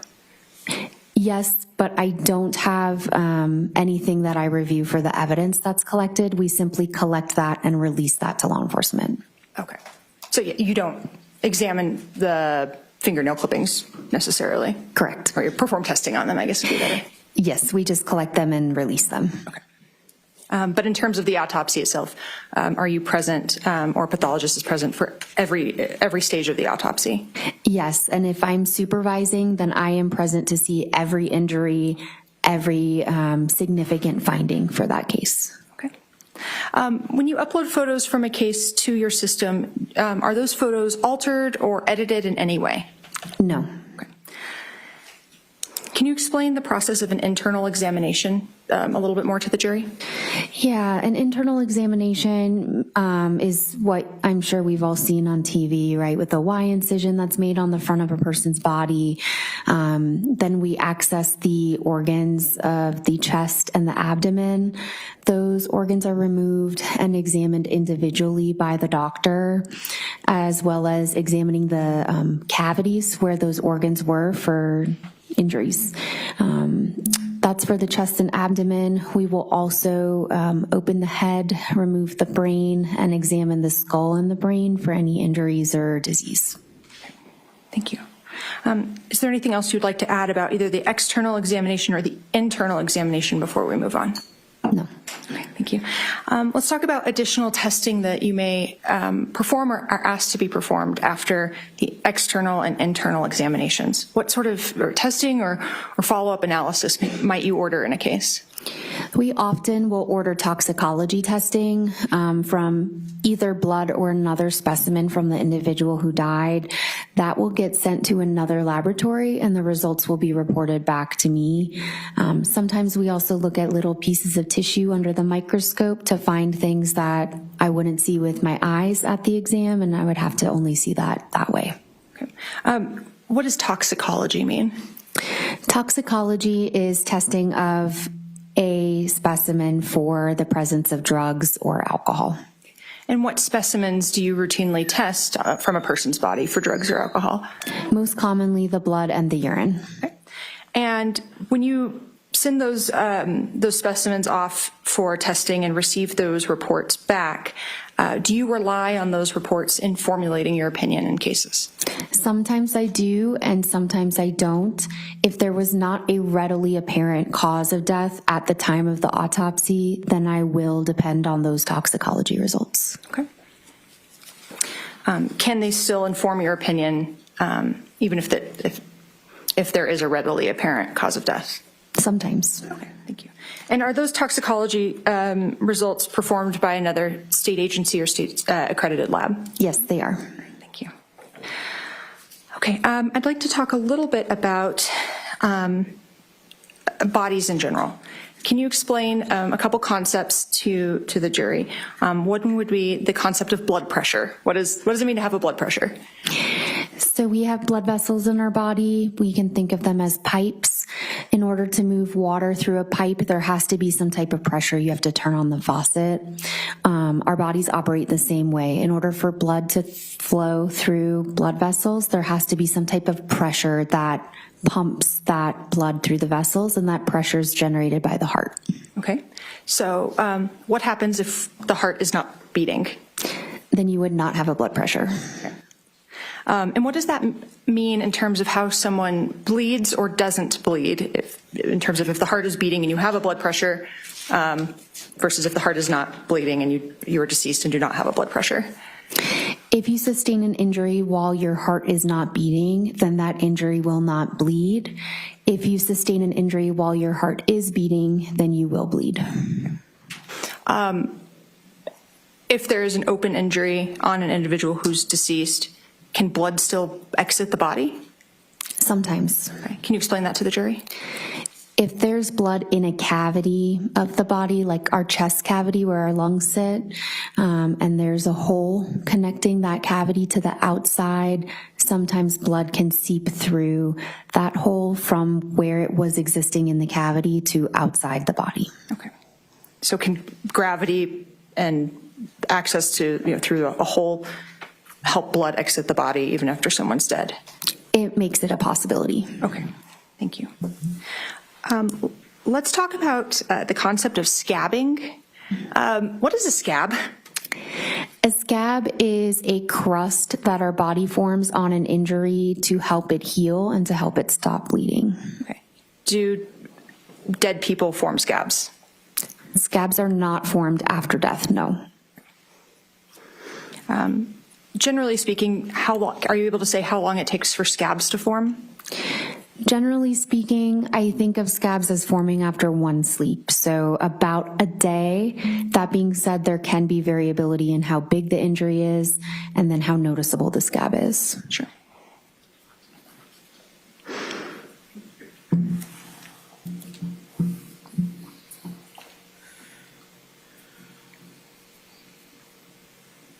Do you have training in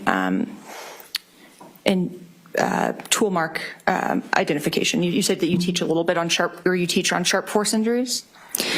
I do teach on how to assess and measure and interpret sharp force injuries on the body. I do not have training in analyzing a tool for marks on a tool. Okay. So if something had like a serrated versus a smooth edge, that would not be something you would offer an opinion on?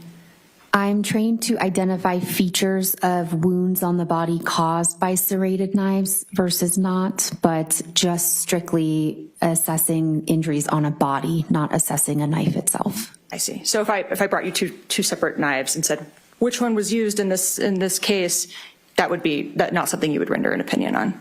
Correct. Okay. But you could talk about the injuries as they appear on the body and the measurements and associated conclusions from those measurements and observations? Yes. All right, thanks. Before we turn to this case that you're here to testify on, is there anything else about the autopsy process or the process of death and dying that you feel the jury should understand? I can't think of anything. Okay. Turn to this case. Are you familiar with a case involving an individual named Grace Jennings? Yes, I am. How are you familiar with that case? This Miss Jennings had an autopsy performed in 2022, specifically October 31st, 2022, by one of my forensic pathology fellows, Dr. D. Pasquale. I supervised that examination, and then I finalized the autopsy report determining a cause and manner of death. Okay. So in terms of supervising, you were present for every important stage of the autopsy? I viewed Miss Jennings as she was received with her clothing still on her body. I reviewed her body after that clothing was removed, and then I reviewed her body after her body was washed. I saw every injury that was on her body, and I also reviewed her internal injuries as well. Thank you. In this case, were you able to observe enough injuries and enough data points to draw a conclusion as to cause and manner of death in this case? Yes. Okay. And what is your ultimate opinion as to cause and manner of death? Miss Jennings' cause of death is sharp force injuries, and her manner of death is homicide. What's a stab wound versus an incised wound? Stab wounds and incised wounds are both sharp force injuries. A stab wound is deeper than it is long, and an incised wound is longer than it is deep. A stab wound is exactly what we all can probably visualize, a deep wound caused by a sharp object, and an incised wound is a cut or a slice of the skin. Thank you.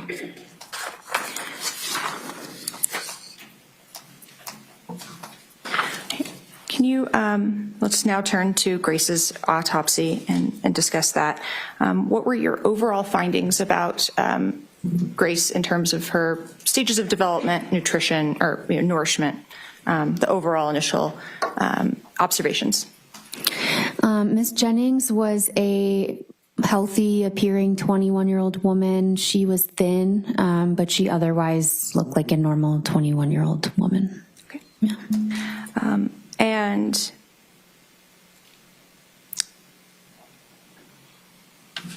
when she arrived, was there any evidence of attempts at medical intervention or medical assessment prior to arrival at OMI? Not significantly. I believe she may have had an EKG pad or a sticky sticker that EMS places on her leg, but otherwise she did not have any significant medical intervention, no. Okay. Any evidence of any sort of underlying natural diseases that would have been involved in your opinion? She was a healthy young woman on my exam. Okay. Can you very generally describe the overall injuries to Ms. Jennings, and then we'll review them in more detail? Ms. Jennings had multiple sharp force injuries on her body. She had 12 stab wounds and at least 8 incised wounds, so 12 stabs and 8 slices. She also had additional incised wounds on both of her hands, so greater than 20 sharp force injuries. Okay.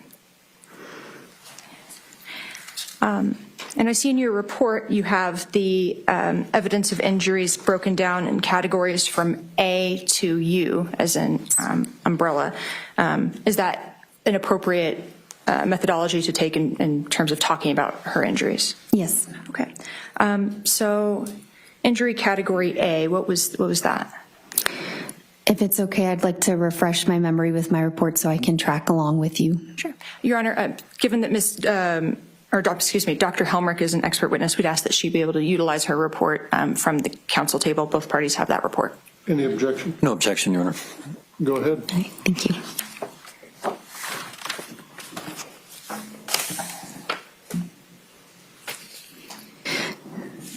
So the wound on Ms. Jennings' body that was designated A is an incised wound or a cut that was on the right side of her neck.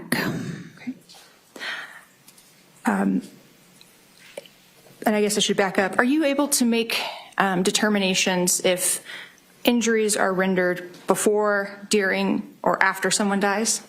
Sometimes we can say that, and sometimes we can't. Okay, can you explain that a little bit more to the jury?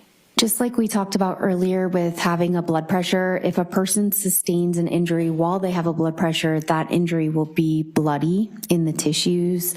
If they sustain that injury after their heart has stopped beating, then that injury will not be bloody in the tissues. Okay. What can make something indeterminate? Well, why would you sometimes not be able to render an opinion on if it was before or after death? It can sometimes be hard to put an injury definitively in one of those categories if a person sustains an injury while they have a very low blood pressure. So when they are dying actively, or if the injury is very small and doesn't involve much tissue, then it can also be hard to say. Okay, thank you. As to the category A, the wound on the right upper side of the neck, are you able to offer an opinion as to whether that was before or after death?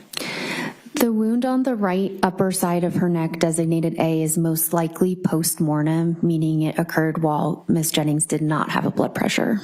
Okay. And why do you draw that conclusion? The tissues in that area were not as bloody as I would expect for injuries sustained in a living person. Thank you. As to category B, what injury did you classify under category B? Category B is a stab wound of the right side of the neck that was underneath wound A. Would you mind gesturing on your own neck and body where A is and where B would be? Sure. So wound A was an incised cut. And for purposes of the record, you're using your index finger to kind of point under your ear along your right jawline, sort of. Is that a fair description? Yes. Okay. And category B? Stab wound B was located underneath that, somewhere in this general area. Okay. And for purposes of the record, you're using your index finger to point kind of on the right side of your neck, about midway between your neck and collarbone, or jaw and collarbone? Yes. Right. Thank you. Okay.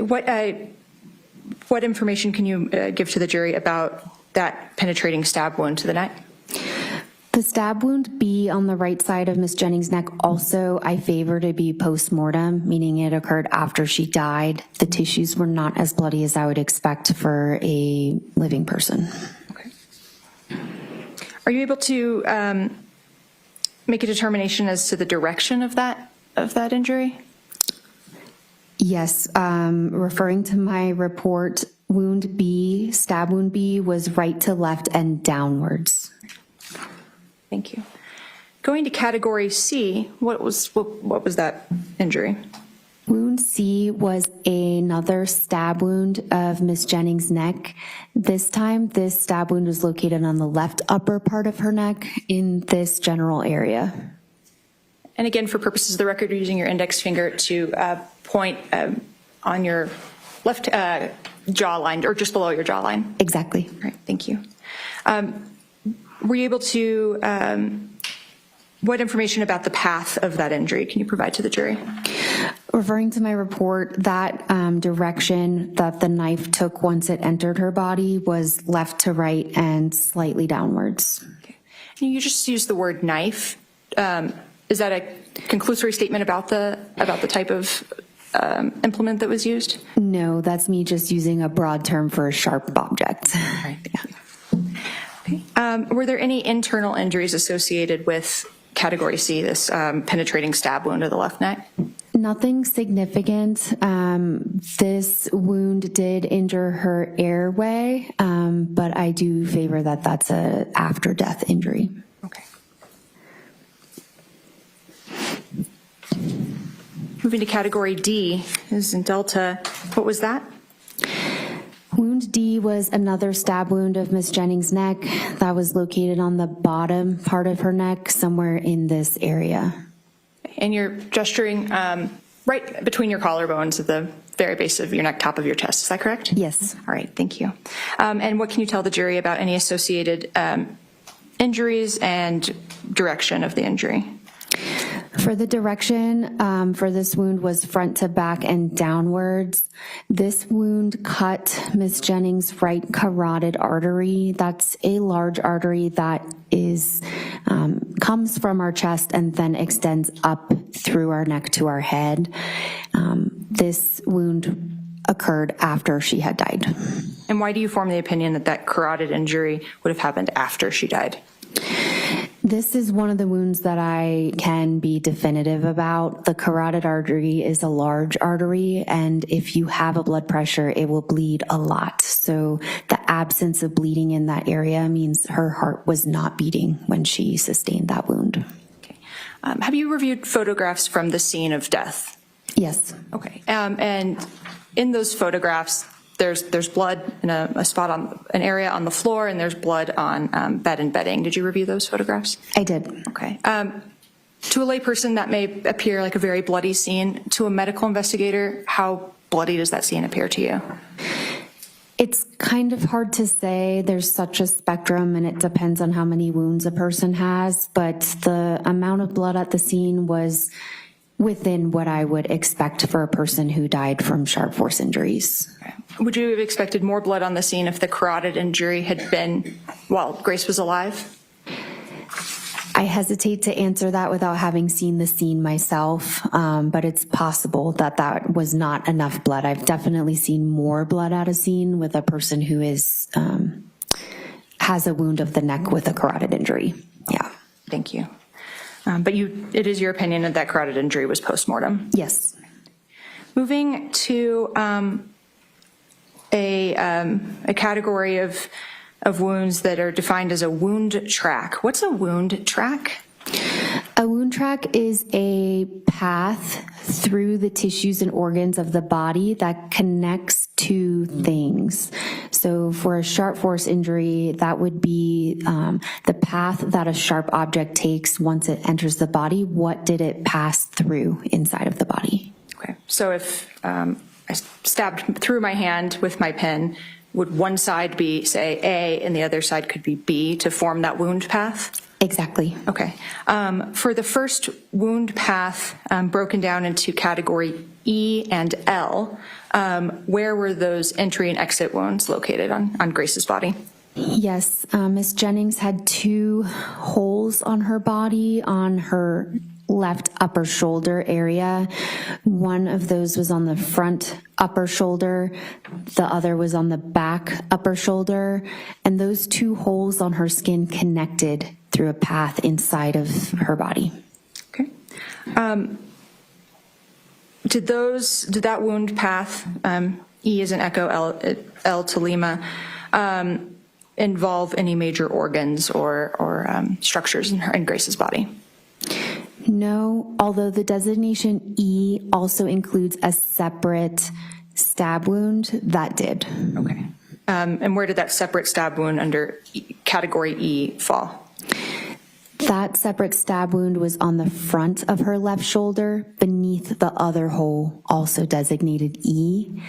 That stab wound entered her left chest cavity. For purposes of the record, you've taken your right arm and crossed over your chest and designated to your left upper shoulder and then below, or where your shoulder and your chest kind of connect, and below that point for the second stab wound. Is that correct? Correct. Okay, thank you. And if I misuse the term for a body part, please correct. I will, yes. All right. Is there anything else you'd like to inform the jury about regarding either category E or the wound track from E to L? No, just that it may be confusing, but what we just discussed was 2 separate stab wounds. But because of their general area, you broke E, you categorized 2 wounds under E because they were in the same area? Exactly. All right. So now going to category F, as in Frank, and its wound track into N, through N as in Nancy. Can you tell the jury about that? Yes, this also represents 2 separate stab wounds. So Ms. Jennings had 2 stab wounds on the front of her chest. That's designated with the letter F. One of those wounds traveled through and was associated with a hole on her right upper back. Another stab wound, the second stab wound of F, just entered into her chest and did not come out her back. Did those wounds involve any major organs or structures in Grace's body? Yes, the wound F that also was associated with a wound on her right upper back injured her right lung, and she had a little bit of blood in her chest cavity and air in her chest cavity from that. Okay. Why is it bad to have blood and air in your chest cavity? Our lungs need certain pressures to be able to stay open. That's how we breathe. So when something enters the chest cavity like a wound, our lung can collapse, and that would make it very difficult for a person to breathe if an entire lung collapses. Yeah. Would this wound, F and the F to N, would these be fatal injuries? They could be, yes. Okay. And do you have an opinion as to whether these injuries were inflicted while she was alive or deceased? I do favor that these 2 separate wounds, F, could certainly have occurred while she was alive. It's my opinion that it's most likely that that's what happened. Okay. Is there anything else about these categories of injuries before we move on to G and associated wound track M? No. Okay. Then let's talk about category G as in golf and M as in Mike. G and M is 1 stab wound that is also associated with 2 holes on Ms. Jennings' body. So there was a sharp force hole on the skin of her upper back, and that connected to a small hole on the front of her right shoulder. And that wound was a sharp force injury. Yeah. Are you able to say the entry and exit point for the wound tracks? For example, are you able to say that the whether it's a knife or sword, that the sharp instrument used entered through the back and exited the front, or vice versa? For Ms. Jennings, perforating wounds, meaning the wounds that both entered and exited her body, this is the only wound that I can say the direction. The direction for this wound was back to front. Thank you. Did this category, or did this stab wound, G to M, impact any major organs or structures in Grace's body? It also injured her lungs. And do you have an opinion on whether this was inflicted prior or after death? This is one that is possible that it happened while she was alive. Okay. Anything else about the G to M wound track that you would like the jury to know? No. Okay. Let's move on to category H. What was category H? Category H was a very small cut on Miss Jennings' body that was located on her right arm, almost the front part of her right shoulder near the armpit. Okay. do you have an opinion on, you said it was a very small wound, but are you able to form an opinion on whether it was pre or post-mortem? I can't be definitive about if this one occurred while she was alive or not, no. Okay. Let's move on to category I, as in India. What is category I? Category I represents multiple cuts on Ms. Jennings' hand, on her right hand specifically. She had cuts on the front of her index and middle fingers. She had a cut on her palm near the base of her thumb, and she had a cut at the base of where her pinky is on her palm. She also had a cut on the side of her pinky. And so group I represents all of these hand cuts. And for purposes of the record, you just held up your right hand and used your left index finger to demonstrate where those injuries were on your own hand. Yes. Thank you. Do you have an opinion on whether these were pre or post-mortem? These injuries occurred while Ms. Jennings was alive. And why do you say that? The tissues were bloody and bruised in these areas, and that would only happen if her heart was pumping. Let's move to group J, as in Juliet. What injury cluster group is that? Group J represents multiple cuts on Ms. Jennings' left hand. Those were located on the front of her index, middle, and ring fingers. They were also located on her palm, and then she had a small cut on the back of her middle finger. Do you have an opinion on whether those wounds were sustained while she was alive or deceased? These cuts on her left hand were also while she was alive. And why do you draw that conclusion? The tissues were bloody, and so she had to have had a blood pressure. Okay. Category K is in kilo. What injury or group of injuries fell into category K?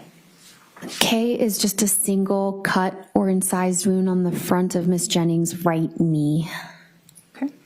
Would that be a fatal injury? No. Okay. And do you have an opinion on whether that was sustained while alive or deceased? This one was not extremely bloody, but it was very fatty, and so I think it's possible that this could have happened while she was alive or after she died. Okay. We've talked about L, M, and N as it corresponds to the wound tracks. So let's go to group O as in Oscar. What is group O? Group O is a cluster of 3 stab wounds on Ms. Jennings' lower back. They were very close together, and these just entered her body and did not exit her body. Okay. Did these injuries involve any important organs or structures within Grace's body? They injured her spleen, which is one of the organs that lives in our abdomen, and then it also caused bleeding in the tissues around the spleen. Okay. Did it injure any of her ribs? Yes. Can you please just explain that to the jury? Yes, so just referring back to my report, some of the stab wounds of her chest as well as these 3 stab wounds would injure her ribs as a sharp object travels through the area. And so for this cluster group O, she had some injury to her left lower ribs of her left lower back. Okay. Can you describe the wound tracks? Yes, so for this cluster of 3 stab wounds on her lower back, the wounds entered through the tissues of her back, entered her abdominal cavity from behind, and then went between some of her ribs and cut her spleen and her diaphragm. That's the muscle that we use to breathe. All right. Would these injuries have been fatal? They could have been. And do you have an opinion as to whether these were sustained while alive or deceased? I may have asked you that already for this category. I apologize. That's okay. You didn't, but I do. Sorry to interrupt there. Yeah, I see that, Kaylee. So Kathy Russin is saying there's a courthouse has experienced a blackout. There's no power, cameras down, but security cameras are also down. That's not good. I think that's when that happened. This was 4 minutes ago, but that happened a while ago. I don't know how accurate that is, because I noticed that on the live feed Yeah, it was about 20 minutes ago. They lost power for about, 27 minutes ago, they lost power for about 10 minutes. So I think that's old. So because clearly you see the feed behind me, that's the live feed. So the court, I think that's old. That happened about 25 minutes ago. So I think we're okay. And Carol, thank you so much. Thank you, Carol, for the $25. Thank you so much for that. For the cups of coffee. I think that's cups of coffee. Let me see if that's a cup of coffee.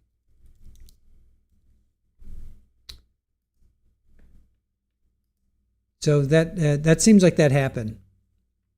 That seemed like that happened about 25 minutes ago. All right, so let's continue on. I favor that these occurred while she was alive, given the presence of bleeding in the tissues, and she also had some blood in her abdominal cavity. Okay. Let's move to category P as in Papa. What was that category? Category P is a cut or a slice of the left lower part of Ms. Jennings' neck. Okay. Do you have an opinion on whether that would have been pre or post-mortem? This wound occurred after she had died. And why do you say that? Because this area would have been very bloody if it was injured while she was alive, and it wasn't. Okay. Going to category Q. What did you observe that you classified as category Q? Wound Q is just a single cut or incised wound on the back of her left shoulder that just injured the skin and the underlying fat. Okay. Do you have an opinion on whether this was pre or post-mortem? I favor that this occurred after she died, but I can't be definitive. Going to category R's and Romeo, what injury was this? R is a stab wound of Miss Jennings' right side of her belly, and that wound traveled into her abdominal cavity, injured her diaphragm, that breathing muscle, and also damaged her liver. Could these injuries have been fatal? Yes. And were these injuries sustained pre or post-mortem? I cannot say for sure one way or another for this wound. It's possible that she had been alive, but it's also possible that she hadn't. Let's move to category S, as in Sierra. What injury or category formed S? S is a single slice wound or a cut of the back left portion of Miss Jennings' scalp on the back of her head. Can you please gesture on your own body where that would be? In the general area. Okay. And you've just used your left hand to demonstrate kind of just above your ear line, further back on your head. Is that correct? Yes. Okay, thank you. And what can you tell the jury about this injury? This injury just injured the skin and the underlying tissues, and there was not a significant amount of associated bleeding. I do favor this occurred after she had died. Okay. What was the state of her hair around that injury? Do you recall? I don't recall off my recollection. I don't. Yeah. We're going to look at the photos in a little bit. Will that help you remember? It could, but we also shave the hair to see the wound, so it may not, but I'll try. Thank you. I guess I should have asked that question, whether you altered the hair as part of your autopsy. We did. Going to category T as in Tango, what injury or injuries fell into category T?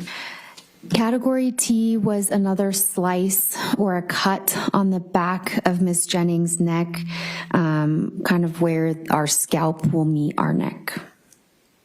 Can you gesture on your body where that is? And you've just lifted up your hair and used your right hand to point almost directly in the back at the base of your skull. Is that fair? Yeah. All right, thank you. I'm sorry, I didn't get a verbal answer. Yes, thank you. Do you have an opinion, or did this damage any structures or organs? Just the tissues and skin. And do you have an opinion as to whether category T is an injury that would have been inflicted pre or post mortem? This injury also occurred after she had died. Let's go to category U. What is category U, the final category of injury? U is a single slice or cut wound of Ms. Jennings' back of her head. This was located on the right part of her scalp above her right ear. All right. And does this injury appear similar, kind of mirroring injury S? Yes. Okay. So there's kind of two slice wounds, one on each side of her head above her ears? Yes. Right. Would this injury have been inflicted pre or post mortem? This injury also occurred after she had died. And that's because of the lack of bleeding in the tissues? Yes. So we've talked about a number of injuries and a number of ones that could or could not be fatal. Can you just explain to the jury how did Grace die? What was injured that led to her death? So Ms. Jennings had wounds on her hands, cuts on her hands that occurred while she was still alive. So she was in contact with a sharp object while her heart was beating. She had wounds of her head and neck that largely occurred after she had died, and she had wounds of her chest and back and abdomen that at least one of these had occurred while she was alive.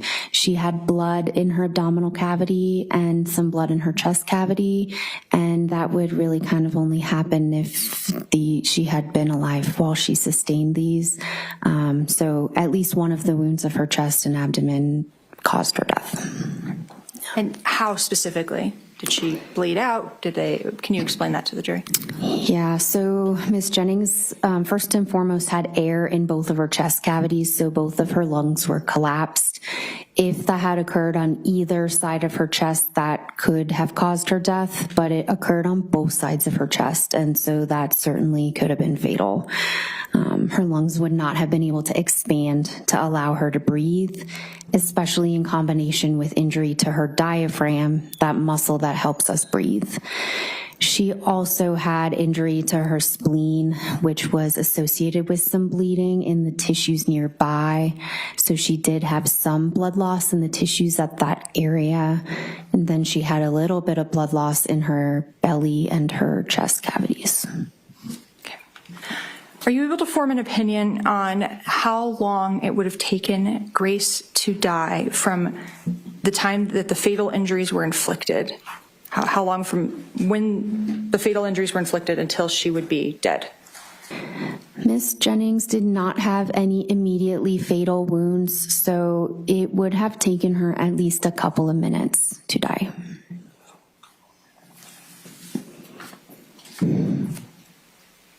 Thank you.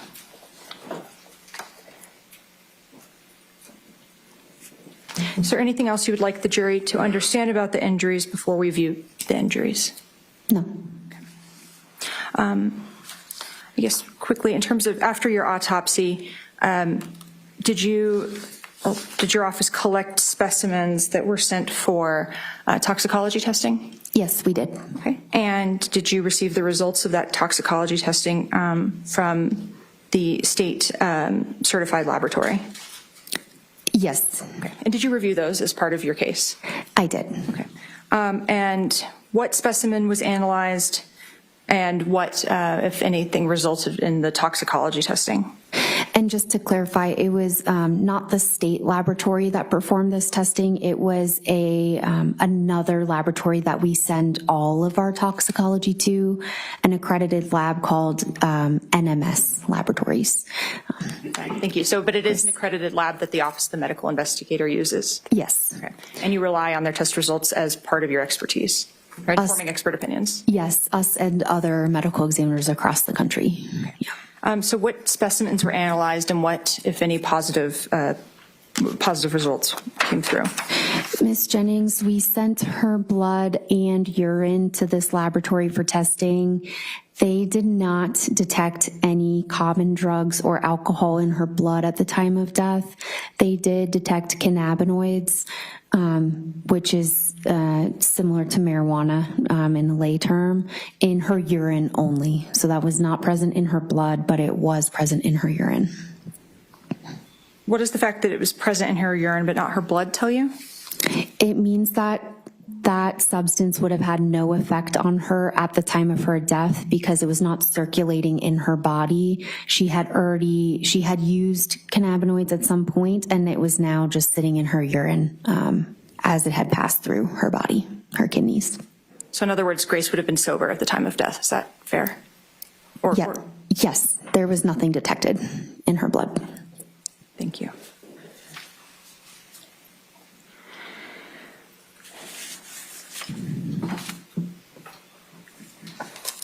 Dr. Helmrich, we've talked about photos taken in the course of this case. Have you had the opportunity to review some of the photos from your case today? Yes. Okay. And again, once those photos are taken during time of the autopsy, contemporaneously with the autopsy, are they edited or altered in any way prior to being uploaded to your system? No. Okay. And then shared with the state or the parties? Correct.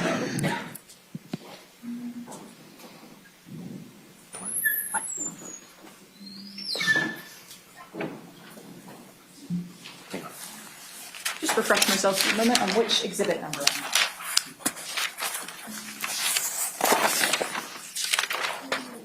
I'm at. Two. 82. All right, thank you.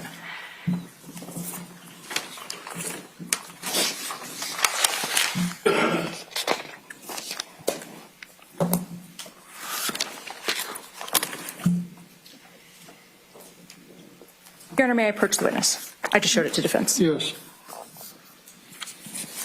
Dr. Helmrich, I'm going to approach you with what's been marked as State's Exhibit 82. Do you recognize what I'm holding in my hand? Yes, I do. And what is State's Exhibit 82? This is a disc that I had reviewed the photos of yesterday and signed my name and dated the disc myself. Yeah. And do you recall approximately how many photographs are on this State's 82? I don't recall. It was less than 100. Okay. Yes, more than 10, less than 100. Does 24 sound about right? Yes, it does. Okay. And what are the photographs that are on this disc? These are photographs taken at the time of Ms. Jennings' autopsy. Okay. And do these photographs fairly and accurately depict Grace's body as it appeared during the time of autopsy? Yes, they did. Your Honor, at this time, I'd move to admit State's 82. Any objection to 82? Nothing further, Your Honor. 82 is admitted. Counsel, approach before Yes, you please. publish, if that's what you're going to do next. The pronounced. Talk a little bit about time of death. Are you able to form an opinion? Well, first, what does it mean for someone to be pronounced dead and the pronounced time of death as it relates to your office? The official pronounced time of death is very rarely ever the actual time that a person dies in the context of cases that we investigate at my office. It is simply the time that our investigator pronounced the person deceased at the scene. So they may have died sometime before, but then our investigator takes time to get there and pronounce. So it is usually delayed after the actual time of death. So what is the date and time of her pronounced time of death, understanding that that's not when Grace actually died? Yes, so referring to my report, Ms. Jennings was pronounced on October 29th, 2022 at 10:15 p.m. And that would reflect when the Office of the Medical Investigator arrived at the scene and pronounced her himself. Exactly. Are you able to offer an opinion as to the actual time of her death, when that would have occurred when that would have occurred? Unfortunately, there's not a scientific way that I can do that accurately. Ms. Jennings did not have any changes of decomposition of her body, so she had not died days before, but I can't scientifically say an exact time that she had died. Thank you. Your Honor, at this time, I'd move to publish States 82. Ladies and gentlemen in the gallery, the photographs that are about to be published are graphic in nature.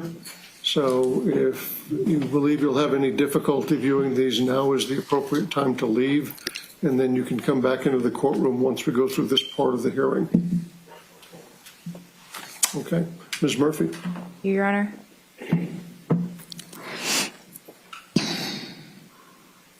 If I may just get a little bit of tech support to play them off the drive so they're not slow to load.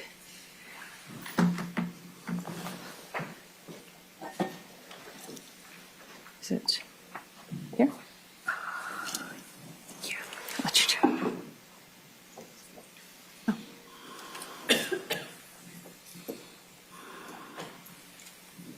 So, Your Honor, the same images that are contained on 82 are contained and numbered the exact same way on states or on the state's drive.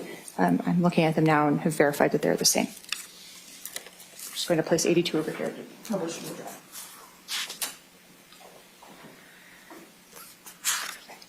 And I should have asked before I admitted, you stated that these are a fair and accurate depiction of the way she looked after death. Have Grace's genitals and nipples been blurred in these photos? Yes. Okay.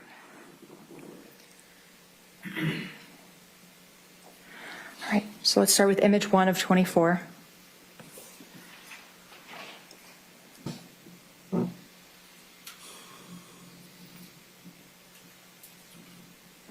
right.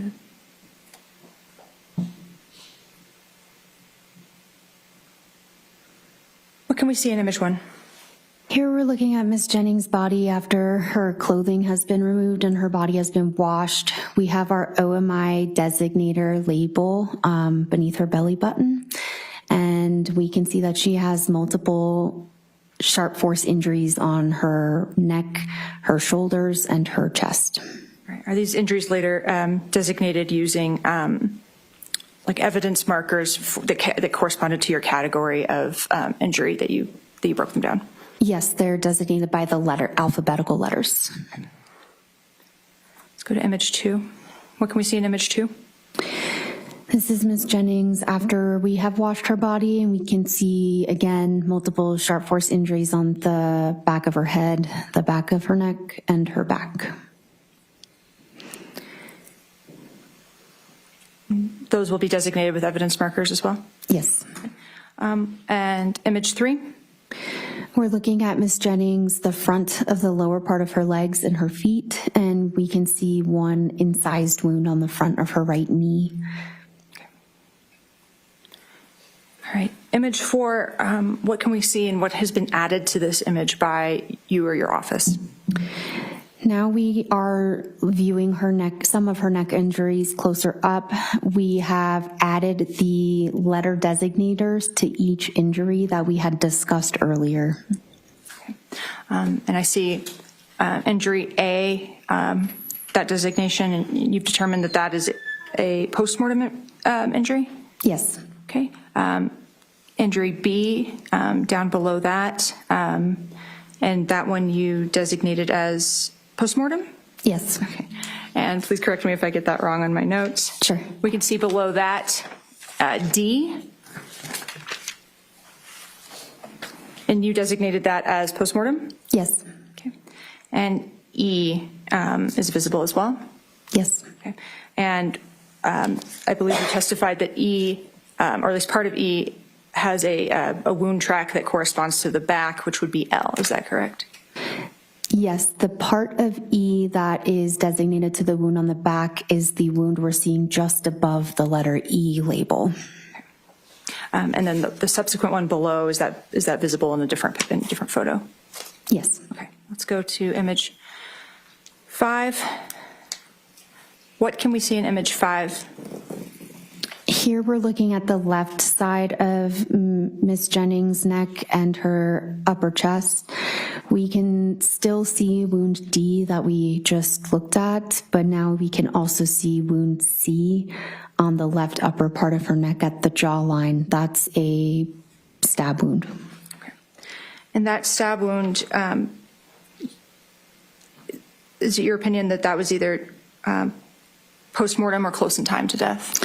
Or Yes, exactly. This wound did not occur while her heart was fully pumping.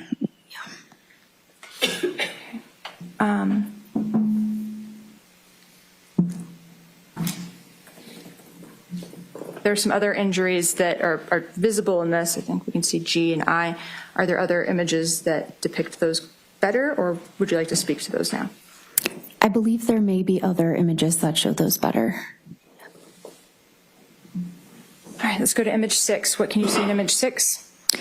Here we can again see stab wounds C and D on Ms. Jennings' neck that we just discussed. We can also see wound G. That is a very small wound that is connected to a larger wound on the right upper part of her back. We can also see 2 wounds designated by the letter F on the front of her chest. The upper wound of F connected to a wound on her upper back. The lower wound of F ended in her tissues. It did not exit her body. Okay, and her nipples have been blurred out in this photo, is that correct? Yes. Okay, and you talked about G having a coordinating wound track. That would be M that enters on the back? Exactly. G is where a sharp object came out of her body from another location on her back where it entered. Going to image 7, what is depicted in image 7? Here we're looking at the front part of Ms. Jennings' left shoulder where it meets our left upper chest. These are the 2 stab wounds designated E. The upper wound above the label is associated with a wound on her left upper back. The wound to the right of both labels, just above her armpit, that entered into her left chest cavity and caused an injury to her left lung. And I believe you stated that E had that coordinating track to wound L. Is there a close-up of L on her back that you're aware of? Yes. Go to image 8. Is that L? Yes, L connects inside of her body to E on the front of her left shoulder. Thank you. All right, going to image 9. What can we see in image 9? Here we can again see stab wound D on the bottom of her neck. We can see that exit sharp force injury G on the front of her right armpit. And then we can also again see the 2 stab wounds F. And again, that upper one is associated with a defect on her back, and the lower one just goes into her tissues. And the coordinating defect on the back that corresponded would be N as in November? Yes. Going to image 10, what can you see in this photo? Here we're looking at Miss Jennings' back, specifically the right side of her back, and we can see multiple stab wounds. On the upper middle part of her back, to the left of the letter M, we can see that wound that is associated with the small wound G on the front of her right shoulder. That sharp object entered as M and exited as G. We can also see N on the right upper back, the wound to the left of that label N, that is associated, connects inside the body to one of those stab wounds on the front of her chest, designated F. And then we can also see O, that's located on her lower back. O is 3 stab wounds very close together that entered her abdomen.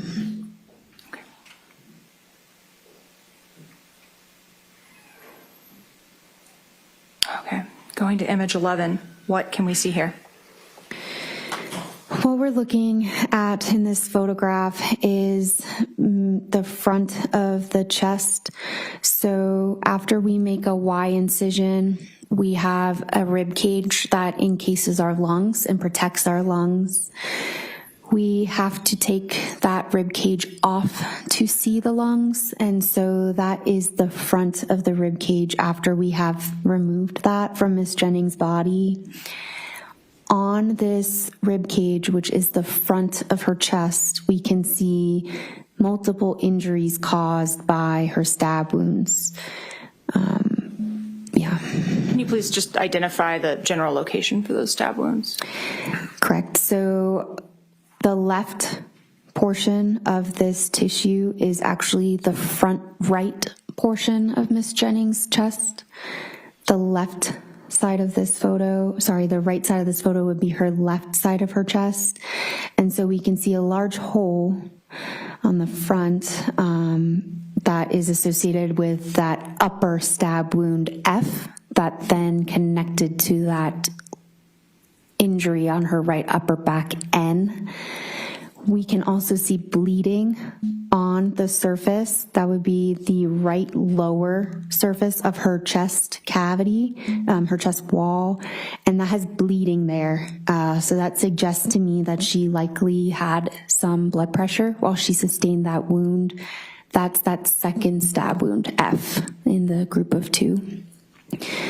We also have a third injury here.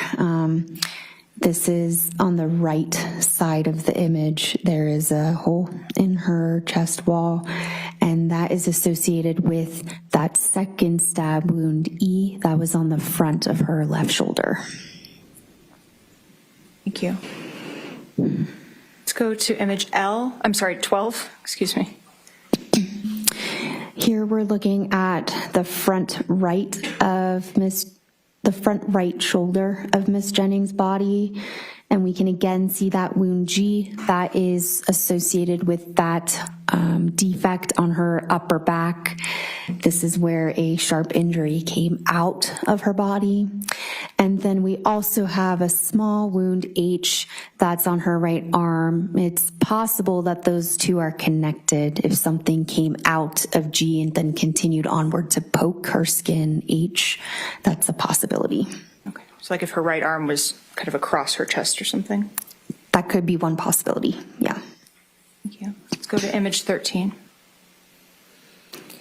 Here we're looking at just a close-up photograph of stab wound D before her body has been cleaned, and this is that stab wound of her lower neck that occurred after she had died.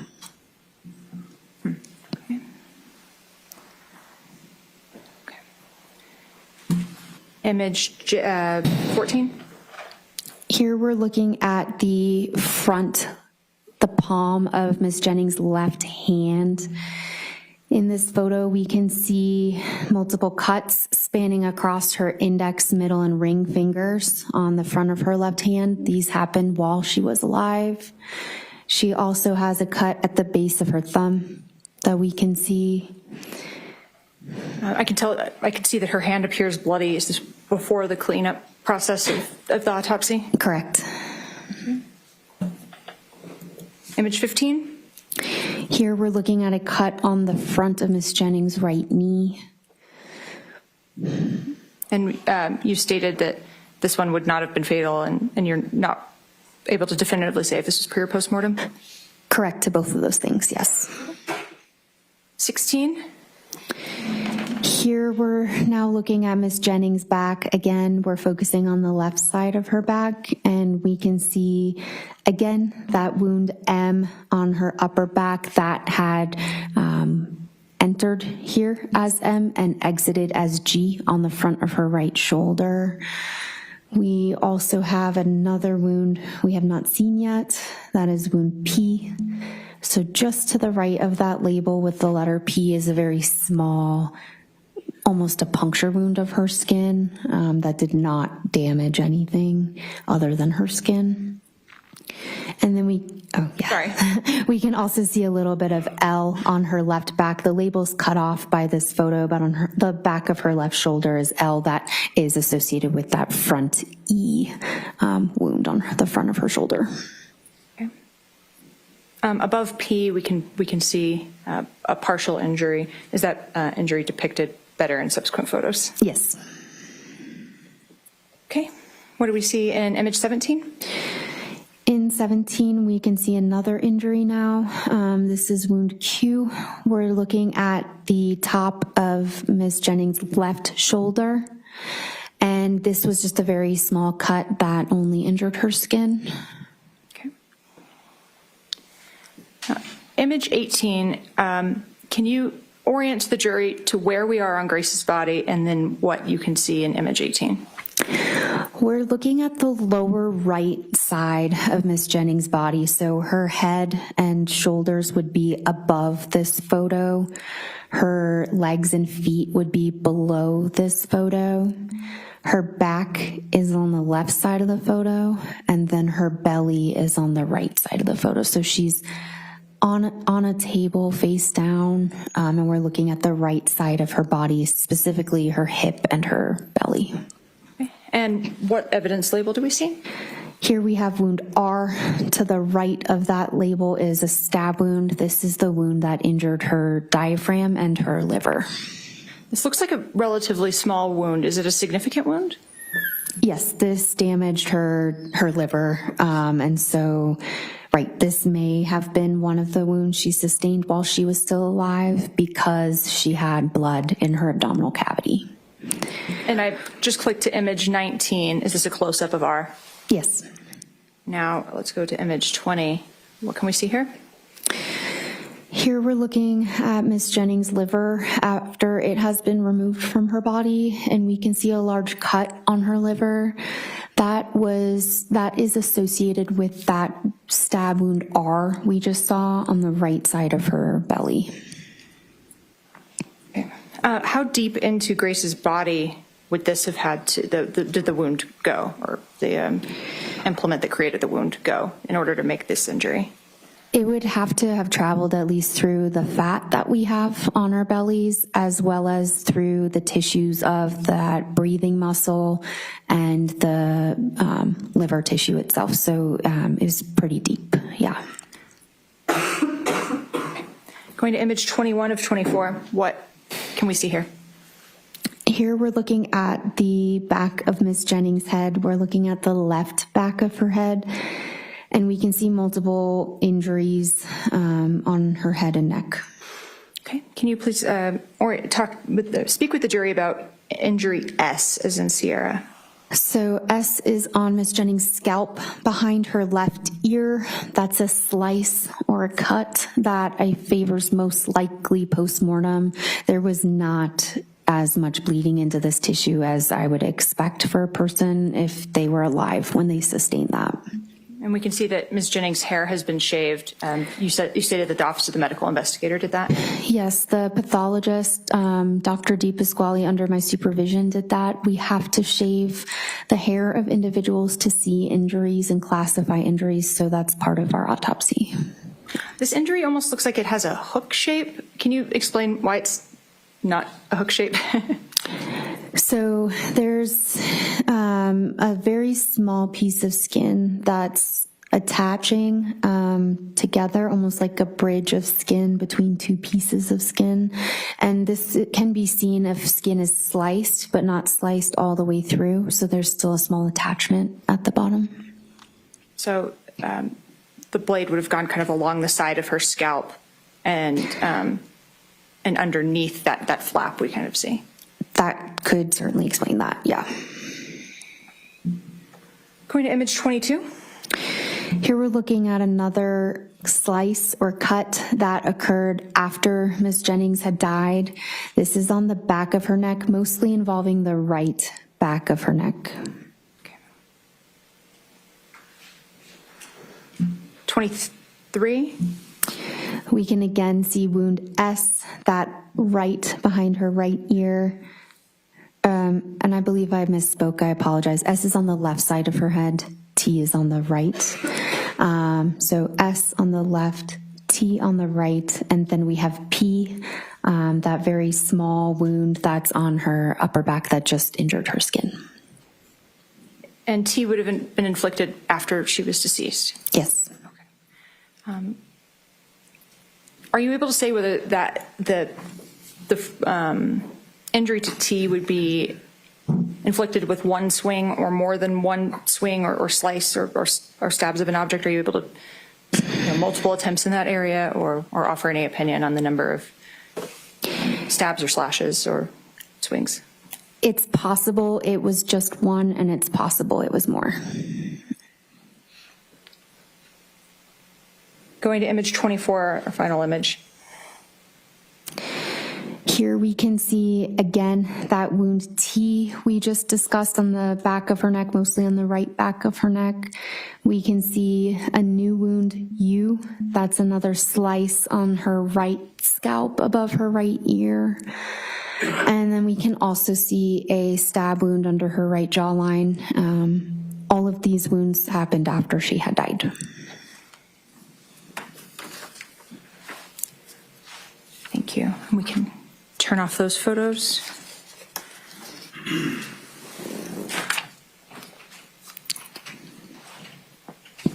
Given the depth of the and the penetrating nature of the injuries that Grace sustained, are you able to offer an opinion as to whether these injuries are consistent with the use of a long blade, such as a sword?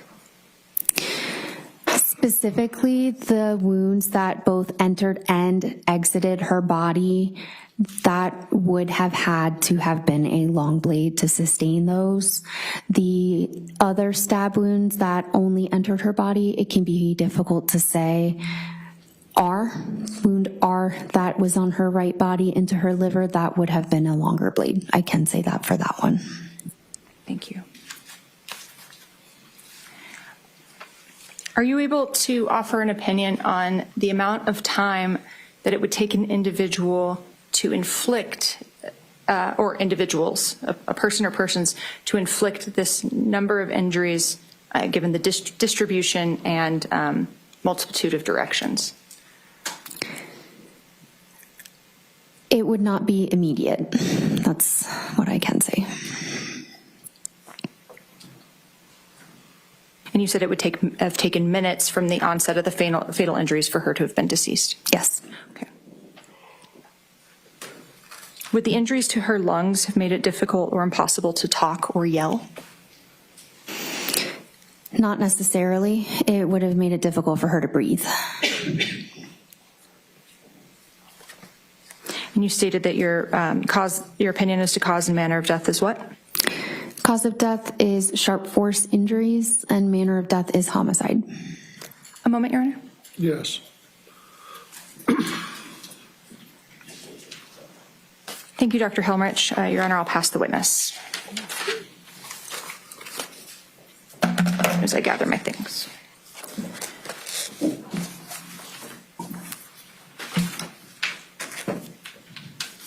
May I return the questions? Yes.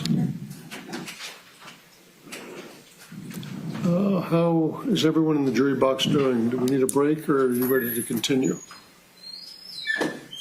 We'll continue then. We'll have cross-examination. Counsel, please come up. Thank you, Your Honor. Good morning, Doctor. Hi. I just wanted a couple. Do you guys mind if I close this? No. You had said you testified about 40 times. Yes.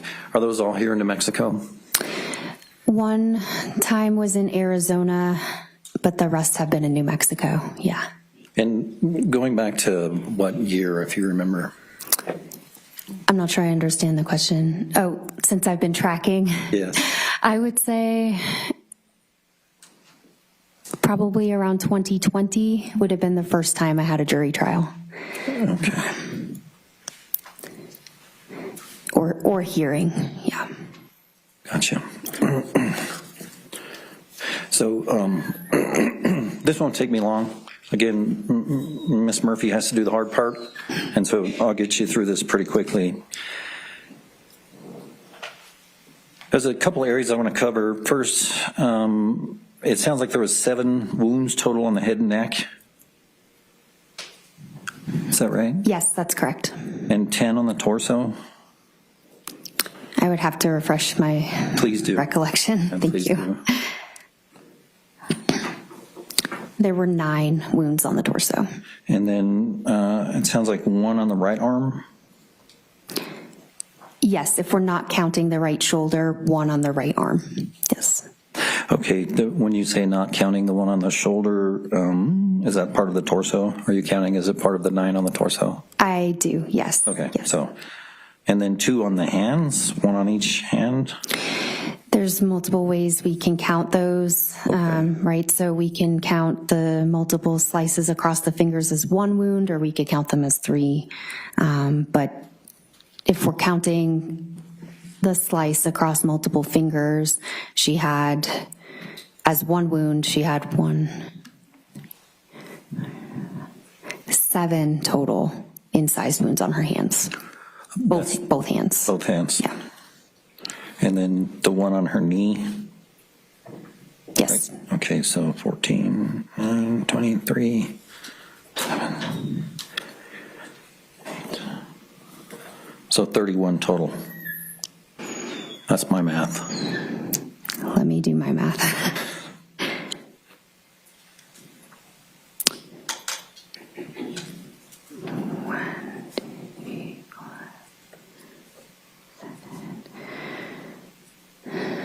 I'm getting 27. 27 to 31, okay. We'll go with your math, 27. Sounds good.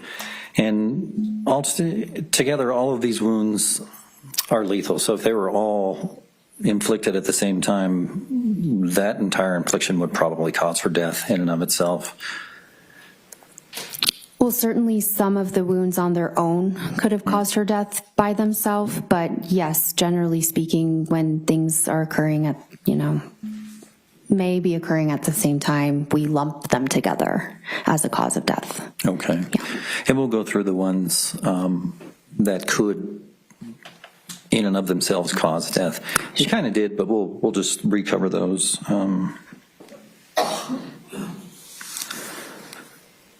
So let's just do that now. How about wound C? Could wound C have been lethal in and of itself?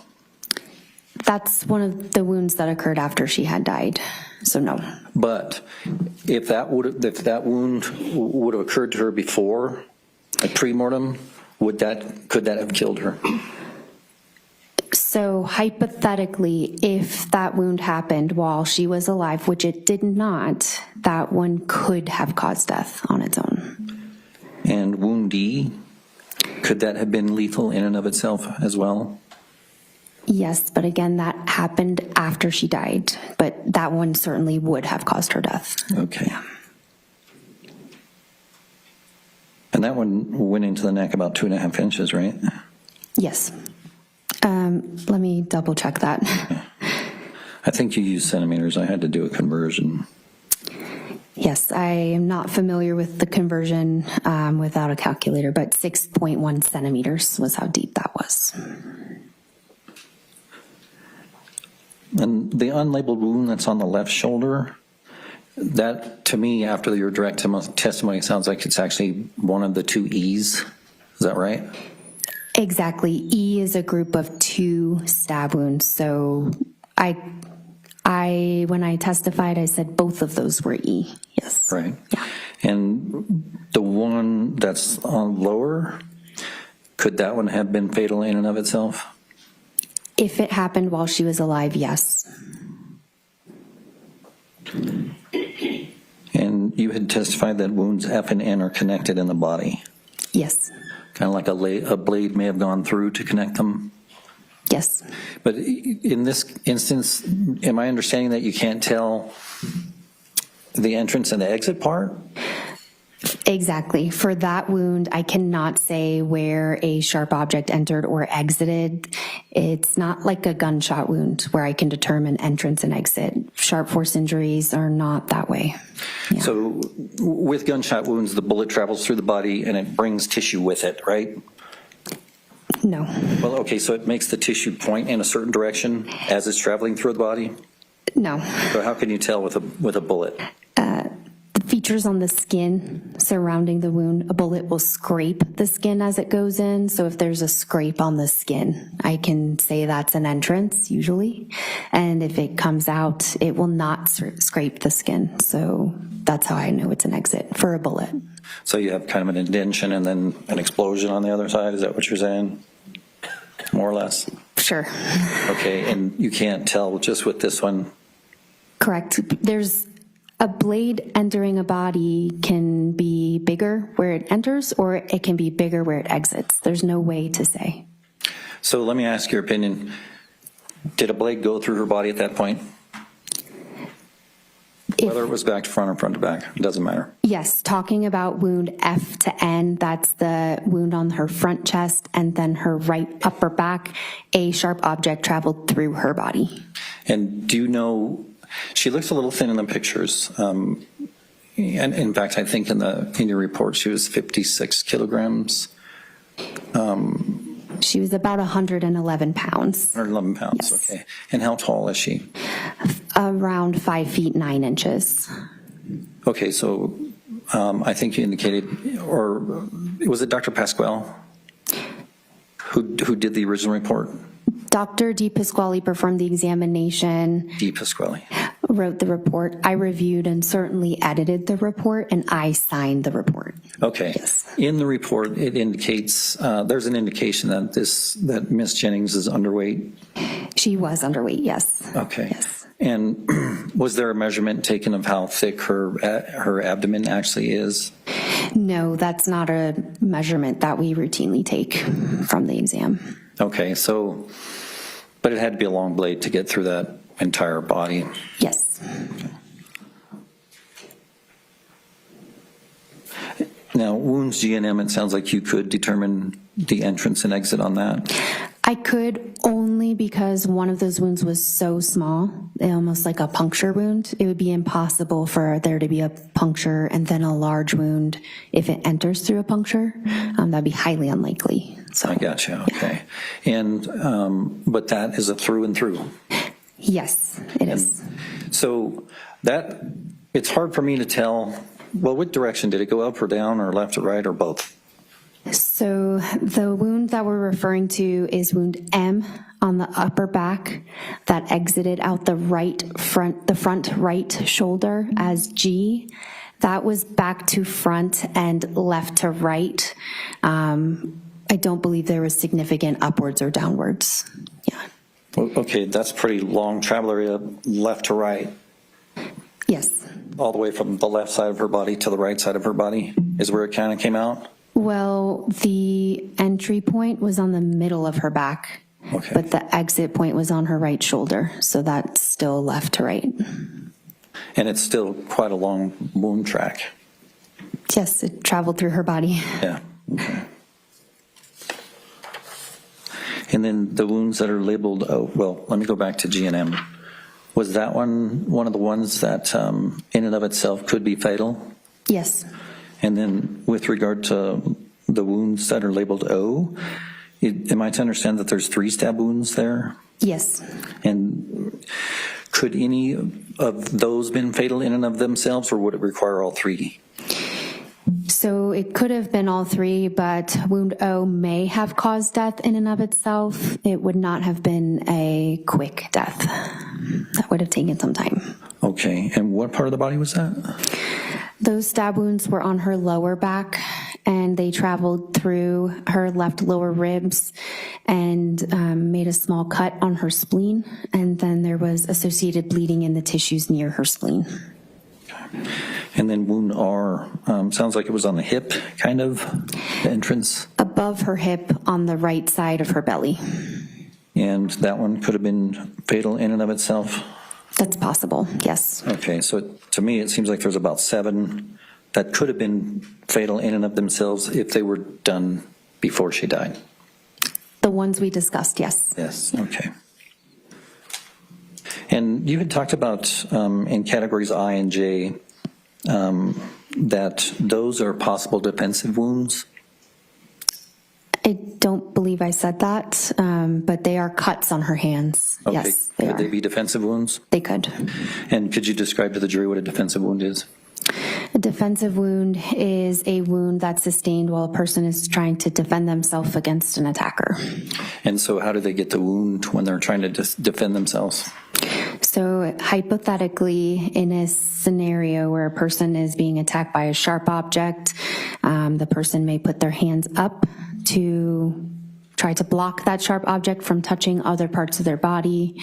They may try to grab that sharp object to stop it from entering their body. Those are a couple possibilities. Okay, thank you. And the wounds that traveled across her fingers, which hand was that? Both hands. Both hands, so you think that could be from grabbing a blade? I cannot make any determination about her behaviors because I only examined her after death, but that's possible that a person trying to grab a blade could get that. That's one of many possibilities. Okay. And just to be clear, I'm not going to ask you to act on her or to give me an opinion on her behavior or anybody else's behavior. Perfect. I'll just stay away from that. Thank you. So given the amount of what these wounds that you are classifying as possibly defensive, given the amount of them that there are, could that indicate a pretty serious struggle? That's asking me to make an inference on behavior. Is it? Okay. I apologize for that. Let me try to think of a way to put it so it doesn't involve behavior. Could that indicate a rapidly escalating chaotic scene? Objection, Your Honor, calls for speculation. Well, she's an expert. I think she can speculate. Is the question within your expertise? It's still asking me to comment on behavior. Chaos is a behavior, in my opinion. Okay. Yeah. How about an escalating situation? I cannot make any comment about the circumstances leading up to her death in terms of behaviors. Okay. Yeah. All right. You had talked about shooting a few minutes ago, and I'm guessing you've done quite a few shooting cases, right? Yes. And in those types of cases, you're able to give different distances, right? Sometimes. Okay. What types of distances can you give in shooting cases? Objection, Your Honor, relevance. Your Honor, it's relevant because I want to compare it to what's going on here. Approach the bench.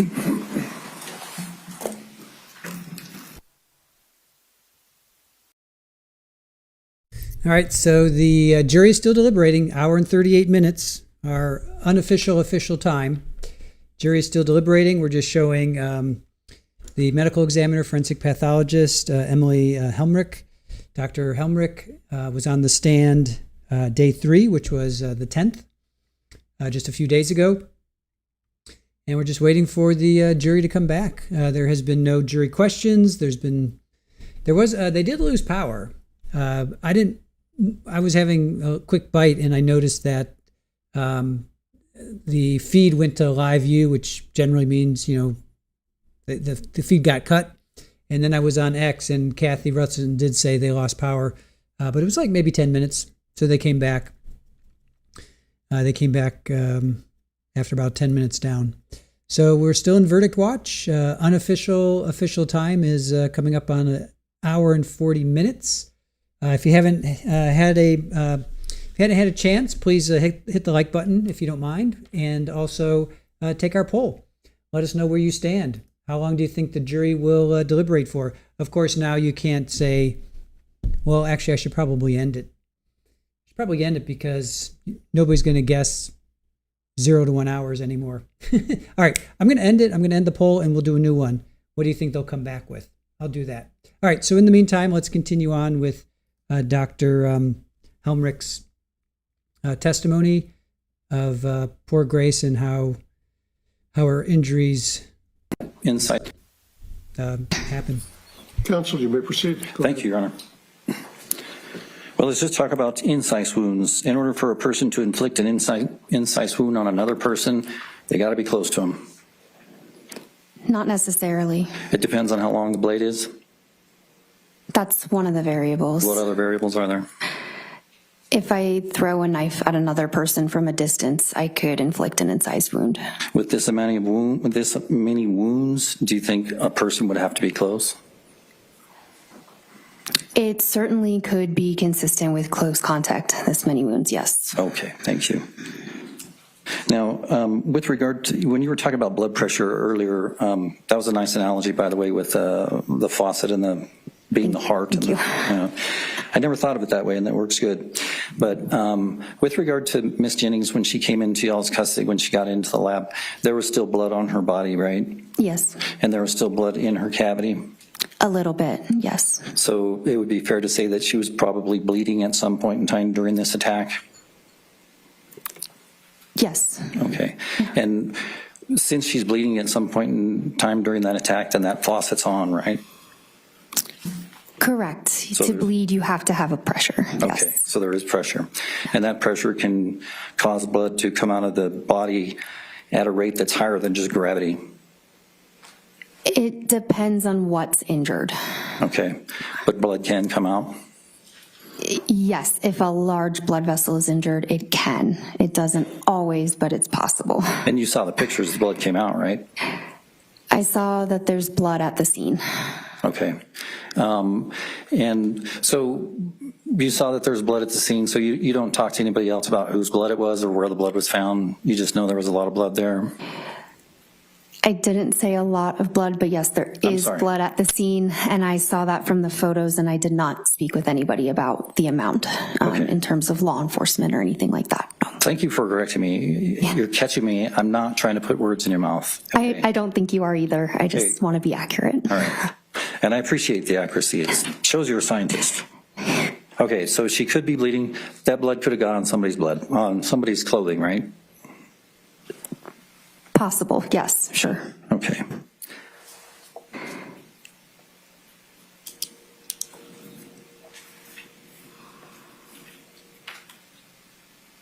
Okay, we talked a few minutes ago about her height and her weight, and that she might have been a little bit underweight. So, just let me ask you this straightforward. Is it hard for you to tell how much force it would take to cause these types of injuries? It's impossible for me to do that, yes. Okay. And what are some of the factors that makes it impossible? Or all of them? Because I'm examining a person after they have died, I'm viewing everything stationary with no movement, so I don't know how strong anybody is. I don't know the position that the decedent is in when they sustain. All right, we interrupt this program to let you know that a verdict has been reached. We have a verdict, so I'm going to end the clock here. Let me end our clock. Verdict has been reached under 2 hours. We have a verdict. Verdict has been reached. Now, the judge said stay within about 5 minutes, so it's going to take a little bit of time. So, verdict has been reached. Verdict has been reached. All right, let me change my thumbnail as well. Change my thumbnail to we have a verdict.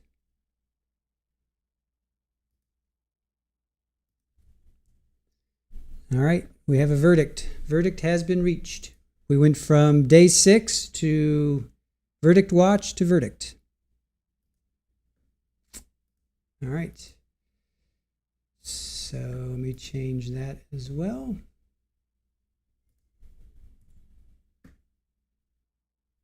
Okay. Oh, and we lost the signal. Nope, and they're back. All right. Judge said stay within about 5 minutes. So let's see, they ended around 4:30. We'll say they ended at 4:30.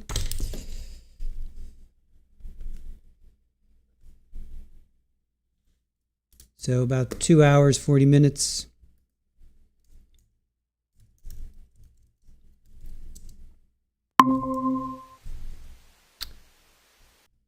So I'm sorry, 1 hour and say 40 minutes.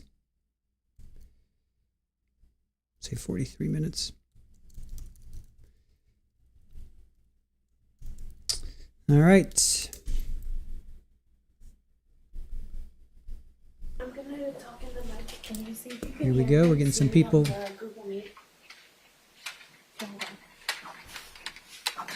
Hello? Okay, I'm gonna get out. Yep, we can hear you. Any problems for that 3 o'clock?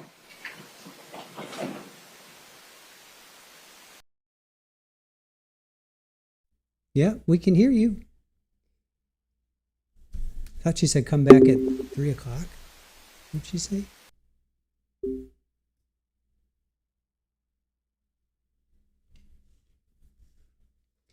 I have 143, cat. 143, under 2 hours. Under 2 hours is my official, unofficial time.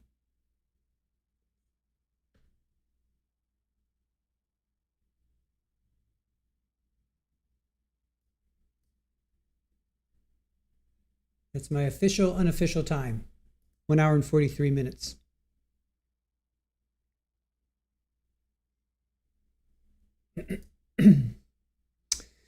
All right. So, what do you think they're going to come back?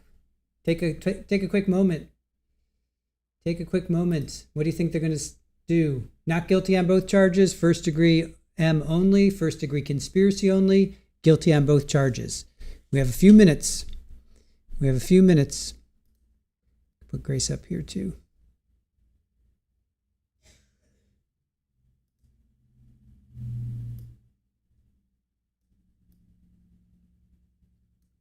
Got a picture there of Grace.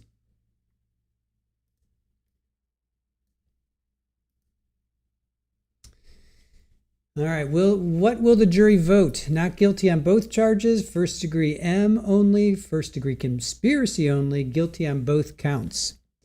I did not include the lesser. There was a lesser included. Wait, hold on a sec. I think it was second degree on conspiracy. Excuse me. No, I don't think there was a lesser. They wanted to have a lesser, but I don't think there was.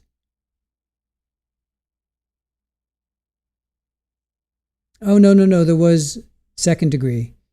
There was M in second degree. So there was a lesser included. I didn't include that. I only have 4 fields in the vote, in the poll, so I could not include. I wasn't able to get the second degree. They did have an option for second degree. So sorry about that, guys. Did not have. I wasn't able to put that in there.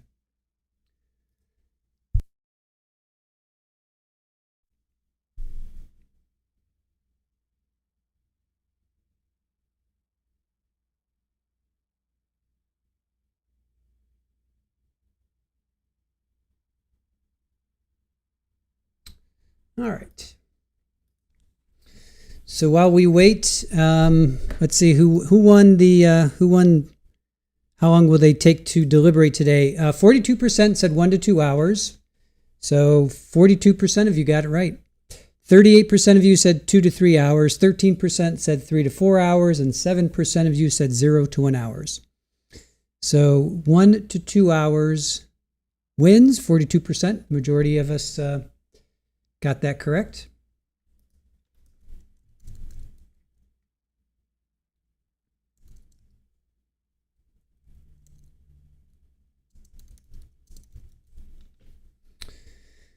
All right.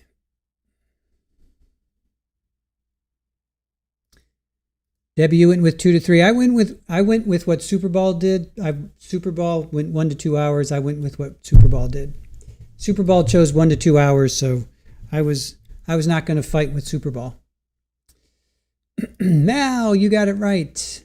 Hello, got it right. Bama, you predicted 1 to 2 hours. Virginia, me. Lori, 1 to 2. Janet, you thought 2 to 3 only because of lunch. They deliberate through lunch, or at least that's what I consider. I think that's, even if they're out of the, as soon as he says go back and deliberate, I get the clock going. Even if there's a jury question, I don't stop the clock. I just let it roll. Carol, 1 to 2, you voted only because they had lunch first. Virginia, you are a winner today. Awesome. You're a winner every day in our book. Everybody's a winner here. Mama of a Medic, you did 2 to 3. JMS 2 to 3. Myron, you were 1 to 2. Amy, you got it right. Renee, you got it right as well. I think I voted wrong because the answers were backwards from the first vote. 2 to 3 for Treasure Hog. Debbie, 2 to 3. Zebra Girl, a fast deliberation usually means guilty. JDC, you did 1 to 2. Crunchy Frog, how are you? Going to go back and listen to closings at 1.5 speed. Scribnick, yeah, glad you didn't vote. I'm sorry, glad you didn't bet. Sorry, glad you didn't bet. Dragonflies, your first correct prediction? Amy, you were thinking closer to 2 hours. Janice went with 1 to 2. Myron, you've got both counts guilty. Yeah, let's talk about that now. What do you think they're going to? What do you think they're going to come back with? I'll give you a few more minutes. We got. Sorry, I got a bug bite here, I think. What will the jury vote? Now, what will the jury vote? Not guilty on both charges, first degree M only, first degree conspiracy only, guilty on both counts.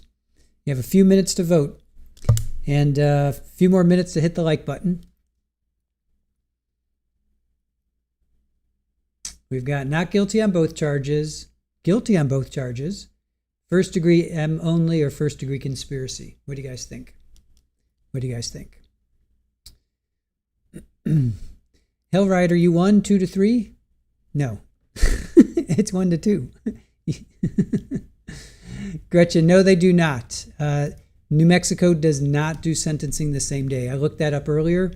They do not. They usually do pre-sentencing investigation, PSI. So I want to take this time also. Florida PI Sam and I are going to be doing a stream this weekend. I believe it has been posted, but let me just double check.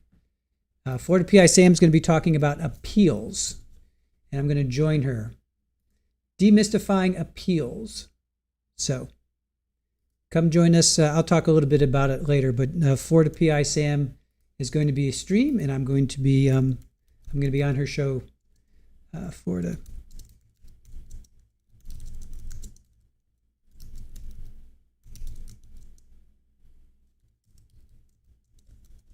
I think it's at 6:15. She has it set for 6:15. Yes. So Florida PI Sam will be on at 6:15. I will be on Florida PI Sam's show this Saturday.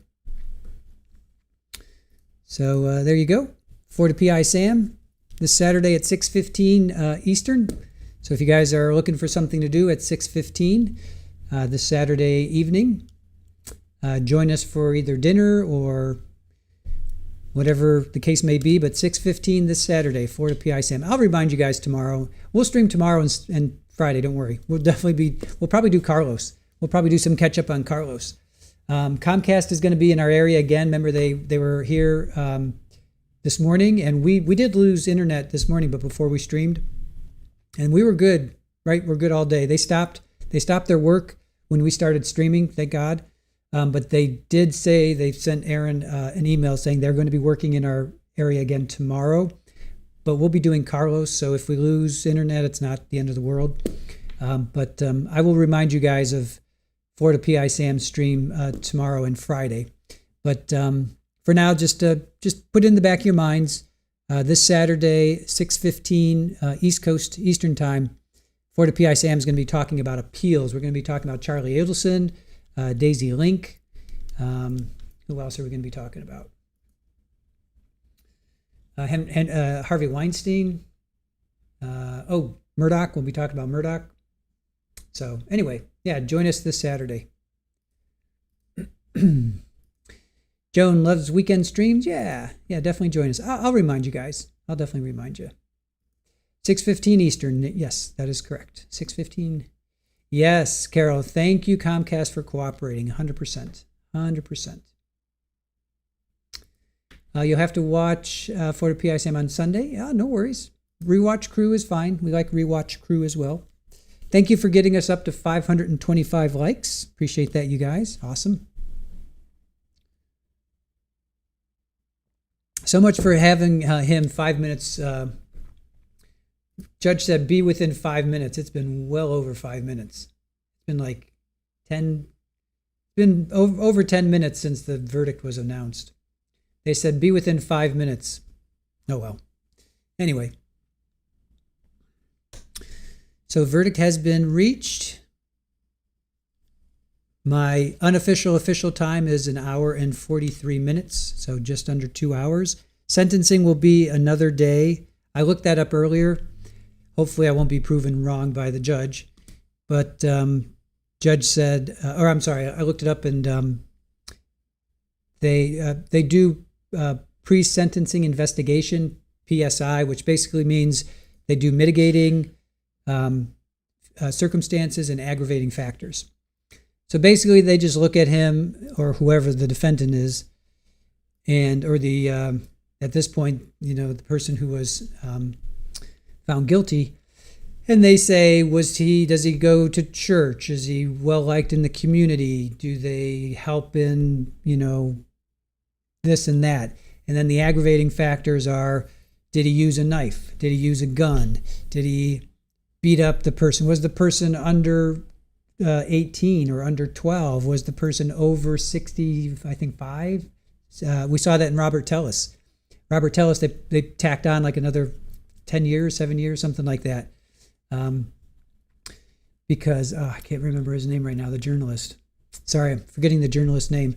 Anyway, he was I think in his 70s or late 60s. Anyway, so those are aggravating factors versus mitigating circumstances. So to mitigate just means to lessen, and aggravate means to aggravate means to heighten or make stronger. For Crime Junkie, how are you? Welcome in. Virginia, he was a master manipulator. Yep. So we took a poll. Who was asking? I think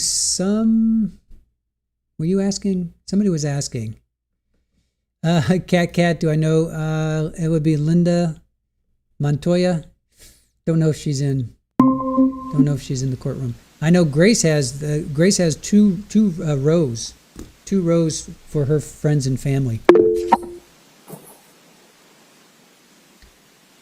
Coming out.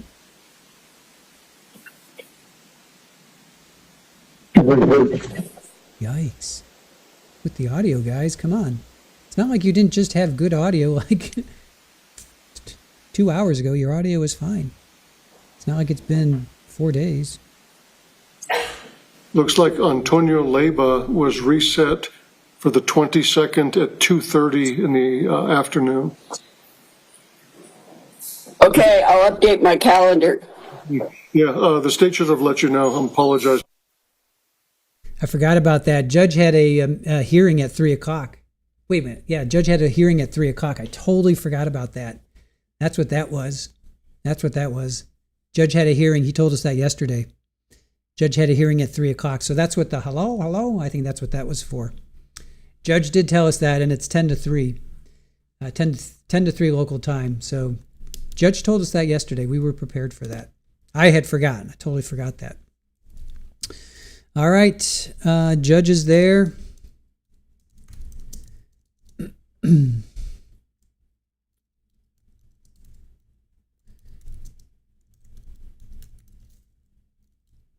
D101CR 2023-25 with counsel and Mr. Apodaca present, we've been informed that we have verdicts in the case. Is there anything preliminary to taking the verdicts? Nothing from the state judge. Nothing for defense, Your Honor. Okay, thank you. A couple of procedural things just so that everybody's aware before we get started. I'll ask counsel after we take verdicts if they want the jury pulled. And then I'll release the jury. We all stay in the courtroom until the jury is outside past the guard station on the first floor. So we'll be sitting for a while after we take those verdicts. Okay, let's have our jury, and we'll be off the record until they come in.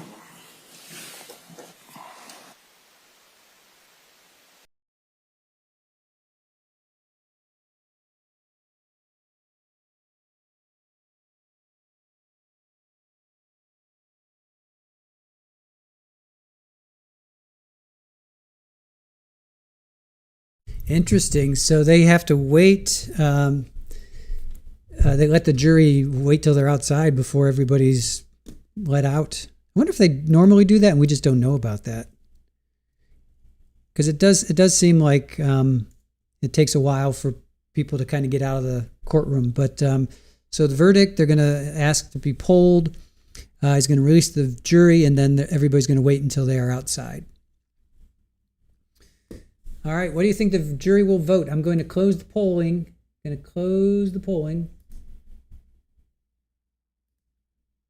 Polling is going to close. So you have 5 more seconds to vote.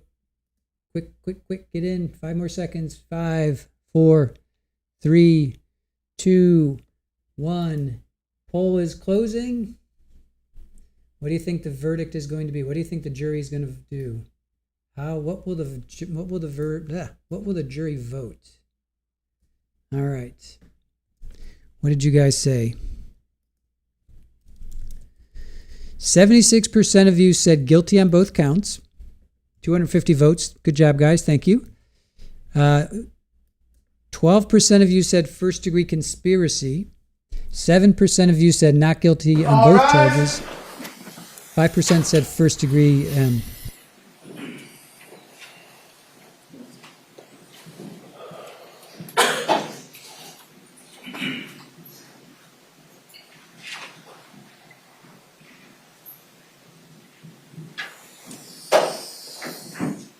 You may be seated in the courtroom, ladies and gentlemen. We are back on the record with the jury, counsel, and Mr. Apodaca all present. Mr. Foreperson, my understanding is the jury has reached verdicts. Is that correct? Yes, Your Honor. If you would give the instructions and the verdicts to the bailiff, please. I need to review them, make sure we've got everything back, and then I'll read the verdicts into the record.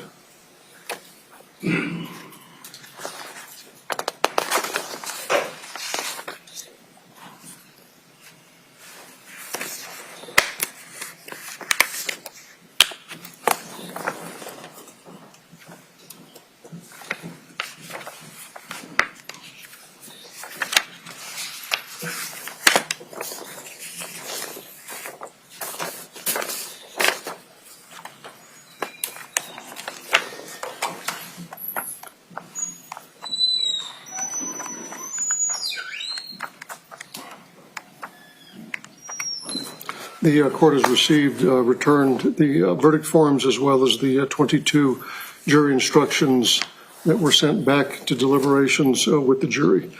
Mr. Apodaca, counsel, would you please rise?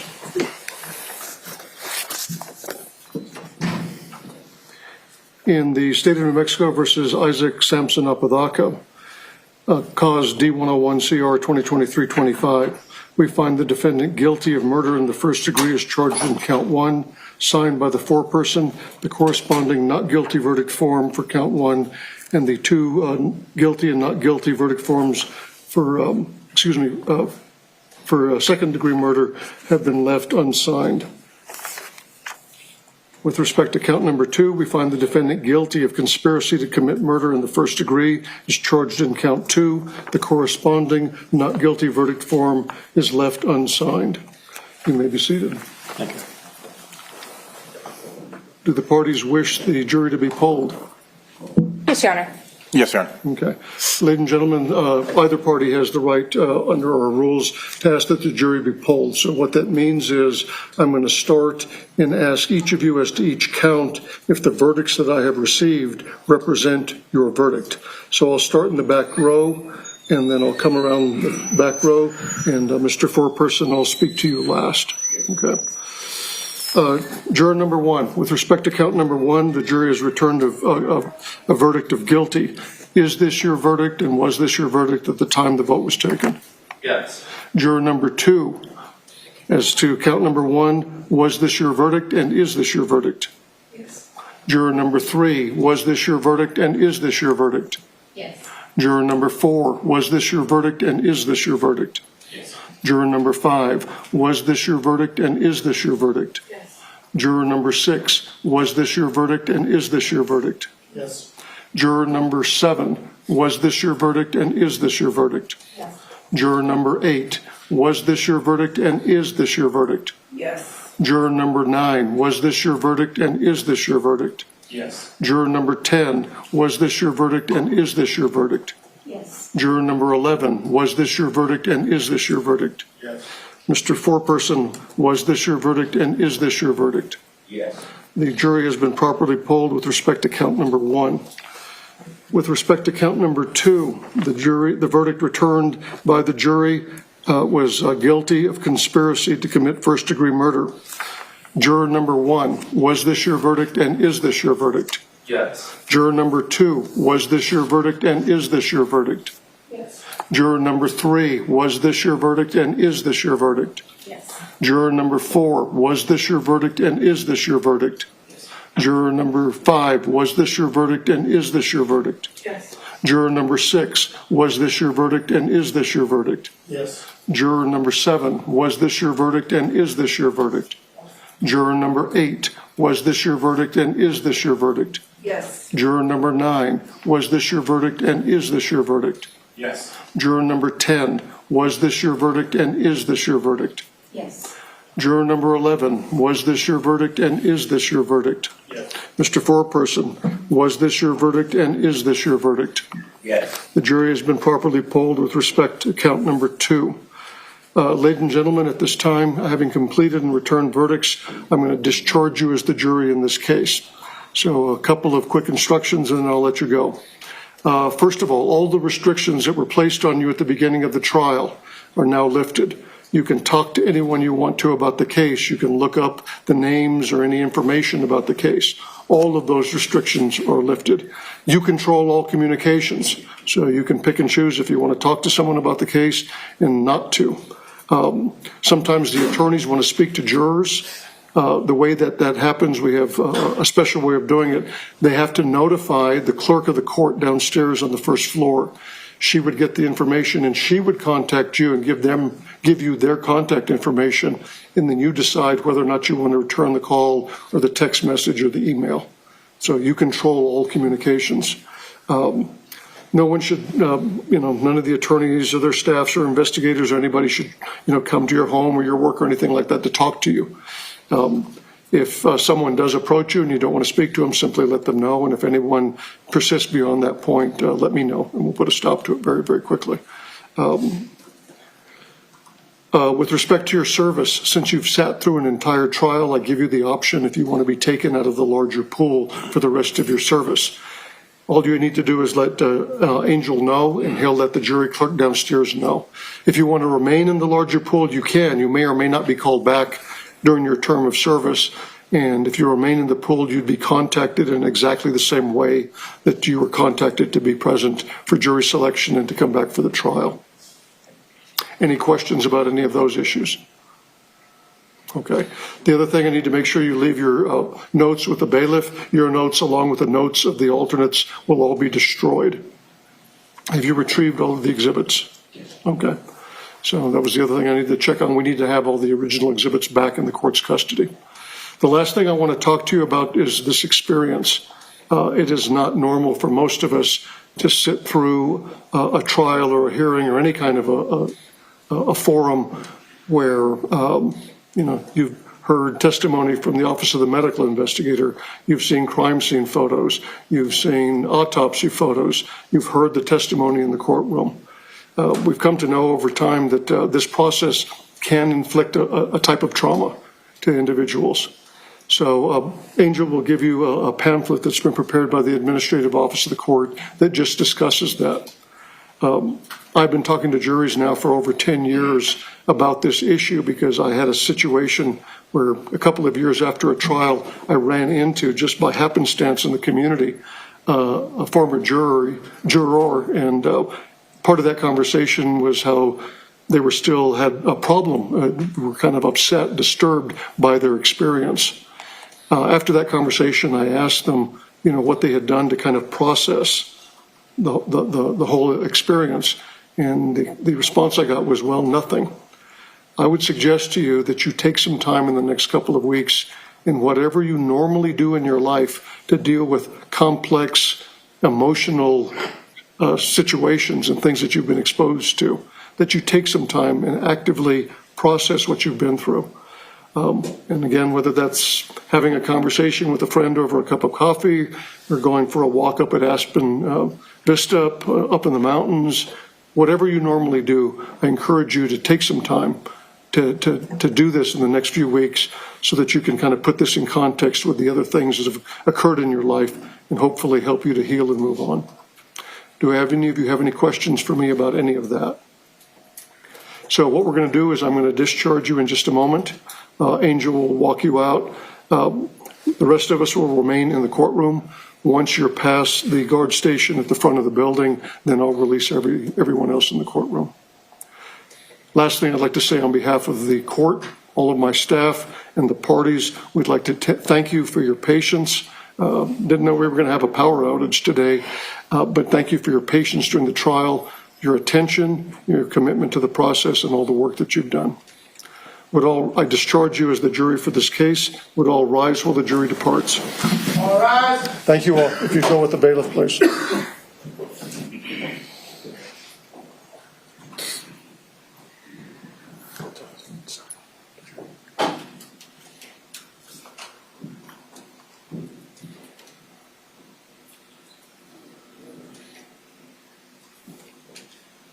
You may be seated in the courtroom, ladies and gentlemen.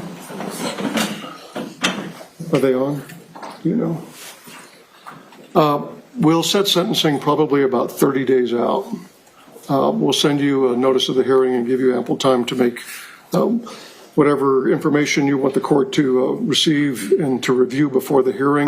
Anything that you send to the court, you need to share with opposing counsel and send a cover letter indicating that you've done that. Okay. Is there anything else before we go off the record in this case from the state? Ms. Murphy? No, Your Honor, nothing from the state of New Mexico. On behalf of Mr. Apodaca? A few issues, Judge. First of all, I just want to inquire of the court, was the jury deliberating, if the jury was deliberating under the power outage, were they adequately supplied with technology and different things? They had their own lights back there. We provided them lights. They had verdicts. I was informed about not long after the power went out. And so they were sequestered in the back without anyone having an access to them until they were called into the courtroom now. So they had a generator or something back there? They were using cell phones and flashlights to light up the jury deliberation room. Okay. And this is one case, Judge, where I think we'll need a mitigation report from a qualified expert in regards to Mr. Apodaca's history of trauma and various different issues. So I don't know if the court wants a formal motion to continue Yes. the 30 or if we... Yes, we'll give you a date and then we'll need to file a motion. Okay. All right. Thank you. Anything else, counsel? Nothing for defense. Thank you. Mr. Apodaca? The order for ad seg. I'm sorry? The ad seg order. Oh, yeah. Can we have it removed from SEG? Yes. And phone. I need an order. My administrative assistant, we have a video hearing, so she's back there dealing with that. So I'm not sure she's listening to us to prepare the order, but he'll be released from administrative segregation and his phone privileges are restored. Okay. Mr. Apodaca, you've been convicted by a jury of your peers. We're going to set sentencing out for about 35 days. It may be a little bit longer than that based on what your attorney just told me. But at this time, I'm remanding you into the custody of the sheriff of Santa Fe County to be held in safe and secure care until further order of the court. He's in your custody, Sergeant.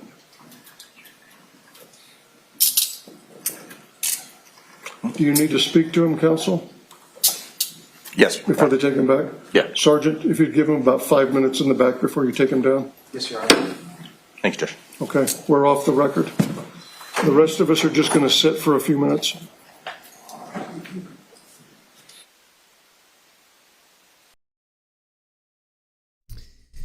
Wow, when they literally just cuff them right there. We've seen that sometimes where they just cuff them right there. There's other times where they don't. But all right, guilty on first degree. Guilty on first degree M. Guilty on first degree conspiracy. I counted the four-person was.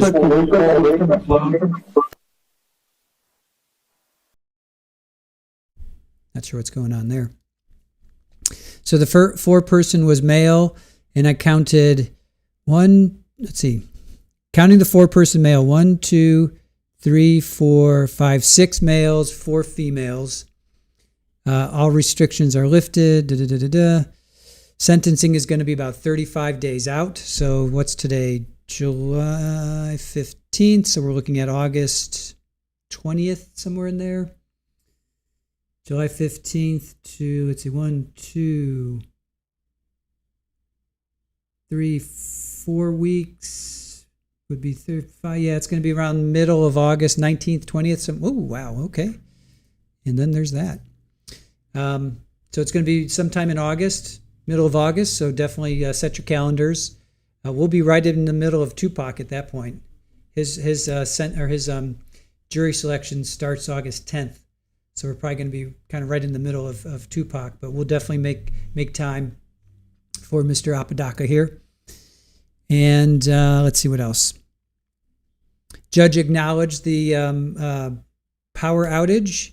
Now that was really interesting. He said defense asked about, was the jury deliberating during the power outage?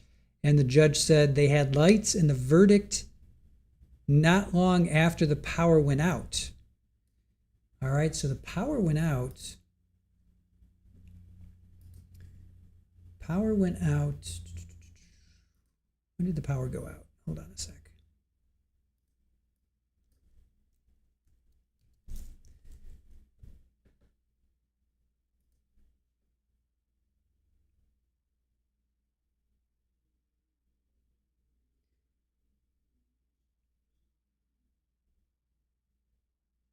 So they started deliberating at 2:50.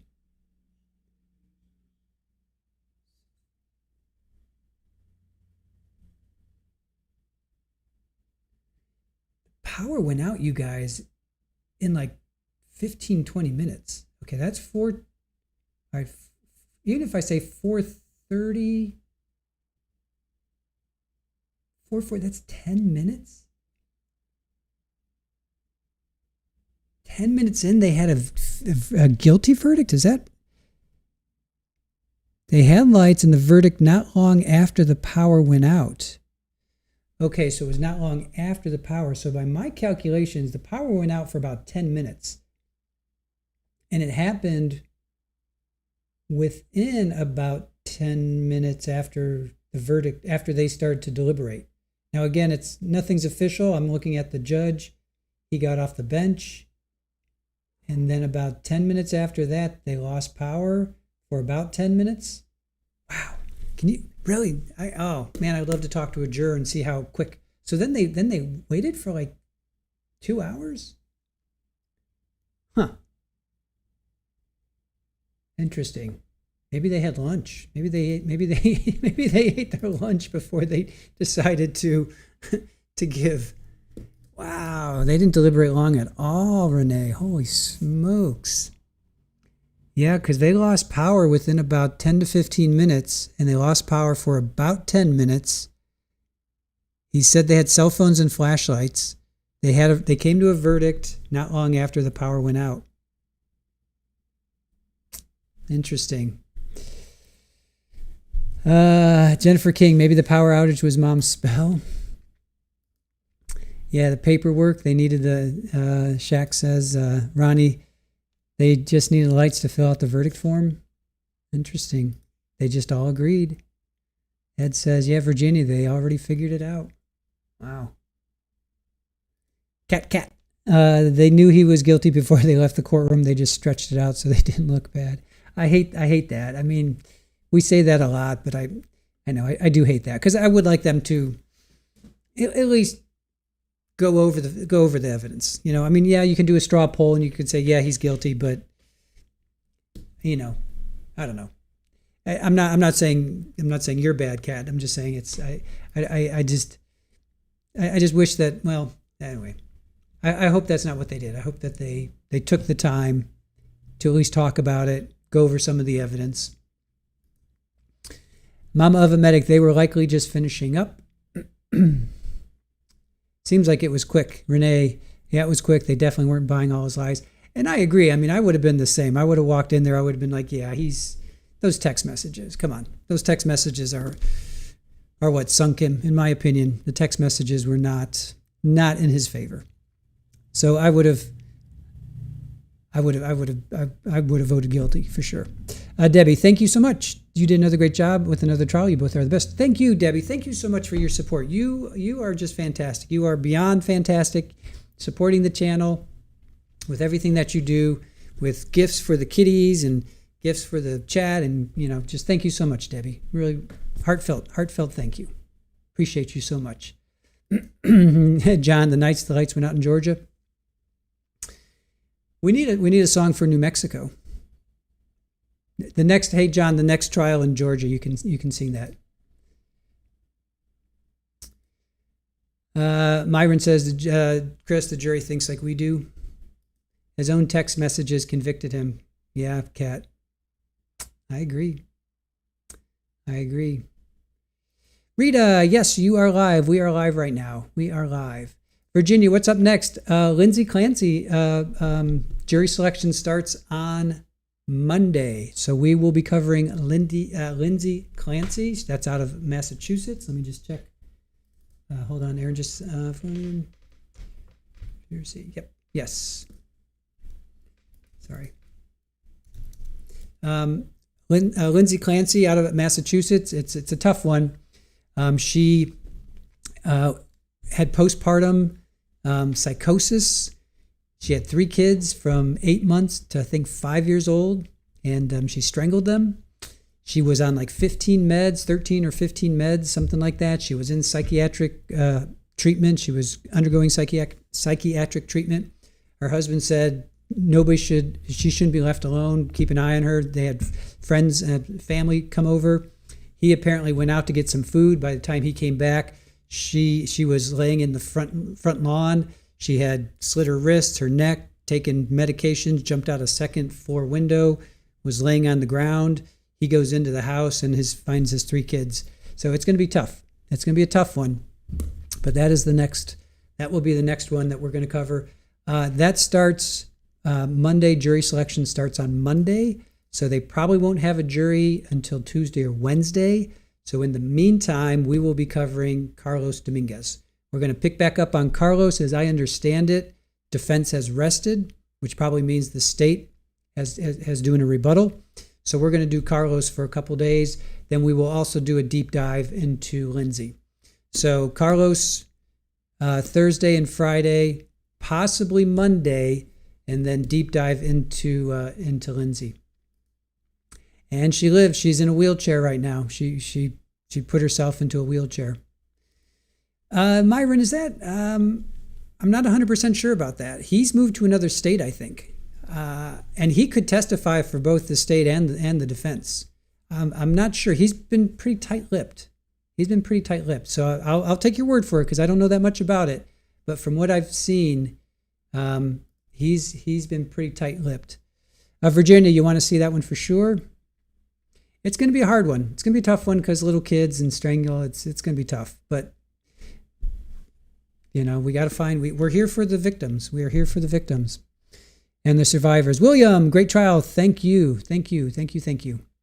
Renee, it will be sad, and I know there's going to be a lot of you that I get it because it's kids, small kids too. I understand. All right, Missy, have a good one. She's paralyzed. Yeah, she's in a wheelchair, Carol. Yeah, we'll do a deep dive. We'll do a deep dive. Don't worry. We'll definitely do a deep dive on that because I don't know much about it. I watched like 1 half-hour segment on it, so I need to get my mind up on that. Dreama, love to you. Thank you, Dreama. Thank you so much for your $19.99. Appreciate that. Or anything to do with children I cannot do. I understand. No, I get it. He does. He's remarried. He's remarried. Interesting. Grampy wants to know what was his crime. I don't have the energy to tell her about the trial. He was charged with conspiracy. He was texting with his girlfriend. She took a sword and she chopped up Grace. And he was texting with her the entire time. He invited Grace over. Grace needed a place to stay. Apparently, we still don't know that side of the story, Sharon, but apparently Grace called Isaac and said, "I need a place to stay," and he said, "Come hang out with me." But apparently, Kiara says that she was assaulted by 16 men, and Grace collected money, so that's why she had this deep-seated anger. And Isaac knew all that, and he invited her over and basically egged her on, and she took a sword, 3-foot sword, and stabbed Grace. Good vibes only. Good night to everybody. Kelly Wood, you're looking forward to that one. You've been watching a bunch of videos on it, trying to get as much info on it. Very good, very good. Den Ben, the way she planned him going to get food, I think he should have never left her alone. Yeah, Lindsay Clancy. It's out of Massachusetts. I'm not sure where it is yet in relationship to Boston, but it's one. Don't worry, we'll do a deep dive. But for now, Thursday and Friday we're going to do Carlos, possibly even Monday, and then we'll jump over to Lindsay. So don't worry, we'll definitely. Lori, he lives in New York. So, Cat. Wonder how much that 3-foot sword weighed. I looked it up, and it's only like 3 pounds. It's only like 3 or 4 pounds. They're not that heavy. They're not that heavy. I thought that they would be heavier. I thought they might be 6, 7, 8 pounds, 5, 6, 7 pounds. But I looked it up, and they are not that heavy. They're not that heavy. Full Metal Jacket. Good to see you. Grampy, I hope that explained it. Sharon, I hope that was a quick enough explanation. There's also our description. Sharon, you could read our description. Grampy, just have Sharon read our description as well. All right, Myron, thank you. Thanks for hanging with us. Appreciate it. Mama of a Medic, taking off. Dinner is ready. Yeah, I forget. It's after 5, you guys. I forgot.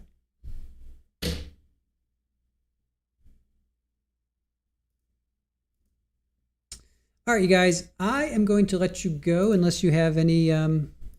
Carol, you found us on Facebook. Awesome. Awesome. All right, Debbie. Den, you've been following that case. All right. We're gonna cover it. Oh, you love our after trial talks. Oh, and Dr. Barry posted a comment, and she is going to come back on, and we're going to do a recap of this probably next weekend, I think. I got to touch base with her. But if you guys enjoyed the first stream that we had with Dr. Barry, we talked about Isaac, Kiara, and Carlos. We're going to do another stream with Isaac, Kiara, Carlos, and possibly now Lindsay Clancy. So join us. That's going to be next Saturday. This Saturday, a couple days from now, and I'll tell you guys about it tomorrow and Thursday, Florida PI Sam is going to be doing a stream about appeals, and I will be on her stream. So come on over and support Florida PI Sam. That's going to be this Saturday, but next Saturday, Dr. Barry is going to be on. We're going to have her on again. So with that, you guys, I will say goodbye. I will let you go. Thank you so much for joining us. Grampy, as always, give you a little Super Bowl here. Yeah, it's a good girl. Little Super Bowl over there. I got Rafa over here. Look at the little munchkin. See him right there? There's little Rafa over there. So thank you guys so much for joining us. Really appreciate you spending your day with us. We watched this trial together. Thank you to our mods. Thank you to Aaron. Thank you to everybody that gave us super chats and watched this trial with us, gave us cups of coffee, hit the like button, just everything that you guys do to support us. We really appreciate that. We're able to continue to give you content like this. So please, once the video is ended, it takes about an hour or so to be processed by YouTube, but leave us a comment. Leave a comment, let us know what you think. And again, heartfelt thanks for everybody that supports us just by being here. That's enough for us. But for those of you that support us financially, we really appreciate that as well. The gifts for the kiddies, I really appreciate that as well. So I feel very humbled by everybody that is part of our community, and I hope that we are able to continue to provide you this content. So with all of that, take care. As the judge says, this is really traumatic. I mean, this stuff is very disturbing. We watch a lot of disturbing stuff, and it's really important to ground yourself, get yourself centered again, do whatever it is you need to do, spend time with a loved one, hang out with your pet, go take a walk, look at the stars. I know it's really smoky for you guys. Oh, you know what? That's what I wanted to show you guys. I wanted to, let's talk about that real quick. I say go out and get some fresh air, but a lot of you cannot get fresh air. Oops, sorry. A lot of you cannot get fresh air because you got this going on. So let me just, so that is pretty intense, you guys. Let me just blow this up real quick. That is pretty intense. That is wildfire smoke from Canada and Minnesota getting into Boston, obviously, all across New Hampshire, Vermont, Massachusetts, Connecticut, Rhode Island, New York, into Canada, obviously, parts of Pennsylvania there, Michigan. I mean, that's pretty intense. So I was going to say go out and get some fresh air, but my goodness, that's hard. That's hard to go out and get fresh air when you've got that in your, you've got this in your, but try to do something lighthearted, try to get yourself centered again, and take care of yourselves, guys. So with all of that, again, much love to you guys. Thank you again for watching, and we will see you guys tomorrow. Comcast is going to be working tomorrow, so we may experience some outages, but we're going to be streaming Carlos, so if we drop the feed, it's not a big deal. We'll pick back up. But Lindsay Clancy next week. So with that, have a great evening, and we will see you tomorrow. Take care, guys. Bye.